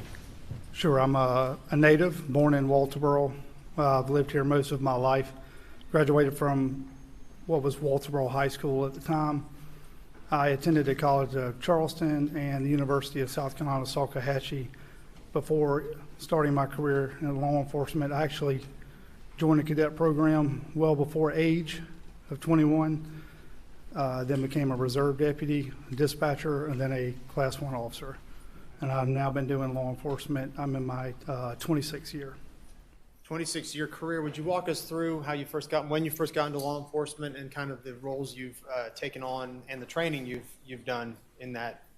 Certainly. In '97, I attended a reserve officer class. It was a joint class between the Collinsville County Sheriff's Office and the Walterboro Police Department. I had to actually wait until I turned 21 to take the final exam. Went down to the academy, took the exam, passed, began working as a reserve. I then got hired as a dispatcher at the Walterboro Police Department, where I worked a short stint as a dispatcher to fill in a hole. And in the spring of '98, I attended the South Carolina Criminal Justice Academy. I graduated later that year. I actually graduated as a distinguished graduate from the academy. Since then, I've been doing law enforcement. I did my first 16 years with the city of Walterboro, and I transferred over to the sheriff's office January 1 of 2013, where I have remained since then. My training I've worked through pretty much every division there is in law enforcement, probably with the exception of civil process. I have an extensive background in firearms. I'm a firearms instructor, less than lethal instructor, active shooter instructor. I've had training as a narcotics supervisor. I've been through schools for administration, pretty much everything. What's your current rank with the Sheriff's Department? Currently as captain. And how would you describe your responsibilities presently? So currently I oversee special operations. That includes our investigative division, our tactical team, search and rescue. Have you ever had an opportunity to testify as an expert in a trial? I have. Tell us about that. This past year in 2022, I testified in federal court in Charleston, South Carolina, on a case involving the city of Beaufort, and I was sworn in as a expert witness in general police procedures. I'm going to direct your attention back to the date of June 7, 2021. Are you familiar with that day? Yes, sir. What was your role with the sheriff's office back on that date? The same as it is currently. Supervising investigations? That's correct. And that would that include homicides? Yes, sir. All right. Did you have an opportunity, were you dispatched or were you noticed of an incident that occurred on that day? I was. What, I actually heard the call and went in service before I was dispatched, but yes, sir. all right, what did you hear over the radio? Call coming out that a transfer from Hampton County had been received, in which the caller was reporting that his wife and child had been shot. Did you know a location at that point? I was given the location by dispatch, but I was not familiar at the time of the dispatch as to the parties involved. And at that point, did you decide that you were going to go to the scene? I did, sir. What was the dispatch location? I believe it was, I think it's 4142 Moselle Road in Arlington. Were you made aware of who this involved at that I was point? not at the time. Is 4147 Moselle Road within the limits of Colleton County? It is, sir. And walk us through what you did that night upon, learning of this incident and then making your way out there. Walk us through that process, if you would. Yes, sir. I had a brief conversation with Sheriff Hill by telephone while en route. He had been advised of the caller's identity as Mr. Alex Murdaugh. With my career, familiar with the Murdaugh family and Mr. Murdaugh, and Sheriff Hill advised me that if it was in fact confirmed to be Mr. Murdaugh, that he would likely notify SLED simply because of the conflict of interest with the family. And shortly before we arrived, I believe he was able to confirm that, and that call was made to request for assistance from SLED and to request that they actually assume primary in the investigation. Does your department, the sheriff's office, do you all work fairly closely with SLED? Is that a common thing? We do, sir. All right, describe that process. I mean, not including this particular investigation, but in general, how have you all worked with SLED as a law enforcement agency? As far as crime scenes, like response to crime scenes, my division works with the entire agency, but we work very well with SLED. The remote location, although we have a satellite office for SLED here in Colleton County, actually, for the Low Country, their crime scene unit still comes out of Columbia. So, middle of the night when they're notified that we may need assistance, or in this case that we wanted to take them to take primary in the investigation, even with the fact that they're emergency services, it's still going to be about an average of a 2-hour response for that crime scene unit once they're notified. So it's very common for us to begin the investigative process at that scene while we're waiting for their arrival. with them working jointly with us. And that investigative process usually begins with the acquisition of a search warrant, which we know will be required once the crime scene team arrives on scene. And that just comes from a long supported tradition of us working well together and obviously being capable to do so. As a captain and as a supervisor of the investigations, do you typically wear a body-worn camera? I do have one. At that particular night, I did not have it. It's on my my exterior ballistic vest, and the scene was secure prior to my arrival, so I did not have my vest on. Upon arrival at the scene, were you made aware, did you become aware of who in your department had already arrived? I was listening to the radio so that I knew that several patrol units had arrived prior to myself. And I believe myself, the sheriff, and one other detective arrived probably about 10, 12, 13 minutes after the initial officers. Do you remember the rough approximate time that you arrived on scene? I want to say it was around 10:35, 10:37 p.m. that evening. Walk us through what you observed upon arrival. Sure. So while en route, I reminded the shift supervisor, Sergeant Daniel Green, that to try to maintain the integrity of the scene as best as possible. I wasn't there, so I didn't know the magnitude of the scene. I don't know what he has, but just reminding him, limit personnel inside the scene, do what we can to preserve. Sheriff Hill came across the radio. I was trying to pull the weather up. In this particular area I was driving through, I did not have much phone signal, so he did, and realized that we had an approaching storm that was about 45 minutes out. So he advised over the radio, once he got his phone to pick it up, that we needed to secure a tent. I had not been there yet. He was requesting the tent to place over the deceased bodies of the two victims. I relayed that information to one of my lieutenants that was en route. I also turned one of my detectives around that has the longest drive in, which is Detective Rutland, and I informed her to head to the office to start working on a search warrant. Is that your common practice? Yes, sir. You spoke before about you all conducted joint investigations with SLED. Is it common for, describe for us what your roles might be in a joint investigation and what SLED's role might be and how that, played out in this case? Certainly. So the very first thing, obviously, is a notification for a request for assistance, and then the explanation of what exactly we're requesting. A lot of times our assistance is, what's requested is nothing more than assistance with the crime scene. Sometimes it may be that we're asking for them to take the entire case. In this case, the notification was made by the sheriff. All I was told was that SLED was responding, that they were sending a team of investigators as well as crime scene. Knowing that crime scene was en route, we went ahead and secured that search warrant. That's why Detective Rutland was turned around and sent directly to the office to go ahead and initiate that process. Obviously, at 10:30 at night, we knew that we were going to have to get the warrant typed, and then we were going to have to locate a judge in the middle of the evening. We wanted to have all of that done prior to the arrival of the crime scene unit. And you touched on earlier a little bit about the weather, but describe the weather as it was when you arrived that evening. As I arrived, hot, sticky.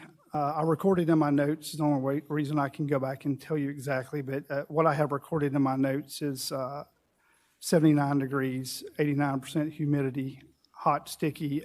It was not raining yet. An occasional raindrop on the windshield, but no actual rain yet. It was a little foggy on my ride in, but not foggy at the scene. And obviously evening hours. And I think you mentioned before, but rain did set in. However, how long was it until the rain set It in? wasn't very long. I think the radar was pretty accurate. I want to say within 45 minutes to an hour of that notification, the rain did come. And you mentioned setting up tents or requesting that tents be set up. What would be the purpose of those tents? So in response to the crime scene, obviously preservation of any type of evidence is important, but the preservation is not always limited to leaving it there and taking a picture of it and wait for somebody else to get there. In this case, Mother Nature wasn't complying. We knew that the rain was inbound. So the tent was placed over victim Maggie's body in an attempt to preserve any evidence that may be there. I only had one at the time. Paul's body was positioned somewhat over an extending ledge that I was hopeful would keep some of the rain if it did start off of him.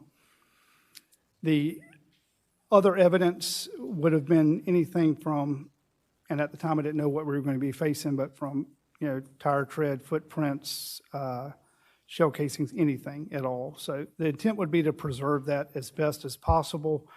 And if it was going to be affected by the approaching weather, do the best thing we could to mark it out, measure it out, and have that done or partially done by the time crime scene arrived. As far as safety purposes, when you arrived on the scene, would you have considered the scene to be secured at that point? I arrived pretty quick. I know that as far as the immediate, right there, the area that I'm sure that you ladies and gentlemen have seen with the tape and the videos that were played earlier, the immediate scene, yes, the outside, the property's approximately like 1,700 acres, and it's not just that property. It sits in the middle of nowhere. At the time, we did not know what we had. I don't know if we had a active shooter, didn't know if we had a murder-suicide, didn't know if we had people in the woods. We don't have any idea. So inner perimeter secure, I would say yes, sir. Outside, in the woods, across the street, I wasn't sure yet. I didn't know. Is it fair to say that there was a lot of unknowns at that point when you first arrived? A lot of unknowns when I first arrived. Very little known other than at the time what they had gotten as initial information from Mr. Murdaugh and the fact that we had 2 deceased. Tell the jury, if you will, well, first of all, let me ask you this. As part of your law enforcement training throughout the years, have you had any experience with or training in, life-saving techniques, if needed, if someone needed CPR or something like that? Are you trained in it? Oh, yes, sir. Yes, sir. And at arrival on the scene, did you physically observe the 2 bodies that were present, both of Maggie and Paul? I did, sir. And in your estimation, was it clear to you that they were deceased? Yes, sir. Yes, sir. Did you consider that life-saving techniques would be possible or would have any result? I did not. Paramedics were there shortly before me. Got great fire rescue. I was assured that if there had been anything that could have been done, it would have been initiated prior to my arrival. But from what I saw, it was well beyond that. Upon your arrival at the scene, were there anyone else present that were not either sheriff's office employees or employees of EMS and fire? Was there anyone else present on the scene? The 2 victims, Mr. Murdaugh and emergency services. And you mentioned Mr. Murdaugh. Is that Alex Murdaugh? Yes, sir. Is he present here today? Yes, sir. He's seated at the defense table, blue blazer, white shirt, and glasses.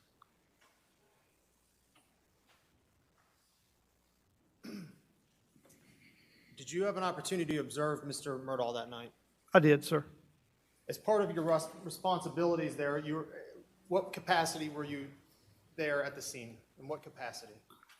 Again, investigative. I realized that we had notified SLED to take over, but again, what we were attempting to do and what we did do was identification of any potential evidence.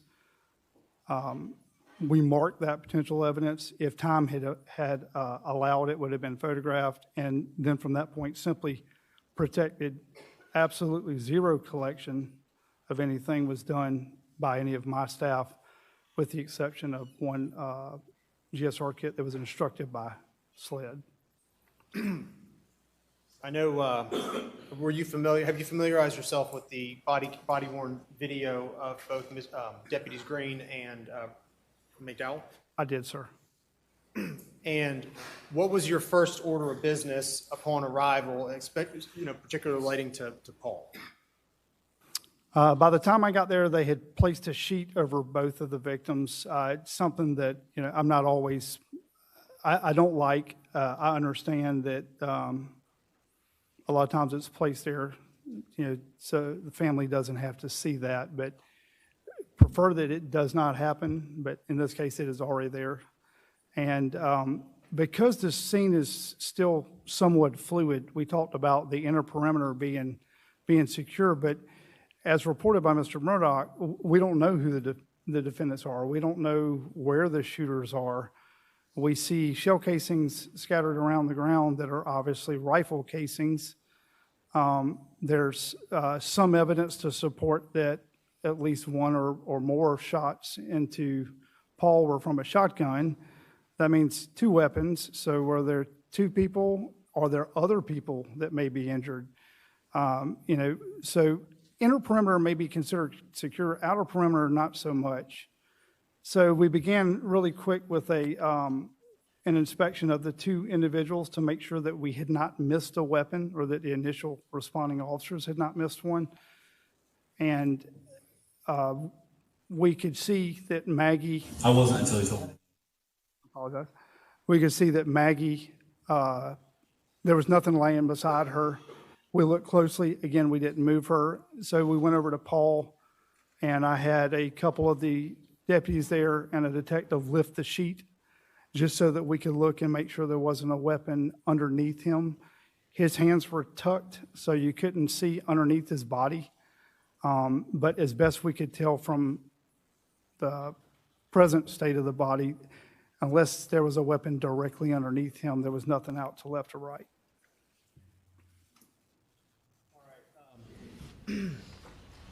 Captain Chapman, I'm going to direct your focus to the monitor in front of you. I'm going to play what's been marked as State's Exhibit. What's that? Oh, yeah, we need the video.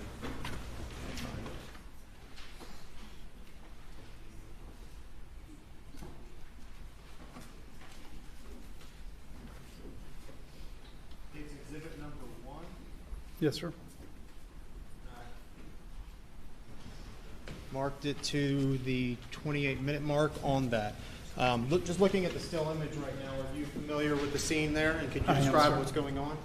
Yes, sir. So that's myself, Detective Tyndall, Chief McRoy from the Colleton County Fire Rescue. Lieutenant Lonnie Nettles in the background near the inner perimeter tape. And victim Paul Murdaugh's body to our left there in the open doorway to the feed room. What are you preparing to do here? At this point in time, double checking to see if there is a weapon. Yeah, I told you before we weren't sure whether we're talking about a full murder, a murder-suicide, active shooter scenario. Are there other suspects that may be in the woods? We knew we had the casings that matched to a rifle with some evidence to support possibly a shotgun. So when asking if any other weapons had been found, everyone stated no. So I had them lift the sheet to make sure there wasn't the barrel of a gun or anything sticking out underneath the body. A little bit about the scene here and your observations of what you're looking at. The kennels directly to the left. If I could direct your attention to those. Yes, sir. Did you notice animals in those kennels? I believe in the 1, 2, 3. There's a couple kennels closest to the feed room that did have dogs in them. And possibly one towards the end. They weren't all full, but the ones closest to the feed room, I think there was a dog in at least 1 or 2 of them. And was the area wet? The area directly in front of the feed room was like wet. There was also water that tailed out of at least the first 2 kennels. The rest of the sidewalk was not wet. That water, I never saw a hose, so I'm not sure if it was leaking from something, but it was actually standing water. And was that water present consistent with the weather at the time? No, sir, it hadn't rained yet. Not enough to leave anything. It was a drizzle here and there. When you observed the body of Paul, was it physically wet as well? For the clothing he was wearing? He was saturated with obviously blood tissue. And his clothes did appear to be wet, but almost as if like absorbed from the ground up. Not saying that someone had sprayed him with a hose or anything. Please observe the video if you would, and we'll have a few questions afterwards.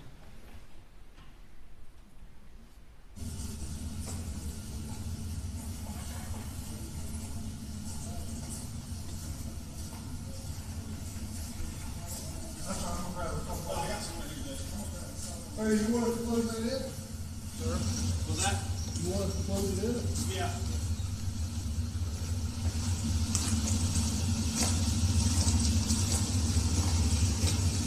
So the guy, the other guy, whoever Eric is, there's the caller. There's a guy over here that's wanting to talk to him. Don't even know who Eric is. I know an Alex over there. Alex. Okay. There's a guy over here that wants to talk to him. Yeah, but I don't know if you want me to tell him.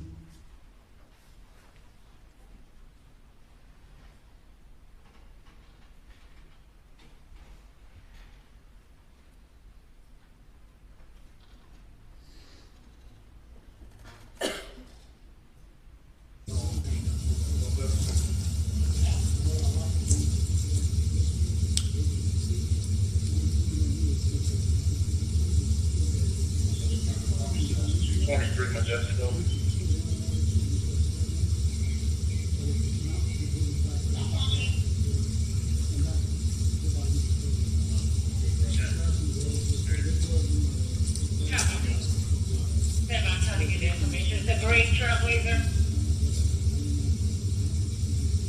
Correction. It's unknown what type of vehicle. She has a great trailblazer in her yard that belongs to her. She says she can only see the tail lights of the vehicle. She is also pregnant and using not far from CCD.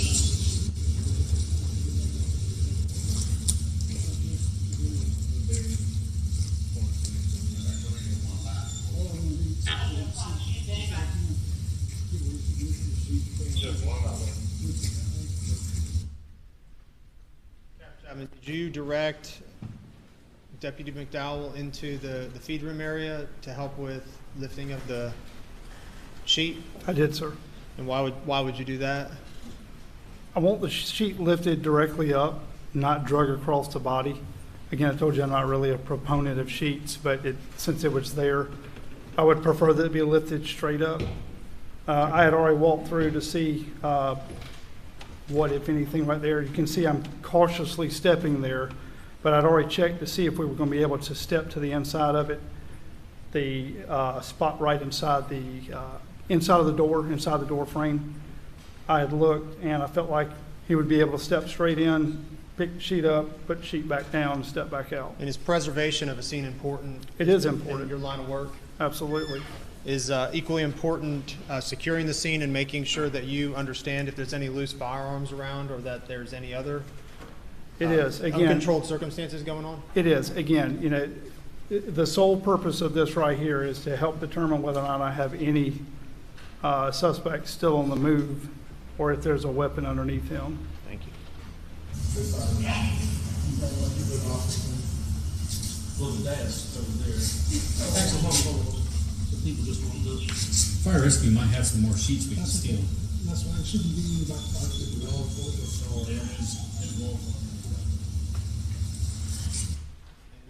Is this you looking for the gun? It is, sir. What do you notice about the body physically laid there, Paul's body? Feet towards the feed room, head towards the driveway, hands tucked underneath the body, fairly saturated in blood. Majority of the head is gone. There's a lot of tissue, what appears to be at least some of the brain or most of the brain lying on the opposite side from me to the victim. Wet, again, I'm assuming probably from soaking up rain or water, whatever that is, off the sidewalk, and a smartphone sitting propped up on the back of him. Was Paul's person saturated in physical matter and blood? Yes. And his hands, were they accessible to anyone without, could you have touched Paul's hands or wrists without physically moving him? I can't actually see his hands at this point in time. Fell down on top of him? Is that They're fair to say? underneath his body, yes, sir.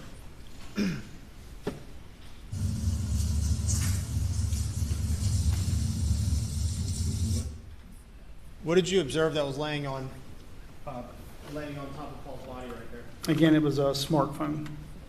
Did you have a chance to examine that smartphone, get fairly close to it? I got close to it. I didn't pick it up. I was present when it was actually collected later, but it was not collected at this point. And later on, it was describe the collection process that occurred after this. It was collected by myself and Agent David Owens. I believe he's going to be your case agent. As far as collection of that, I stood by as a witness as he collected. He had on rubber gloves. It was picked up. He didn't actually do any manipulation of the device in front of me. It was bagged as evidence and placed in the vehicle. Was the phone physically bloody? I don't recall any blood or water on the phone. I'm not saying that microscopically there wasn't, but I don't recall from the naked eye seeing anything. That's what I'm asking about. No, sir. From your observations, was it wet from either water or blood? No, sir. And when it was lifted off of Paul's shorts, did it leave like a mark of blood or water or anything like that? Not that I recall, no, sir.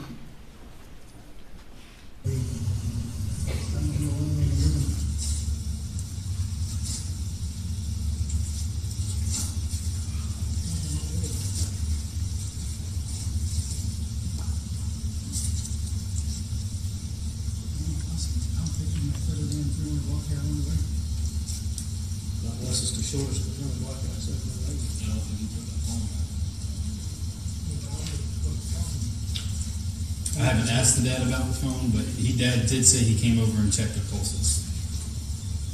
Beyond that, I don't know what else he may have done.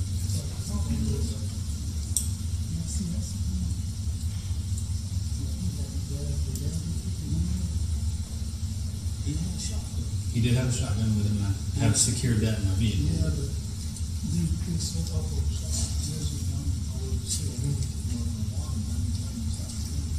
That's right.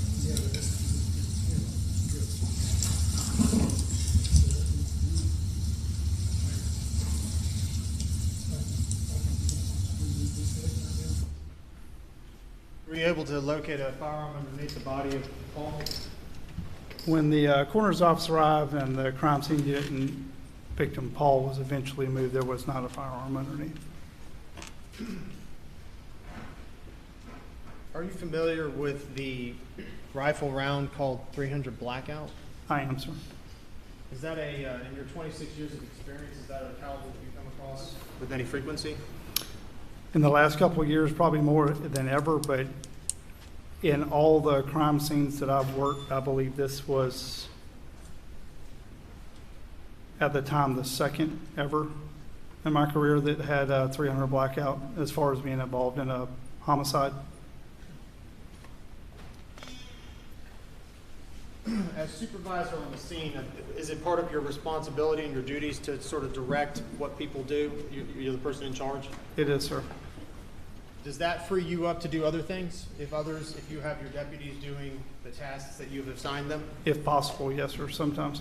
And on this particular instance and this night, were you able to observe Mr. Murdaugh and see what he was up to? Oh, yes, sir. I spoke to him on a few occasions.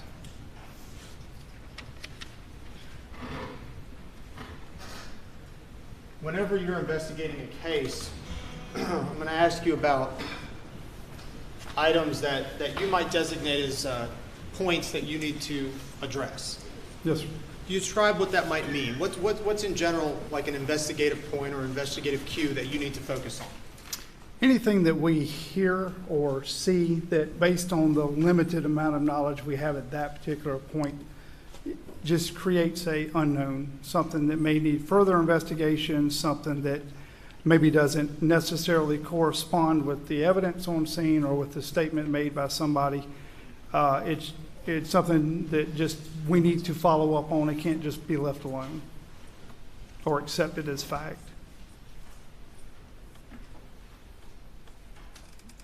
What are some of the physical observations? I'm going to ask you about physical observations of Mr. Murdaugh. Did he appear to be, at least outwardly, did he appear to be upset? Yes, sir, he did.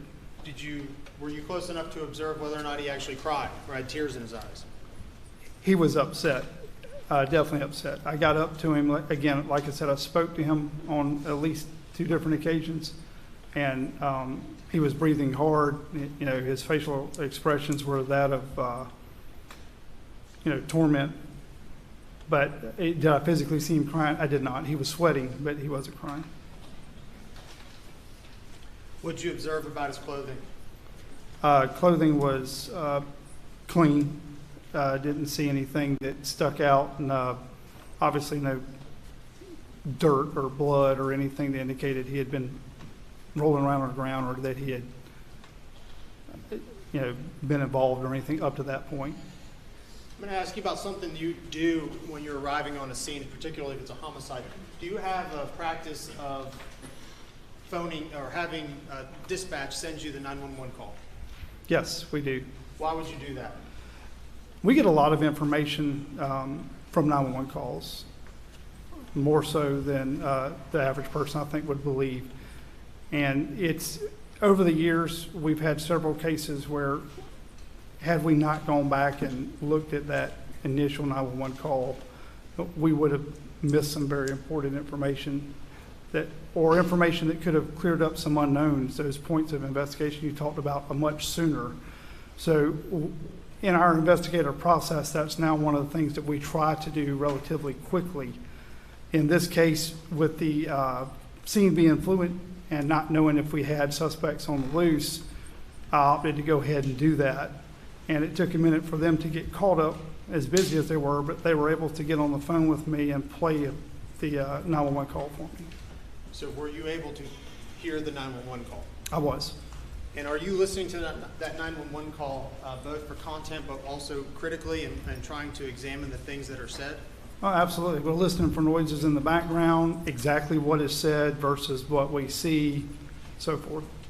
So with that awareness of everything that was said on the 911 call, do you then take that information and apply it to the scene? Yes, sir. And are you applying that information to try to see if it checks out, to see if things are consistent with what you heard on the 911 call? Yes, sir. And on the 911 call, did Mr. Murdaugh indicate that he had tried to examine the bodies or check their pulses? Yes, I believe dispatch stated, do not touch if you haven't. And Mr. Murdaugh replied that he had touched them, checking them. To check and see if they're breathing? And which would be expected, absolutely. Upon examination, Mr. Murdaugh, did you have a chance to look at his hands? Again, I did talk to him, yes, sir. Did you have a chance to look at his shirt? I did. And did you see any indication that there was any blood on any part of his body? No, sir. Not again, just physically with my observations, no microscope there. I did not see any blood anywhere. And in your experience with viewing Paul's body, had you physically touched Paul, would there have been blood left on your hands? Objection, Your Honor. Speculation. Response. Physically saw the body, and he cannot testify to the locations that would be touched and whether it would transfer. Does he know what location he touched? I'll lay a foundation. I'll ask a few more questions. Yes, sir. Mr. Chapman, Captain Chapman, going back to your experience in life-saving procedures, are there common areas that someone might touch to check the pulse if they were indicating their check breathing? Objection, Your Honor. The question is, where did Mr. Murdaugh touch the body for a pulse? Was it the neck? Objections overruled. The prosecutor is asking the question. Go ahead. Thank you, Your Honor. Is there common areas that someone might check a body to check for, if they've indicated they're checking for breathing, are there common areas that someone might check? I believe the most common is the neck and the wrist that you see that people with limited training would probably use. I'm sure there are others with medical training. So the neck and the wrist. And please tell me where Paul's wrists were located when you discovered his body. They're up underneath his body. And was Paul's neck accessible? If his wrists were underneath his body, was his neck accessible? I think you can get the portions of his neck. I don't know that you'd be able to get underneath. I mean, he's face down, and I didn't try to get a pulse, but where I know that you would check would be difficult without manipulating the body in some fashion, I guess. And if you had to manipulate the body, and if you were going to try to check his pulse via wrist or neck, with what you saw that night, would your hands be bloody? If I had attempted, they would have been, yes.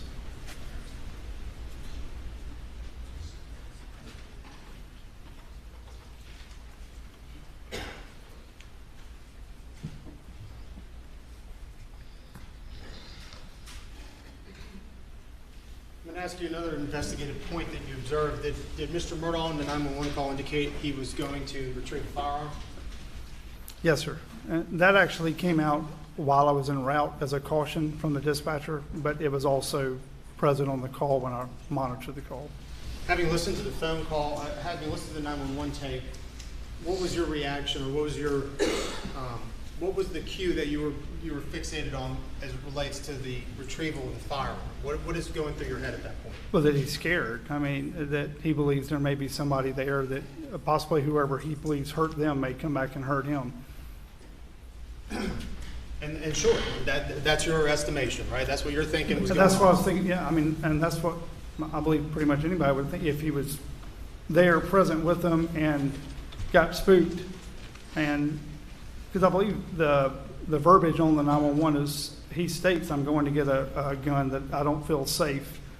And dispatch tries to tell him, we would rather you not. And he states again that I'm not going to show it to the officers. I'm not going to hurt anybody. I'll put it away, but I feel unsafe. So I understand that. All right, and listen to the 911 call critically.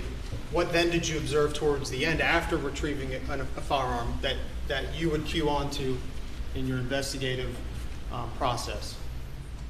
After knowing that he had went and got the gun, knowing that he stated he was unsafe, and that he went and got the firearm,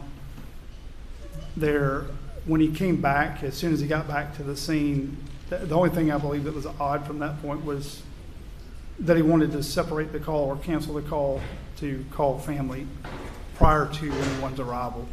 It was the only thing that just struck me as odd. Again, it's just a point of investigation. Up to that point in the phone call, he had asked repeatedly, where are they? Are y'all coming? Are y'all coming? Are y'all coming?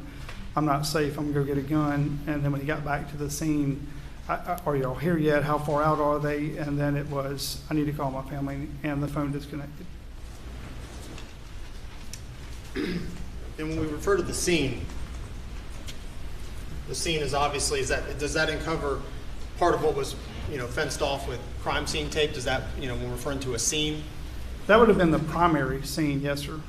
But in your mind, what does the scene also entail? What other things? Well, I mean, the only thing that the phone could potentially extend that scene, the phone calls, could potentially extend that scene as far as entering a crime scene and not being able to introduce evidence, or exiting a crime scene without being able to take away evidence. And by his own admission, he left the scene, went to his house, and got a gun. Potentially, that could make the house an extension of the crime scene. Because that's what he indicated on the phone call. And that's what he indicated. Is Mr. Murdaugh considered part of that scene? The scene? Of course. He's inside that area when we arrive, and I mean, he would be factored into everything. And would that justify or explain why you might pay particular attention to him? Sure. I mean, we would anybody that was there.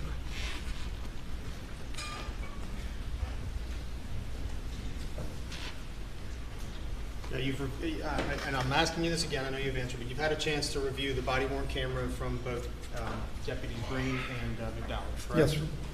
Yes, sir. Did after those videos cease recording because the crime scene had been secured, did you have an opportunity then to continue your investigation and continue your line of work? We did. And these activities would not have been captured on the video because it had been shut off. Is that correct? That's correct. Did you have an opportunity to physically observe, meaning watch Mr. Murdaugh while your deputies and your officers were performing their tasks? I did.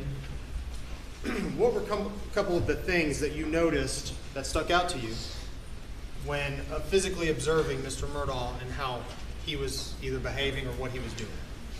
Again, I mean, he was emotional. Distress on his face. I didn't see him cry. Not everyone cries. I don't have an issue with that. There were times that when we got to certain places or asked certain questions that you could see a slight demeanor change or body language shift. And, I took note of that, but again, just as a point of investigation. But he remained at the scene. He wasn't forced to say. He was cooperative, but he did, there were times that you could see reaction to different things. Okay. Did you notice a reaction? Did you ever notice him tracking your movements or your officer's movements? I know when I was there when I ordered Detective MURDAUGH to take a GSR kit and explain how the kit worked and why we were taking it, and he was very cooperative with giving the kit, and we really didn't have an issue there.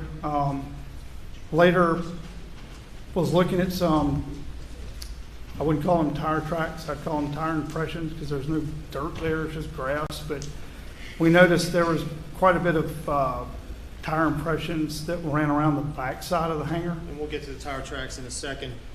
You mentioned a term just a second ago called GSR. Yes, sir. If you wouldn't mind, could you explain to us just sure. what I that is? apologize for that. So a gunshot residue kit is just a kit. We use specific kits provided by SLED because the kits are then sent off for testing, but it's meant to test for the presence of gunshot residue.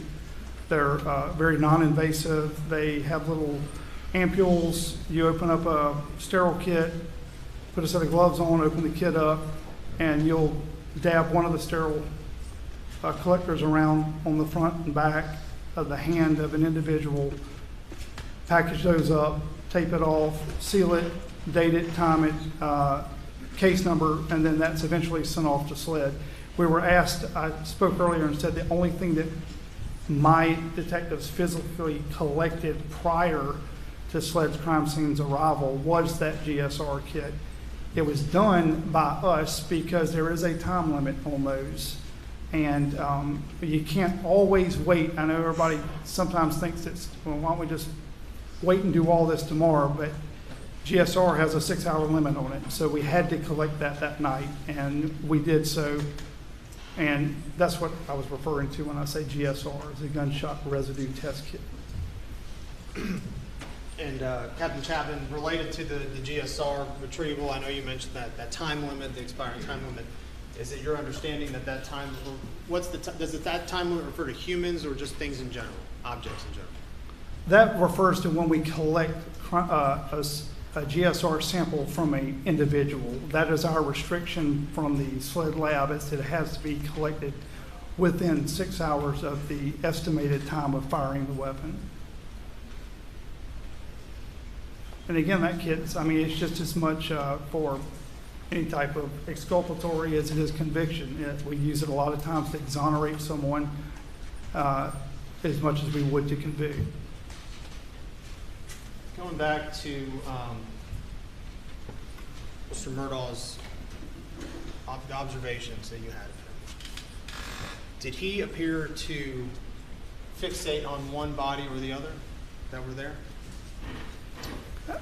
Especially watching the camera footage, I didn't notice quite as much in person, but later scrutinizing the body cam footage, he does appear to fixate more on his son than his wife, but that's in that limited amount of body cam footage that I have. All right, you mentioned before the tire tracks that you observed. Yes, sir, or tire impressions. Tire impressions. Yes, okay. sir. Let's set the scene. Set the scene for us, if you would, please. Sure. Describing the grass, and we've heard a lot about, there's rain, but moisture. Describe the scene, if you would, on that grass. So if you come into the property and you go down the dirt road with Paul on your left, as you see in the picture before y'all, that gravel or dirt road between the kennels and what's referred to as the airport or the airplane hangar eventually ends in grass, a large grass area that separates that hangar from another shed. And in that area is where Mr. Murdaugh's Suburban was parked with the flashers and the headlights were pointed towards Paul's body. But that entire area there is grass as opposed to the dirt or gravel lane between the two structures.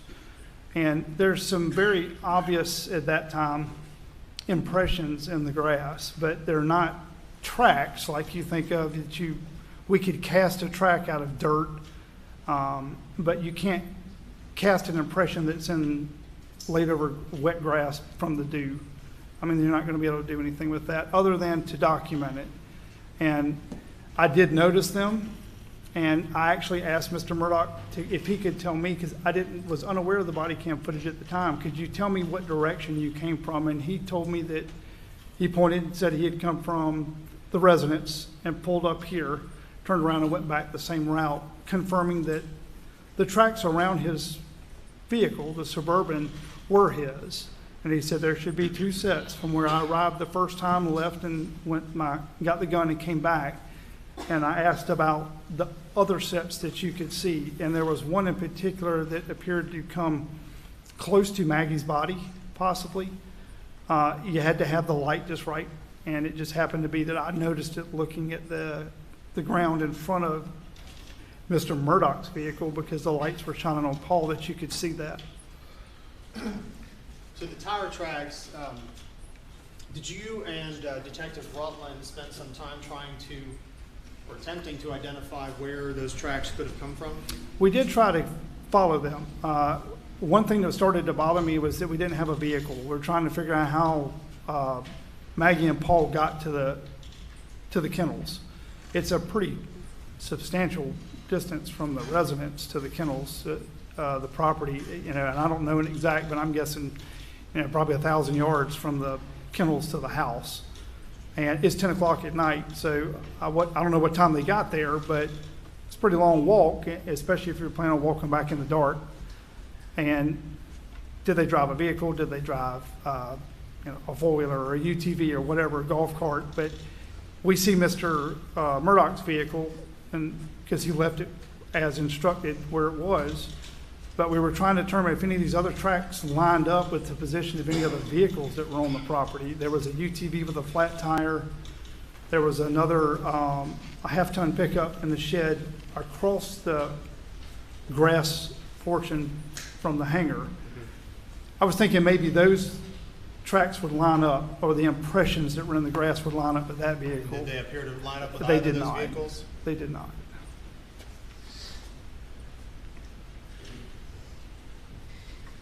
As part of your investigation, flash forward in just a little bit, did you operate and record 2 drone videos of the property? I did. Yeah, I'm going to show you.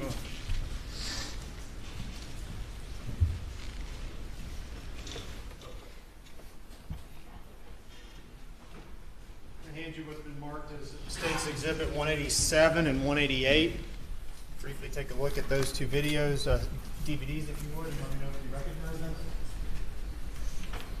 Yes, sir. Both of these discs I have marked as having previously viewed and confirmed their authenticity, one on the 25th of this month and one on the 26th of this month. And these would be the drone video recordings? Yes, sir. Thank you. Your Honor, we would move to admit these into evidence, I believe, without objection. Any objection? No, Your Honor. You're admitted without objection, and ladies and gentlemen, we'll take a recess at this time. Please do not discuss it.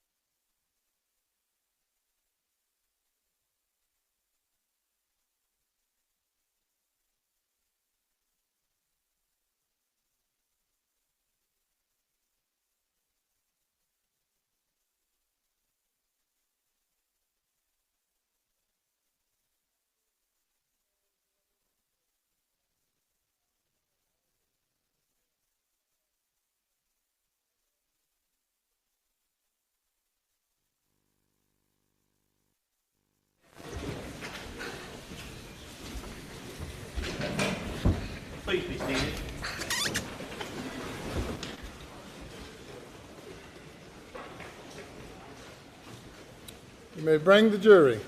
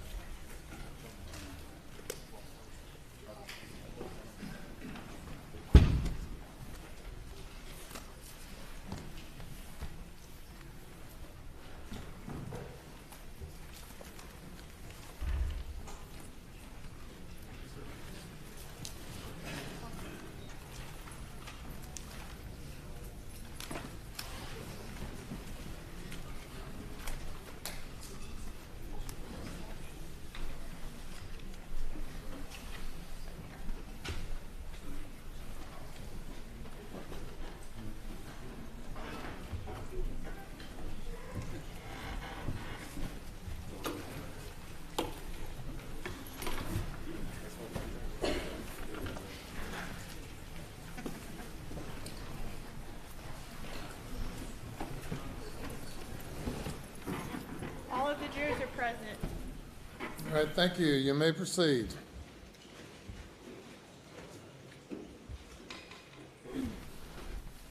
Thank you, Your Honor. Captain Chapman, resuming our testimony, I'm going to show you a handful of pictures. I've marked and I'm ask you to please identify them. No objection. You offer them all into evidence? I am. They are admitted without objection. Okay, permission to publish? Yes. If I could have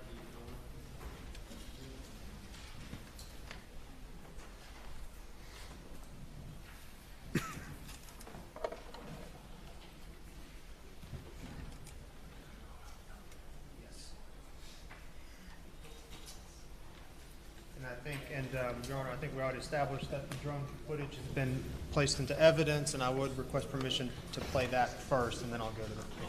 Sorry.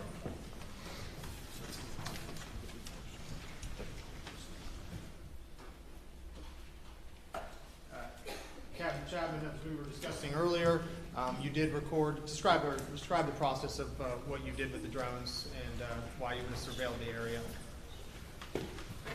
Took pictures with our drone just to give an overall. Some of the agents have different job descriptions that day. Some of my personnel had different job descriptions that day. In order to have something as a reference point to go back and work with later, we took the department issued drone and took a couple aerial videos so that we could use them for reference later. And Your Honor, request permission for the witness to sort of direct the geography of the drone footage. If you would please step down. Sure. And if you could identify for the jurors as the video is played what we're actually looking at. I appreciate it.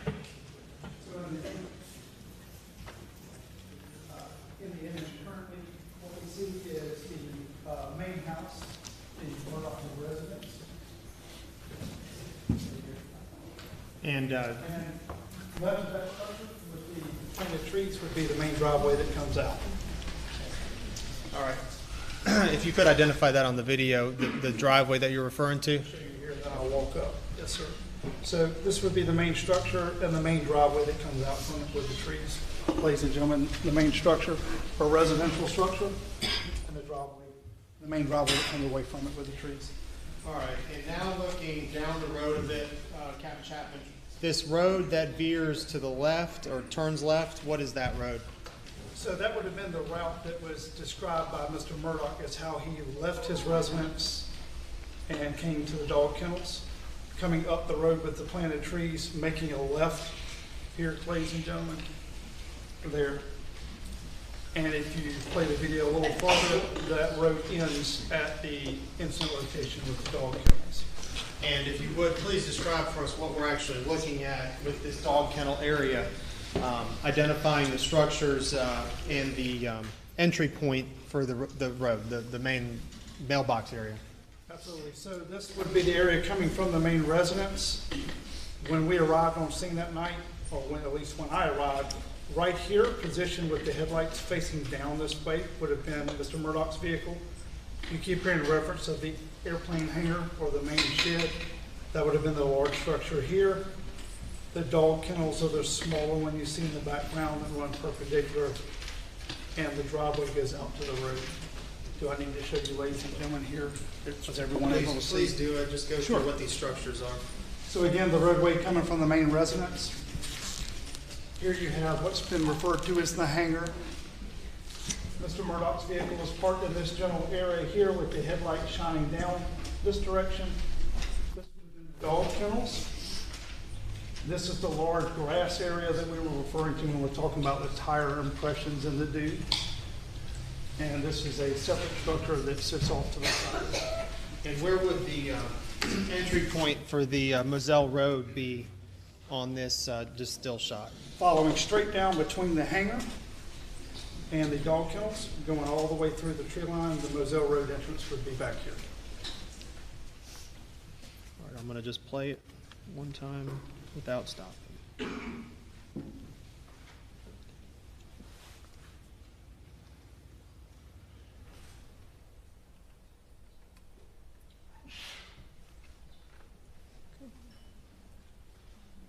All right, thank you, Captain Chapman. I'm going to play the second drone video. If you would, please tell us what we're looking at from this perspective right now. Yes, sir. So this would be the back portion of the airplane hangar. The driveway, the vehicles at the bottom of the screen. This driveway goes back around and connects back to Moselle Road. And is this the hangar that you were referencing? This is the airplane hangar as we've been referring to it. What is this structure on the top side of this image in the far back? I believe that was a cleaning shed, for a processing shed for animals. If you were going to process a deer that you killed, and it had like a walk-in freezer, sinks, floor with drain in it.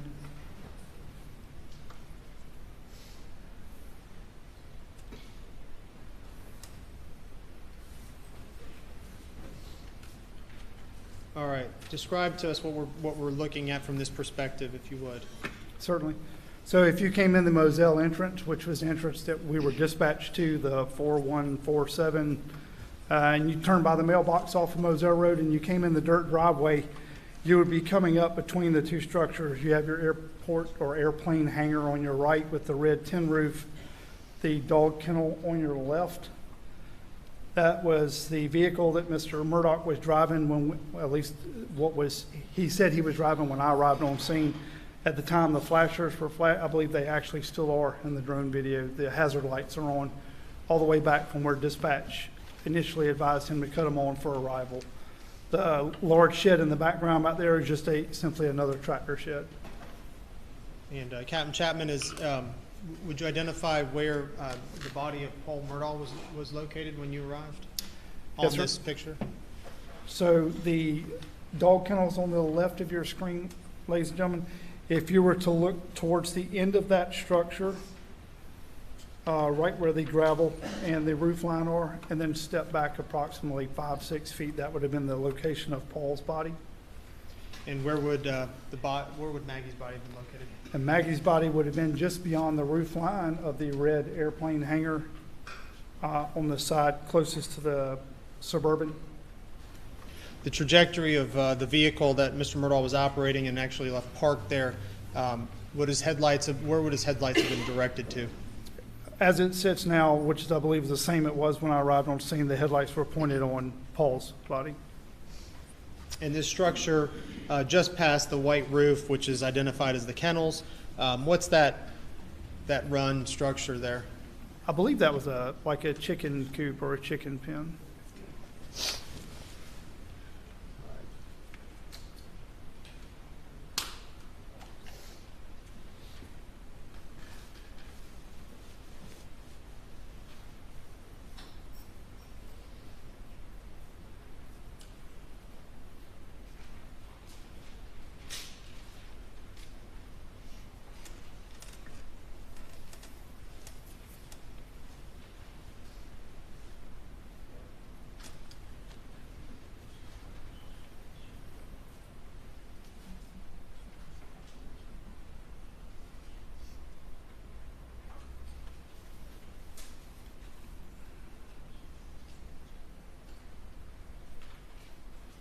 mentioned before when we were talking about the tire tracks that you noticed in the dew of the grass, that you were trying to identify the location of those tracks.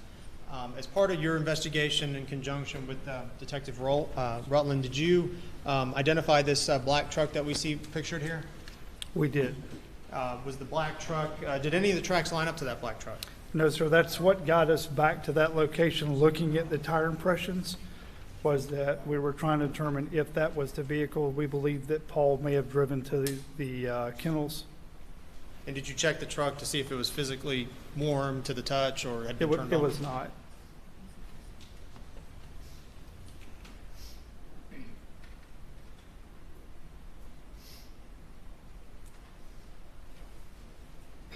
Pausing here, Captain Chapman, the kennel run, I think you already identified, is that the structure with the white roof? Yes, sir. The silverish white roof in the background on this sir. image? And the feed room located where Paul actually was sort of straddled, where would that feed room be in this image? If you look at the right corner of that building, and you can see the white frame door just above the red roof,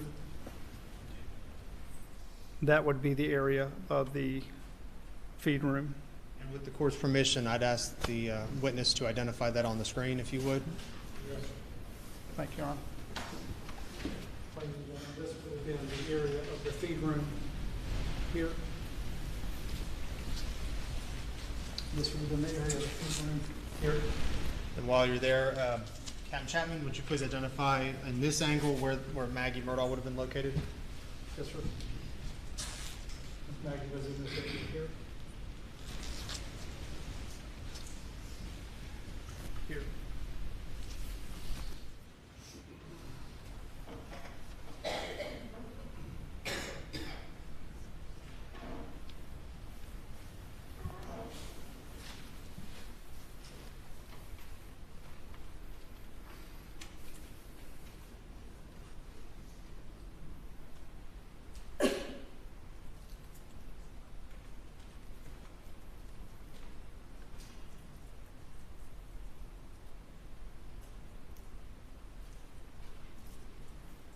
Did you become aware, through the course of your investigation, of footprints on the side of the hangar? Yes. How did that occur? What brought your attention to that first, and what did you do as a result? Detective Rutland approached me at some point in time after her arrival with the search warrant that she had located a set of prints. The prints appeared to be a flat style print, like a flip-flop or a sandal of some type, and that they were to the left of this hangar door in the dirt underneath the left lean-to of the hangar. And if you mean to the left of the door, in the image, do you identify an orange lawnmower there? That's correct, in between that mower and the wall. If you would, describe what you did and what you and Detective Rutland decided to do to examine these footprints. She came over and alerted me to the presence of the footprints or shoe impressions.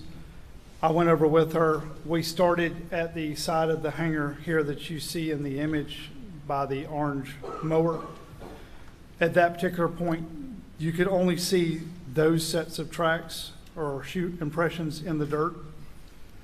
We then walked around the other side, and you could see that they were also on the other side of the hangar, the far side of that structure. So then we made the decision to walk a line off of those tracks from one end to the other to ensure that there was no evidence of firearms, blood, anything underneath that hangar along those shoe impressions, which we did not locate anything but the single set of shoe impressions. And they appear to go from one end of the hangar to the other, turn around and come back. I'm going to show you what's been entered into evidence as State's Exhibit 193. Are you familiar with that location? Yes, sir. Is that a still image of the area between the hangar and that lawnmower? It is, sir. And is that the location where you noticed the treads, the footprints? It is, sir. All right. handing you what's been marked as State's Exhibit 194. Could you please describe what you see in that picture? This is a picture of the footprints along the edge of the hangar structure. I'm handing you what's been marked and entered into evidence as State's Exhibit 195. Please describe what you see in that picture. Again, another photograph depicting the shoe impressions along the edge of the And wall. those are the shoe impressions that you personally viewed on scene at MURDAUGH. Yes, sir. I'm also handing you what's been entered into evidence as State's Exhibit 200. Are you familiar with what that is a picture of? These are the shoes that were on Miss Maggie at the time. I believe they're crime scene or autopsy photos from afterwards.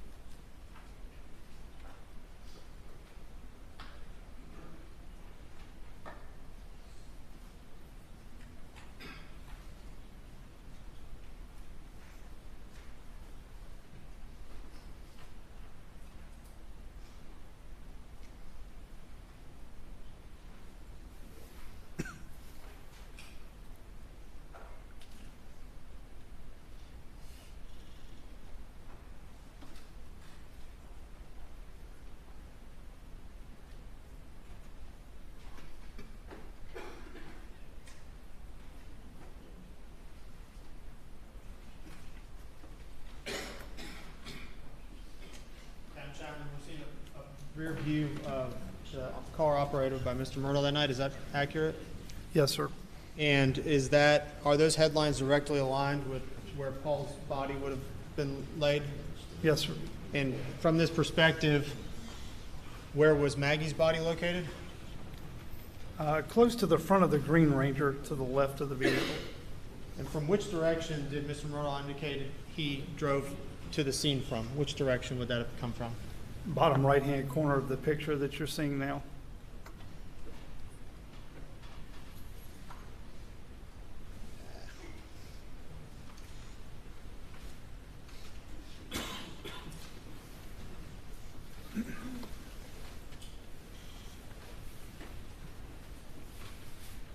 I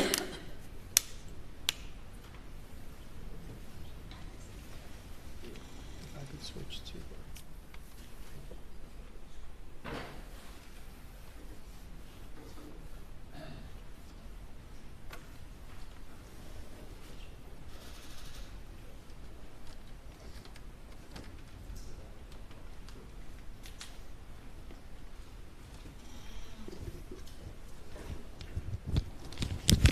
Captain Chapman, I'm just asking you to identify just very quickly. These are stills from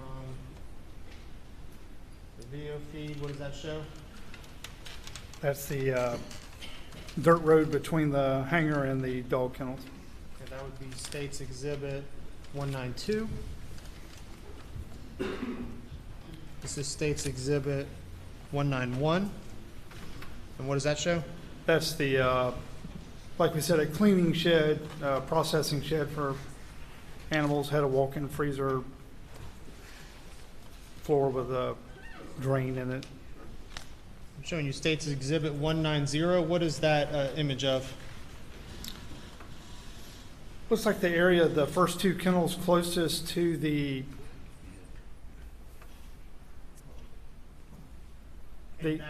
does that reflect the two kennels with the two dogs on either side closest to the feed room? Closest to the feed room. Okay.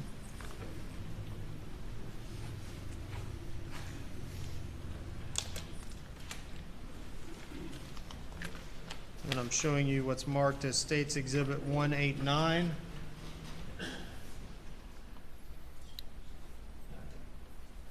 That's the. Is that another close-up of the water? That's close-up of the water just outside the feed room.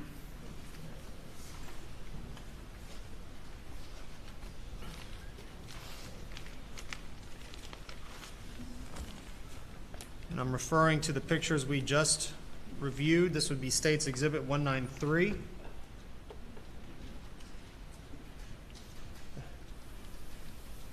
Is that where you physically walked with Detective Rutland? It is, sir. And to be clear, when you observed the footsteps in the sand there, were they the only footsteps present? There was only one style of shoe impression when we first observed that went from one side of the hanger to the other and back. And it was that smooth style shoe impression. And you say there and back, does that mean the footprints to you indicated they had walked one direction and then walked the opposite direction back? Is that what you're referring to? Yes, sir. We weren't able to tell at which side they entered initially, but they walked completely from one side of the hanger all the way underneath the lean-to the other side of the hanger, or turn around and come back. I'm now showing you what's been marked as State's Exhibit 194. Describe the types of treads we're seeing in this picture, if you could. Certainly. If you remember, I stated earlier that after locating the shoe impressions, Detective Rutland let me know that the impressions were there. I went over, we checked both sides and realized that they ran what we could tell with a flashlight from one side to the other. So we made a decision to walk straight through, keeping the shoe impressions that we were concerned about in between ourselves and the wall of the hanger structure, never crossing those actual shoe impressions. We went from one end to the other just to see if they were joined by any other shoe impressions, if there was any blood, if there were any weapons, so forth. We made one trip down and back, and we did not locate anything. And I'm now showing you what's been marked as State's Exhibit 195. Would that be a close-up of these impressions that you observed? It is, sir. And specifically the items in the middle with the flat tread, would those be the footprints that you noticed that night? Those were the ones initially identified by Detective Rutland and pointed out to myself. The ones with the shoe impressions with the actual designs that would be left of those in this photograph, those are myself and Detective Rutland.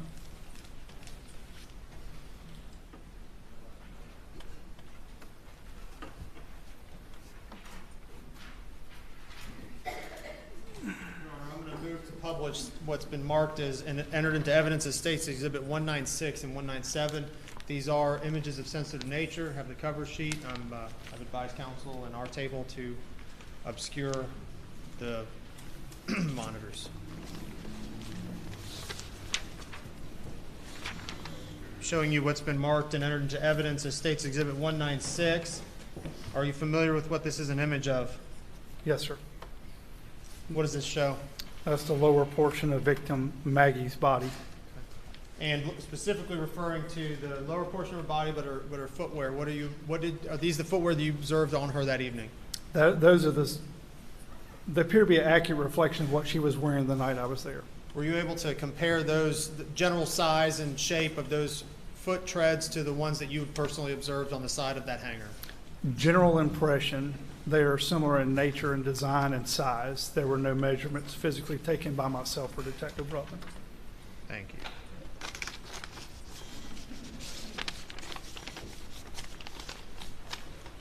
I'm publishing what's been marked and placed into evidence as State's Exhibit 197. And this is a similar photograph with just a slightly different angle. Is that the same treads and same footwear that you observed previously? Again, what we believe that what we saw on the side of the building is a very close match as far as design and size as to those.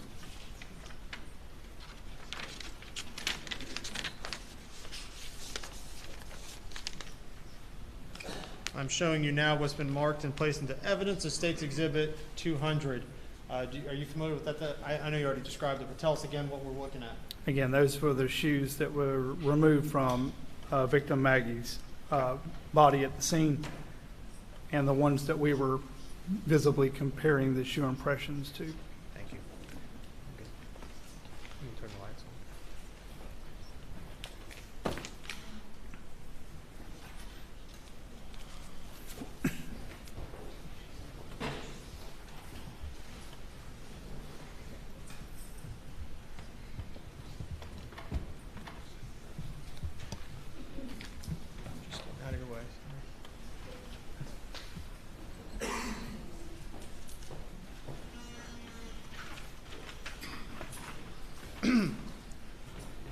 Did you at one point have a be on the lookout or a bolo placed on any in particular vehicle that night? Yes, sir. I believe I explained earlier that we had asked if anything was missing from the scene and trying to determine how Maggie and Paul got to the dog kennels. And after checking the F-150 that was in the picture that showed you earlier, the dark colored F-150, and the Ranger had a flat tire, neither one of those matched up. I actually asked Mr. Murdaugh if he knew how they got down there, and he said he wasn't sure, but they should have driven Paul's truck, which was described as a white Ford F-250. We noticed that the truck wasn't there. It wasn't up until that point that Mr. Murdaugh, probably with everything going on, did not realize the truck wasn't there. And at that point in time, to our units at our agency, it was boloed out as possibly having been taken from the scene or removed from the scene. And what happened? Were you able to locate the car eventually? That was done sometime that night while we were on scene the very following morning, and I would have to look back at notes to tell you exactly, but I believe it was around 10:30, 10:45 the next morning. That vehicle was located just inside Hampton County off of Highway 63. Captain Chapman, referring back to the tire tracks, I know you spent some effort trying to identify the source and origin of those tire tracks. When you were attempting to investigate those tire tracks with Detective Rutland, did you have a chance to then observe Mr. Murdaugh's demeanor? Yes, sir. And we discussed, there were changes at the time. What kind of changes? Again, he did appear very upset, heavy breathing, distraught. When we asked the specific questions in regards to the tire impressions and we began looking at the tire impressions, it was just a change. The breathing slowed and he began to watch us work more closely, sometimes out the corner of his eye.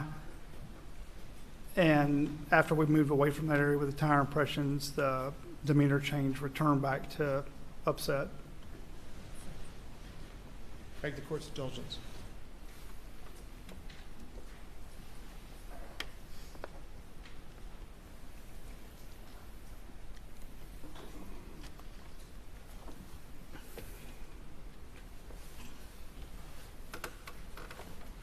No further questions from the state. Thank you, Captain Chapman. Yes, sir.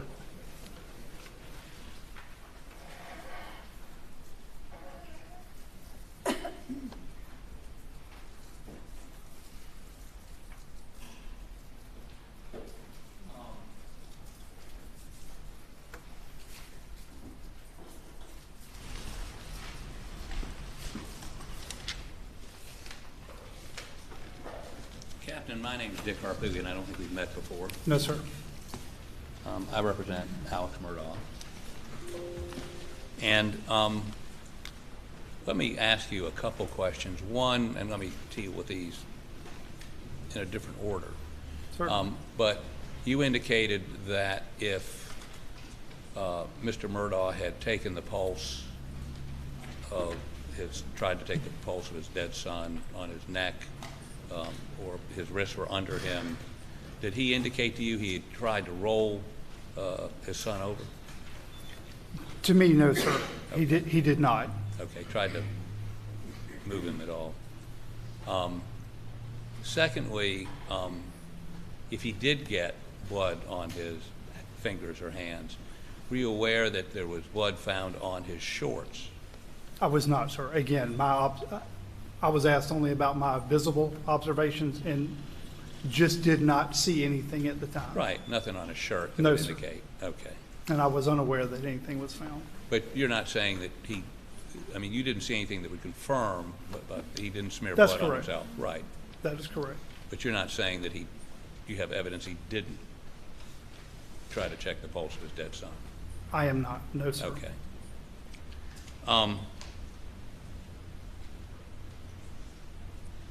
So,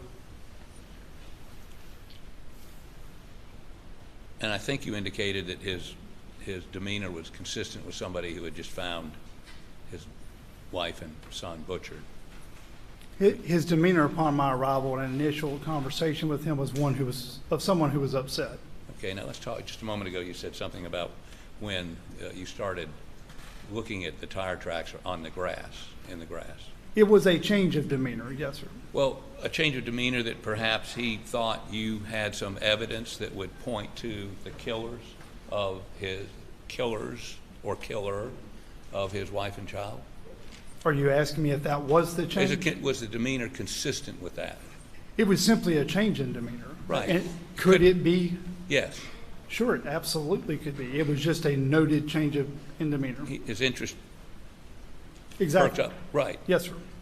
You were over there looking at tire tracks, and perhaps you had discovered a different car or a different tire track, and did you follow all those tire tracks?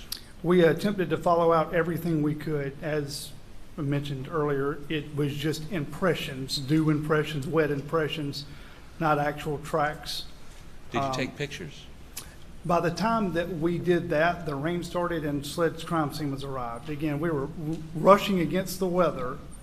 The images, I believe we discussed earlier, were the only ones captured by body cam. Right. And it's the body cam is not. Our focus at the time was to secure the largest items of evidence that were identifiable to make sure that the weather didn't damage them. And by that time, SLED's team was on the scene. Okay, and now there was two other sets of tracks, one of them coming out of the shed. And I believe your notes indicate that was the caretaker or the caretakers. Now, was that the caretaker that took care of the dogs or somebody else? There was a set of tire tracks or impressions that went through the dirt underneath the hangar, Right. lean-to.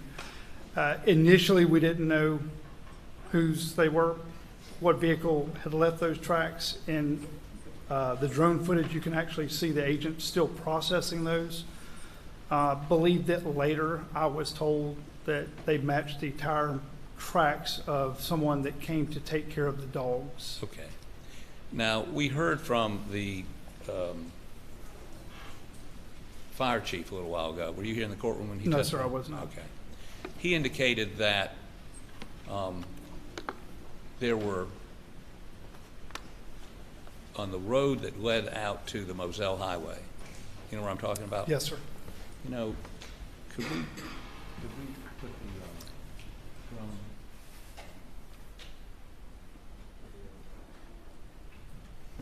Wait a minute.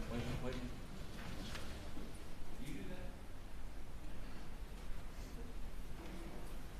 I was glad to help you, Mr. Harwood.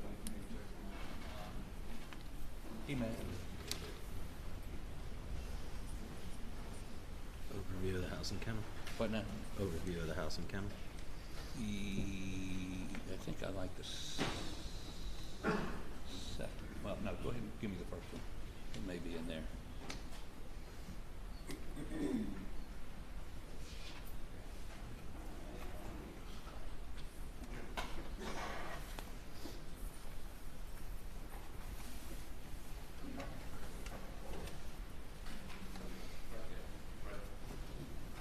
Okay, so were you informed that the chief of police had found some tire tracks on the road leading in or out to the Moselle Highway behind? And if you look at the screen, this road where the cars are parked on either side of the road, that is that road, correct? For clarification, the chief of the fire department or chief of the police department? I'm sorry, chief of the fire department. Just want to make sure I was answering correctly, sir. Yes. Yes, I was not made aware by Chief McRoy of anything back there, but it doesn't mean that he didn't see something. He apparently informed your deputies of that. They never communicated that to you? I was not made aware of any tire impressions of potential evidence down that driveway. And I think Sergeant Green? Yes, sir. Indicated that it was communicated to him by the fire chief. Were you aware of that? I was not, sir. Until I just said it, you were not aware of that? I was not made aware of anything that they believe was a possible extension of the scene that went down that driveway. No, sir, I wasn't. If the fire chief had seen, and he was testified he saw distinct tire tracks on that road. He thought it had some evidentiary value. He's not a police officer. Had you been made aware of them, would you have taken photographs, or I guess they don't use plaster casts anymore. We still do. Yes, sir. I would have done my best to preserve it, whether that meant photographic form or protection by other means from the approach, and whether I would have. Okay, so go ahead and let that run for a minute. I may want to stop it and deal with another issue.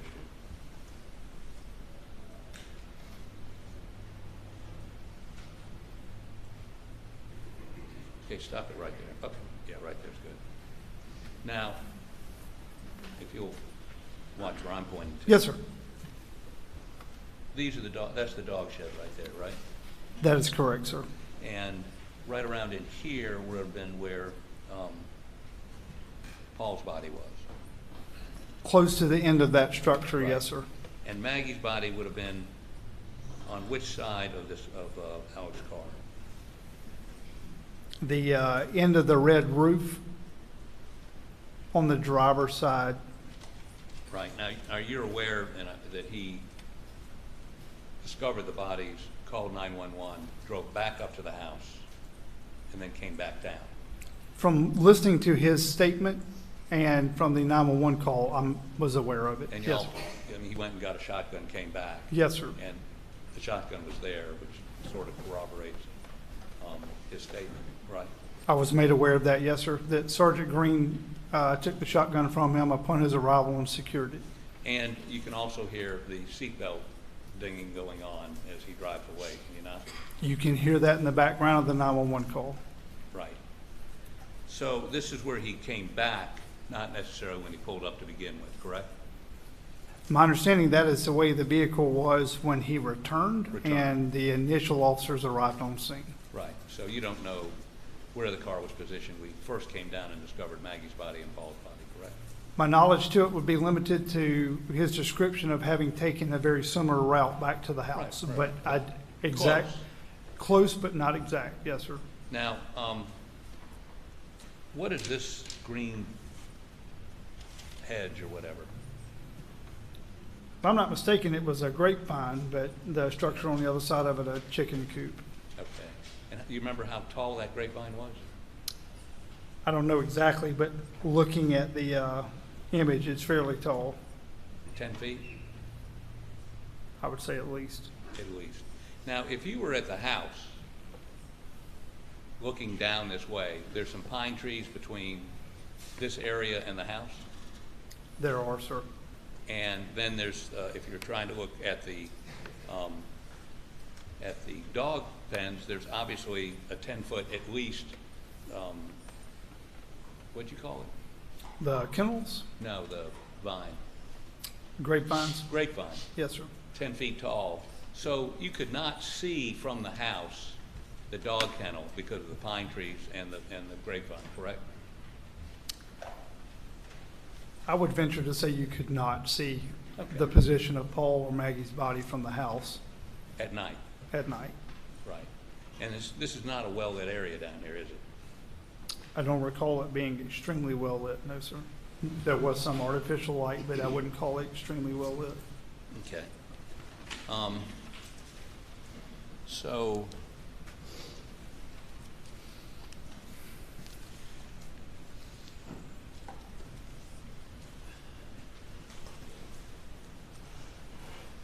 go ahead and continue running the video, please.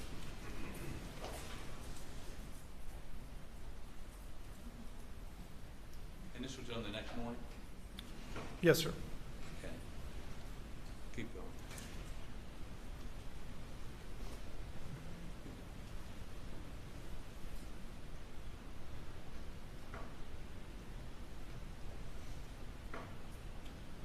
Okay, stop. That black truck, whose black truck is that? That's the vehicle that we checked that evening that I believe was titled as a farm truck, just around the farm truck. And is that the one you checked to see if it had been driven lately? That's the one that Detective Rutland and I looked to see if those wet tire impressions matched up to the position of that vehicle when we arrived. Those particular impressions did not, and the vehicle was not warm to the touch. Okay, but that would have been the previous night? The night of the incident, when Right. we arrived, yes, sir. The night prior to this. But that could Paul have driven that truck down there? It would depend on what time he drove the truck down there, but the impressions that we were looking at, that we referenced when asked earlier by the Assistant Attorney General, they did not come to the back of that vehicle. They didn't come from that vehicle.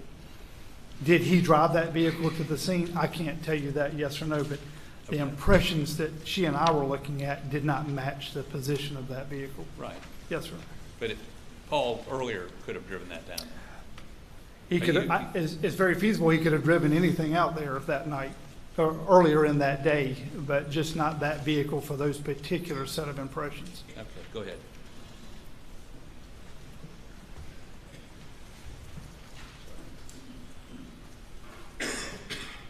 Okay.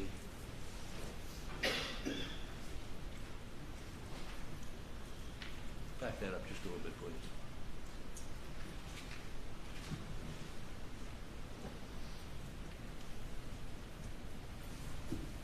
Back it up a little bit more. Back it up a little bit more. Back it up. Okay, let it run. Now, stop. So the tracks that you found from the caretaker, where were they? In the image that you're looking at now, ladies and gentlemen, they would have been to the right of the open door in the center, underneath that large lean-to section. So the right Could side you of come it. down here and point it out for me? Your Honor, may I? Yes. Thank you, sir.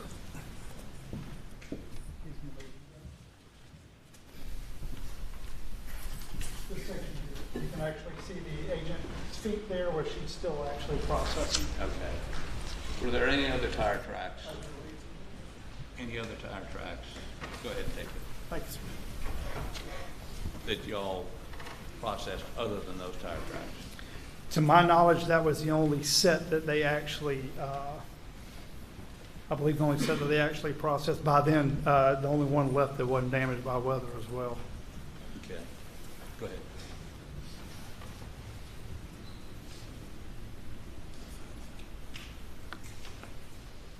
Keep going. Stop.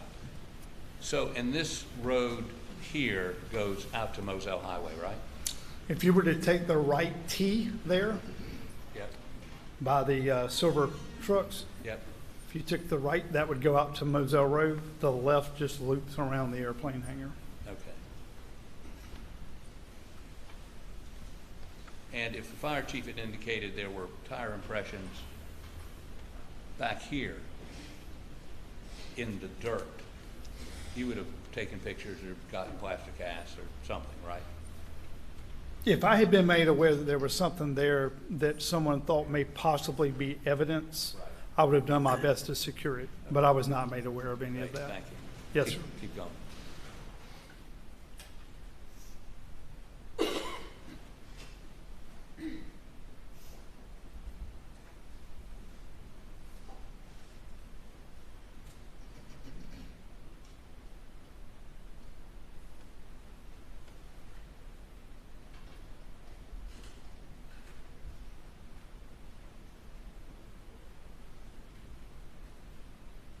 Okay, I'm done with this one. Can you put the other one up, please?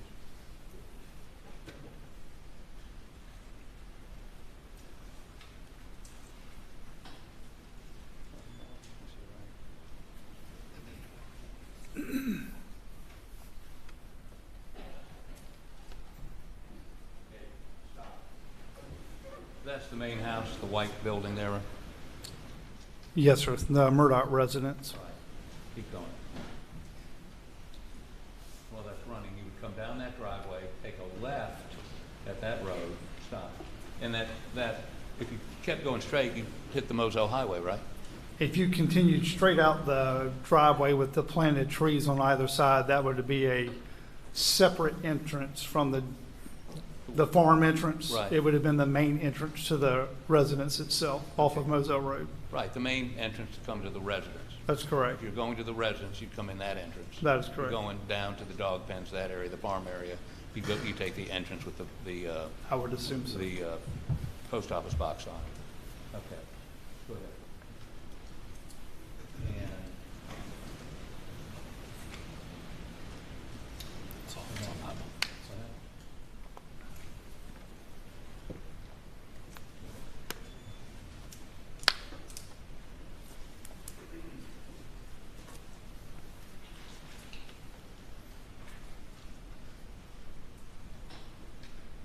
And so that's actually all I need out of that. Thank you. Let me ask you a few more questions. If I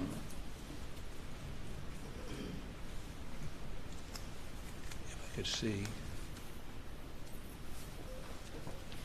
The photos of the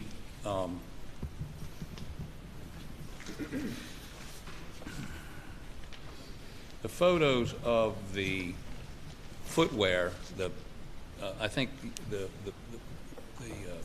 flip-flops or whatever. In one of your reports, you describe that as it looked to you like someone had been pacing. Is that correct? I did describe it as pacing, I believe. Is that accurate? Simply because it goes down, turns around, and comes back. It doesn't appear to veer off anywhere in between. And there's nothing, it doesn't start anywhere in particular, and anywhere in particular. It goes all the way across, turns around, and comes all the way back. Okay, and the pictures that, and I'm going to look at them here. Could I have those? The pictures that were put into evidence a moment ago.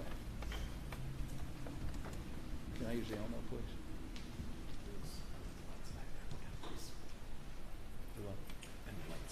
Right.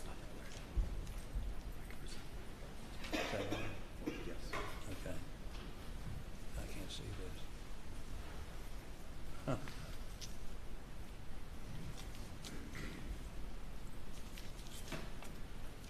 Where's the?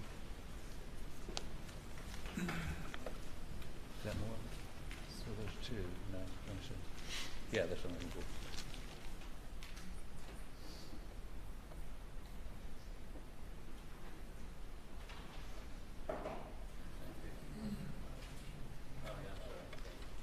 This is 195.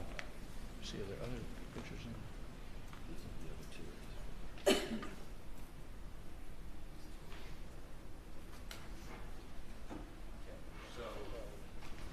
Yeah, no, this one. So as we see in this picture,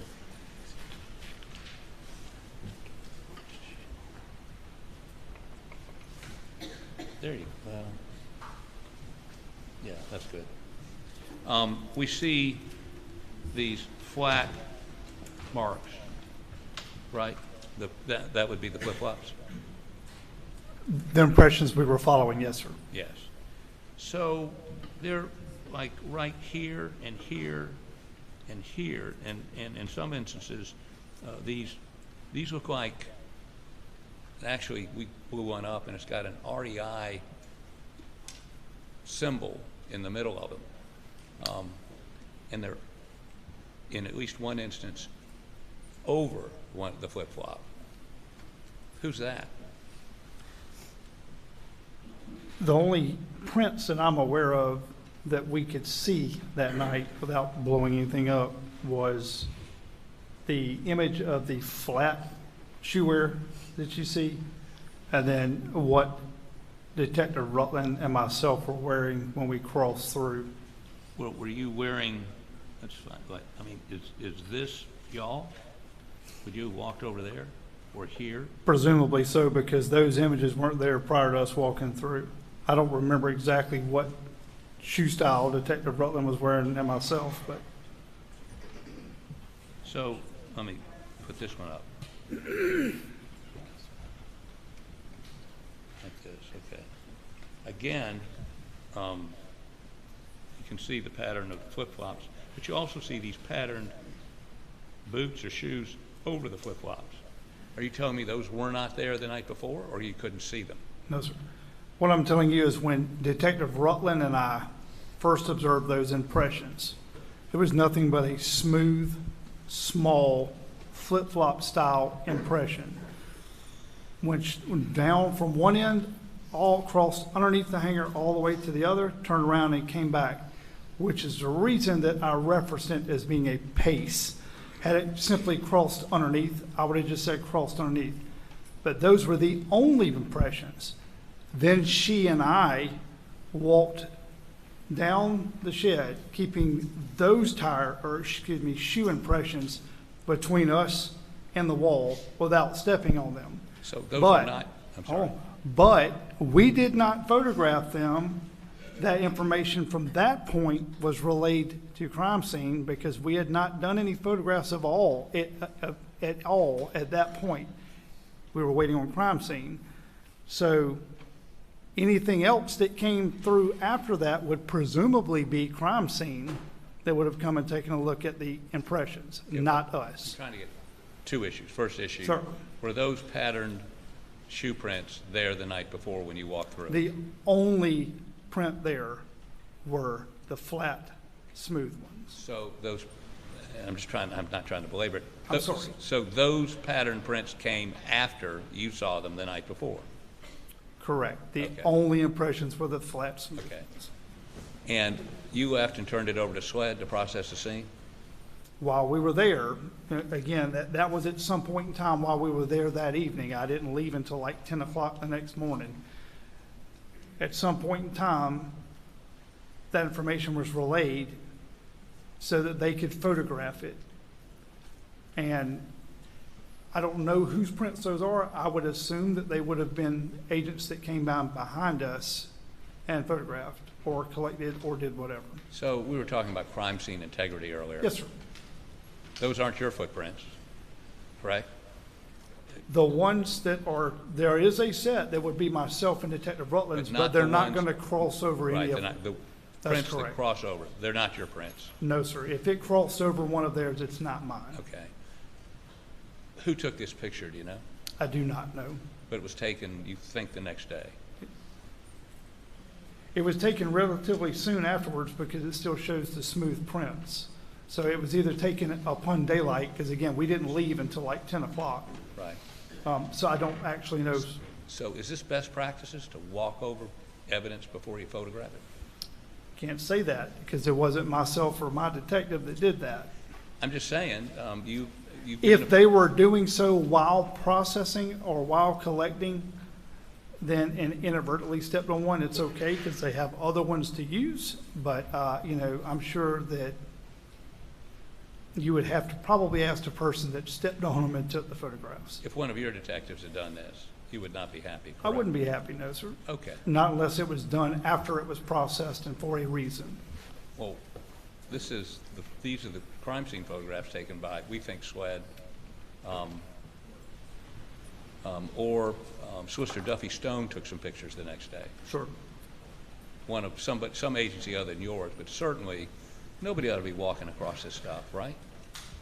No, again, like I said, they weren't like that when Okay. we were there, sir.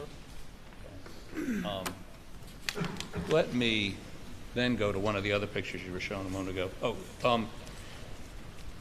This water, Yes, sir. these pictures taken of the water, do you know when they were taken? I'm sorry. 189, 190. Do you know when they were taken? I know they were taken that evening, sir, but I'm not sure if you're looking at stills off of a body cam or an actual crime scene photograph. So I don't know exactly when, but they were taken that evening, obviously. In this picture right here, water seems to be coming from the pen, right? From the dog pen? It appears so, yes, sir. And there's two full two full pails of water there for the dogs, right? In the picture, absolutely. Okay. And then there's some additional water and this is 189 that I'm not quite sure where that is, but that's consistent with the water you saw that night, right? Yeah, the water that I saw that night, and it was captured very well on Sergeant Green's body-worn camera. Came out of the first two kennels, Right. traveled down a short distance, and then over to where, at the time, Paul's body was laid. So the water that was around Paul came out of the kennels, correct? I don't know if that's where it came from, but it did come from that direction. There was, and I did not see a hose or a jug or anything else, but it did tail from those first two kennels down to where Paul's body was. Okay.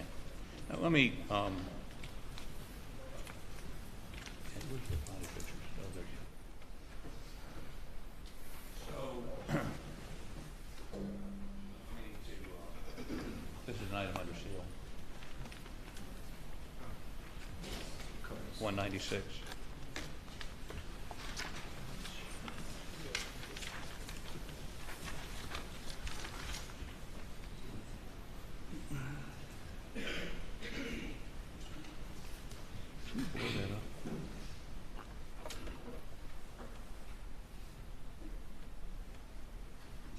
Keep going. Okay, stop. No, it's word. Take it back down.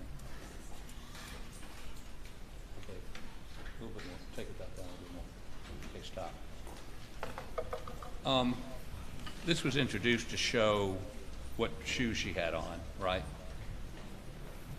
Previously, Yes. yes, sir, it was. Now, on the back of her leg, right here, did you that night look at that dirt? I did. Did you see a footwear impression, partial footwear impression in that dirt? I saw what could very well be a impression. As if somebody put their foot on the back of her leg. It was something out of mud that very well could have been a shoe impression. On the back of her leg. On the As back if they of her put leg. their foot on the back of her leg. Do you know what analysis, if any, was done by SLED or any other law enforcement agency to determine if that was a shoe impression, and if so, what kind of shoe? Do you know? I do not know, sir. Okay.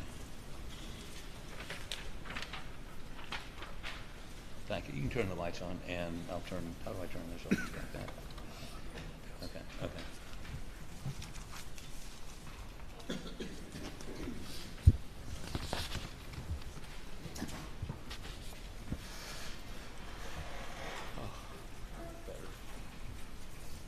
So, let me ask you, I got just a couple more questions, maybe. Sorry.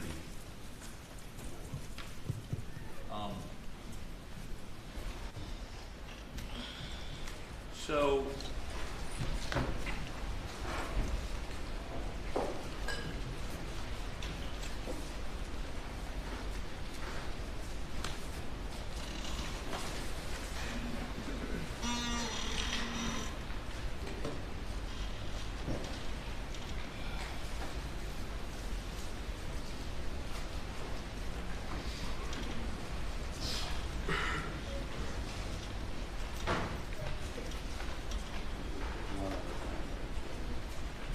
okay, so when you left that night for that early the next morning, had you come to a conclusion as to any suspect?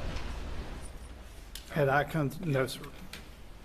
Okay, are you aware that the next day, the next morning, that your department issued a statement that said, misquote, at this time, there is no danger to the public.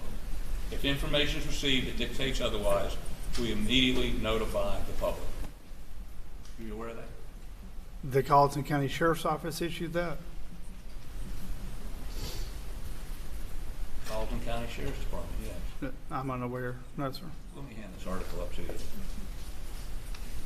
the Post and Courier. Non-objection, I haven't seen this. I'm not familiar with anything council's referencing.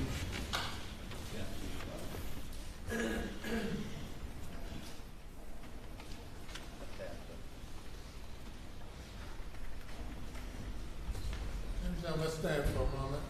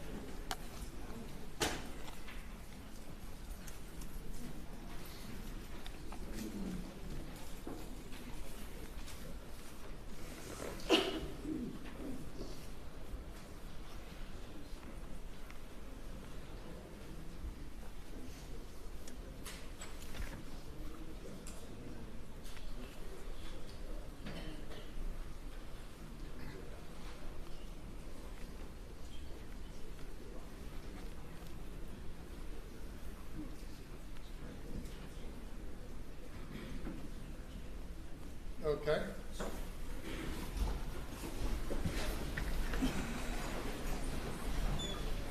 Opportunity to look at that article. Media article. Question posed was whether he was familiar with the statement made. He said no. The media article contains all sorts of information not in the record and not. I haven't heard any exhibit being offered into evidence. Your Honor, I offer into evidence the Post-Courier story of June 8th, the next morning, 2021, which contains the quote which I've just read. He indicates he's not familiar with that.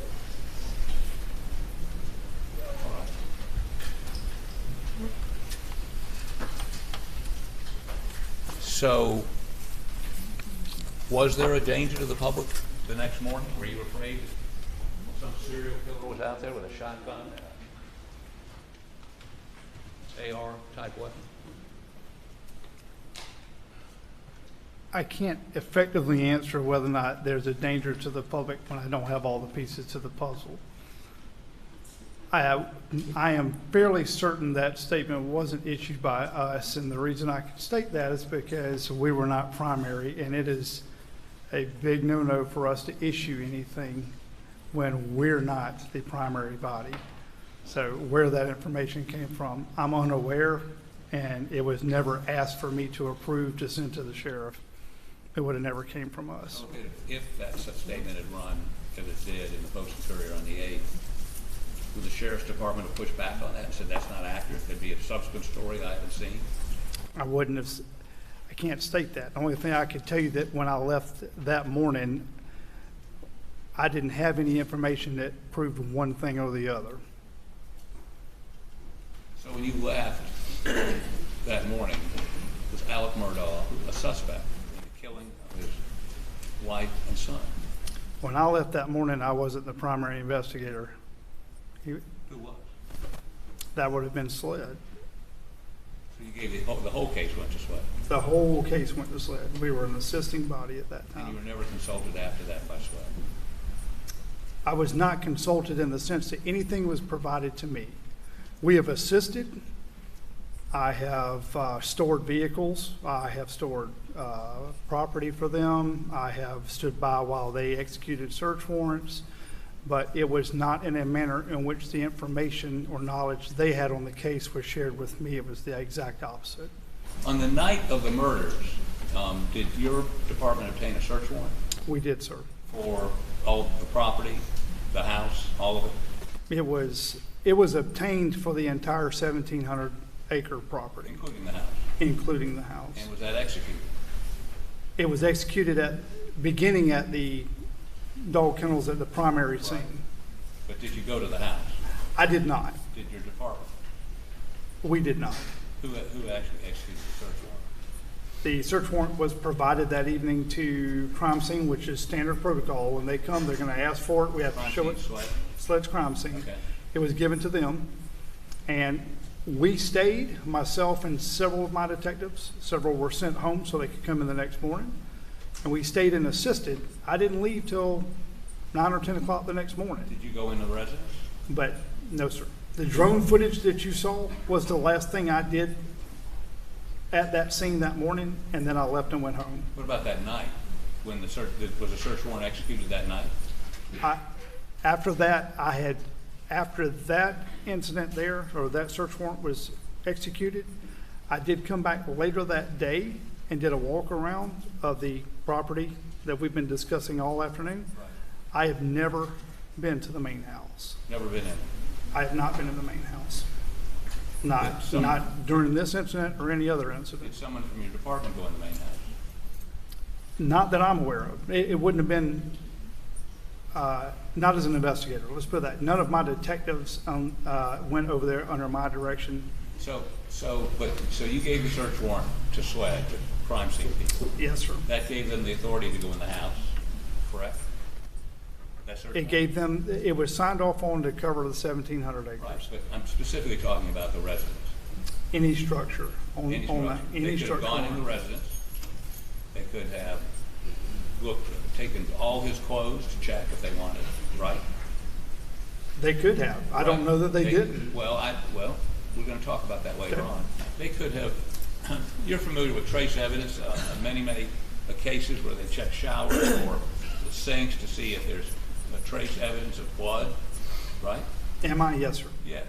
And do you know whether they did that or not? I do not. Again, Do you know that you can, with the appropriate technology, use look at microscopic evidence, see whether it be blood or tissue, or if somebody tried to wash something, you can actually still, in a washed piece of clothing, detect blood or detect tissue, even after it's been washed. You aware of that? am I aware of that? Yes, I am. Do you know whether SLED did that? I do not. Again, But they could have that night done all of those things under that search warrant. presumably so, and I'm not saying they didn't. Again, Mr. Harper. Well, but they could have. I'm not saying they didn't either. We're going to find out. Sure. But under the search warrant your department obtained, they had the authority to go in the house, any of the buildings, anywhere on that property, and look for guns, evidence of any sort of crime, evidence of, again, in the shower, in the sinks, trace evidence. They had the authority to do that. To answer your question, as long as they stay within the scope of the actual warrant that was signed, I don't have the search warrant, and Detective Rutland is the one that actually got it. If they stay within the scope of that search warrant, and they're only searching inside that scope, they had the ability to search structures, vehicles, only 1,700 acres, as long as they're within the scope. We'll hear from Detective Rutland tomorrow. Yes, sir. And I'll ask her these questions. Thank you, sir. Having said that, Your Honor, I have no further questions. Any redirect? Very briefly, Your Honor.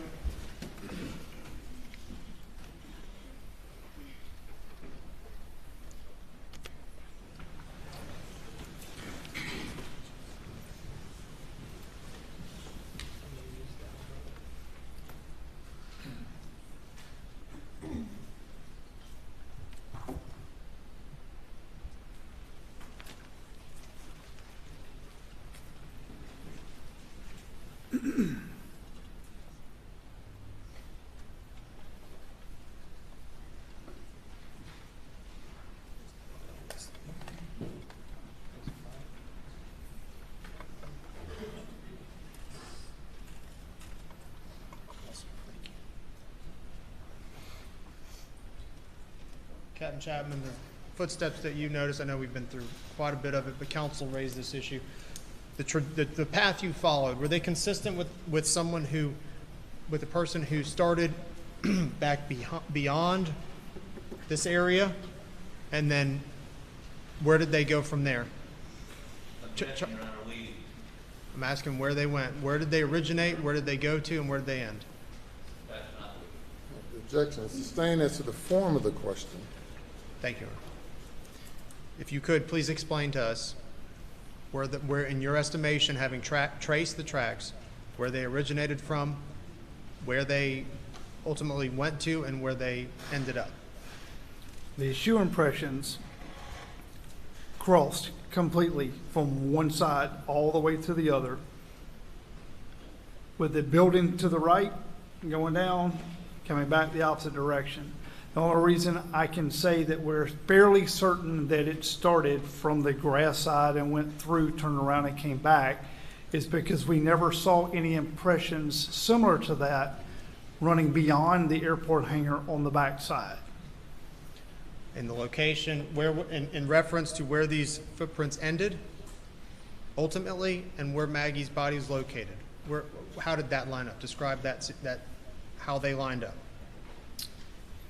If you take a step back from there, to the right of that image would have been on the opposite side of the hangar door, would have been Maggie's body.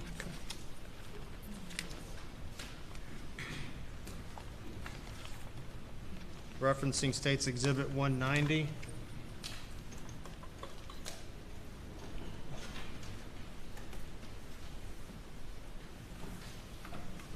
Captain Chapman, do you notice blood marks here in the water? Objection, Your Honor. The objection is sustained. Thank you. Did you observe blood marks in the water when you were there that evening? calling for speculation. Right. He is calling for speculation as to what discoloration in the water, if there is any, is caused by. I'll lay more of a foundation, Your Honor. Captain Chapman, were you familiar with the scene as this picture depicts? Yes, sir. Did you personally view what this picture depicts? I did. Are you familiar with the discoloration, and did you observe the discoloration in this photograph on two different areas? I did see that. Was that discoloration, in your opinion, consistent? Objection. He's not been qualified to give an opinion about this matter. I didn't hear the complete question. In your estimation, and Your Honor, objection, and if he's going to pursue this frivolous line of questioning, I'd ask the jury be excused. There's no evidence whatsoever. Objection is overruled. Let's pose the question. in your experience and observation, having observed the scene and all the matter that was there, were those lines in the water consistent with blood? Objection. Objection sustained. Thank you. I don't need to be thanked for any ruling. No, I'm sorry, Your Honor. Expressing my gratitude is improper. I appreciate that. Thank you, Your Honor. And I'll have just one last question and I understand the court's ruling. Captain Chapman, are the substance there that you identified as having observed, are they in a straight line? Are they in straight lines? Yes.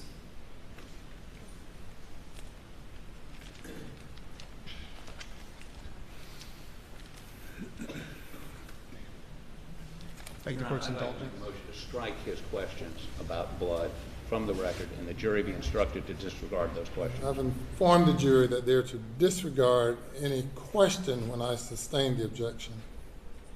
They were previously instructed on that. Yes, sir. Thanks. Yes. Yes. No further questions, Your Honor.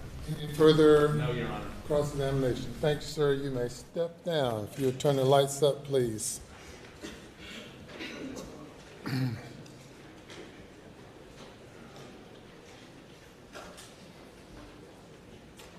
Ladies and gentlemen, we've come to the end of this day. Thank you all very much.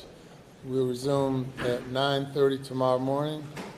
Have a good evening. Please remember you're not to discuss the case with anyone or allow anyone to discuss it in your presence, nor are you to engage in any or be exposed to any other information other than what you have received in the courtroom and will receive in the courtroom. Have a good evening.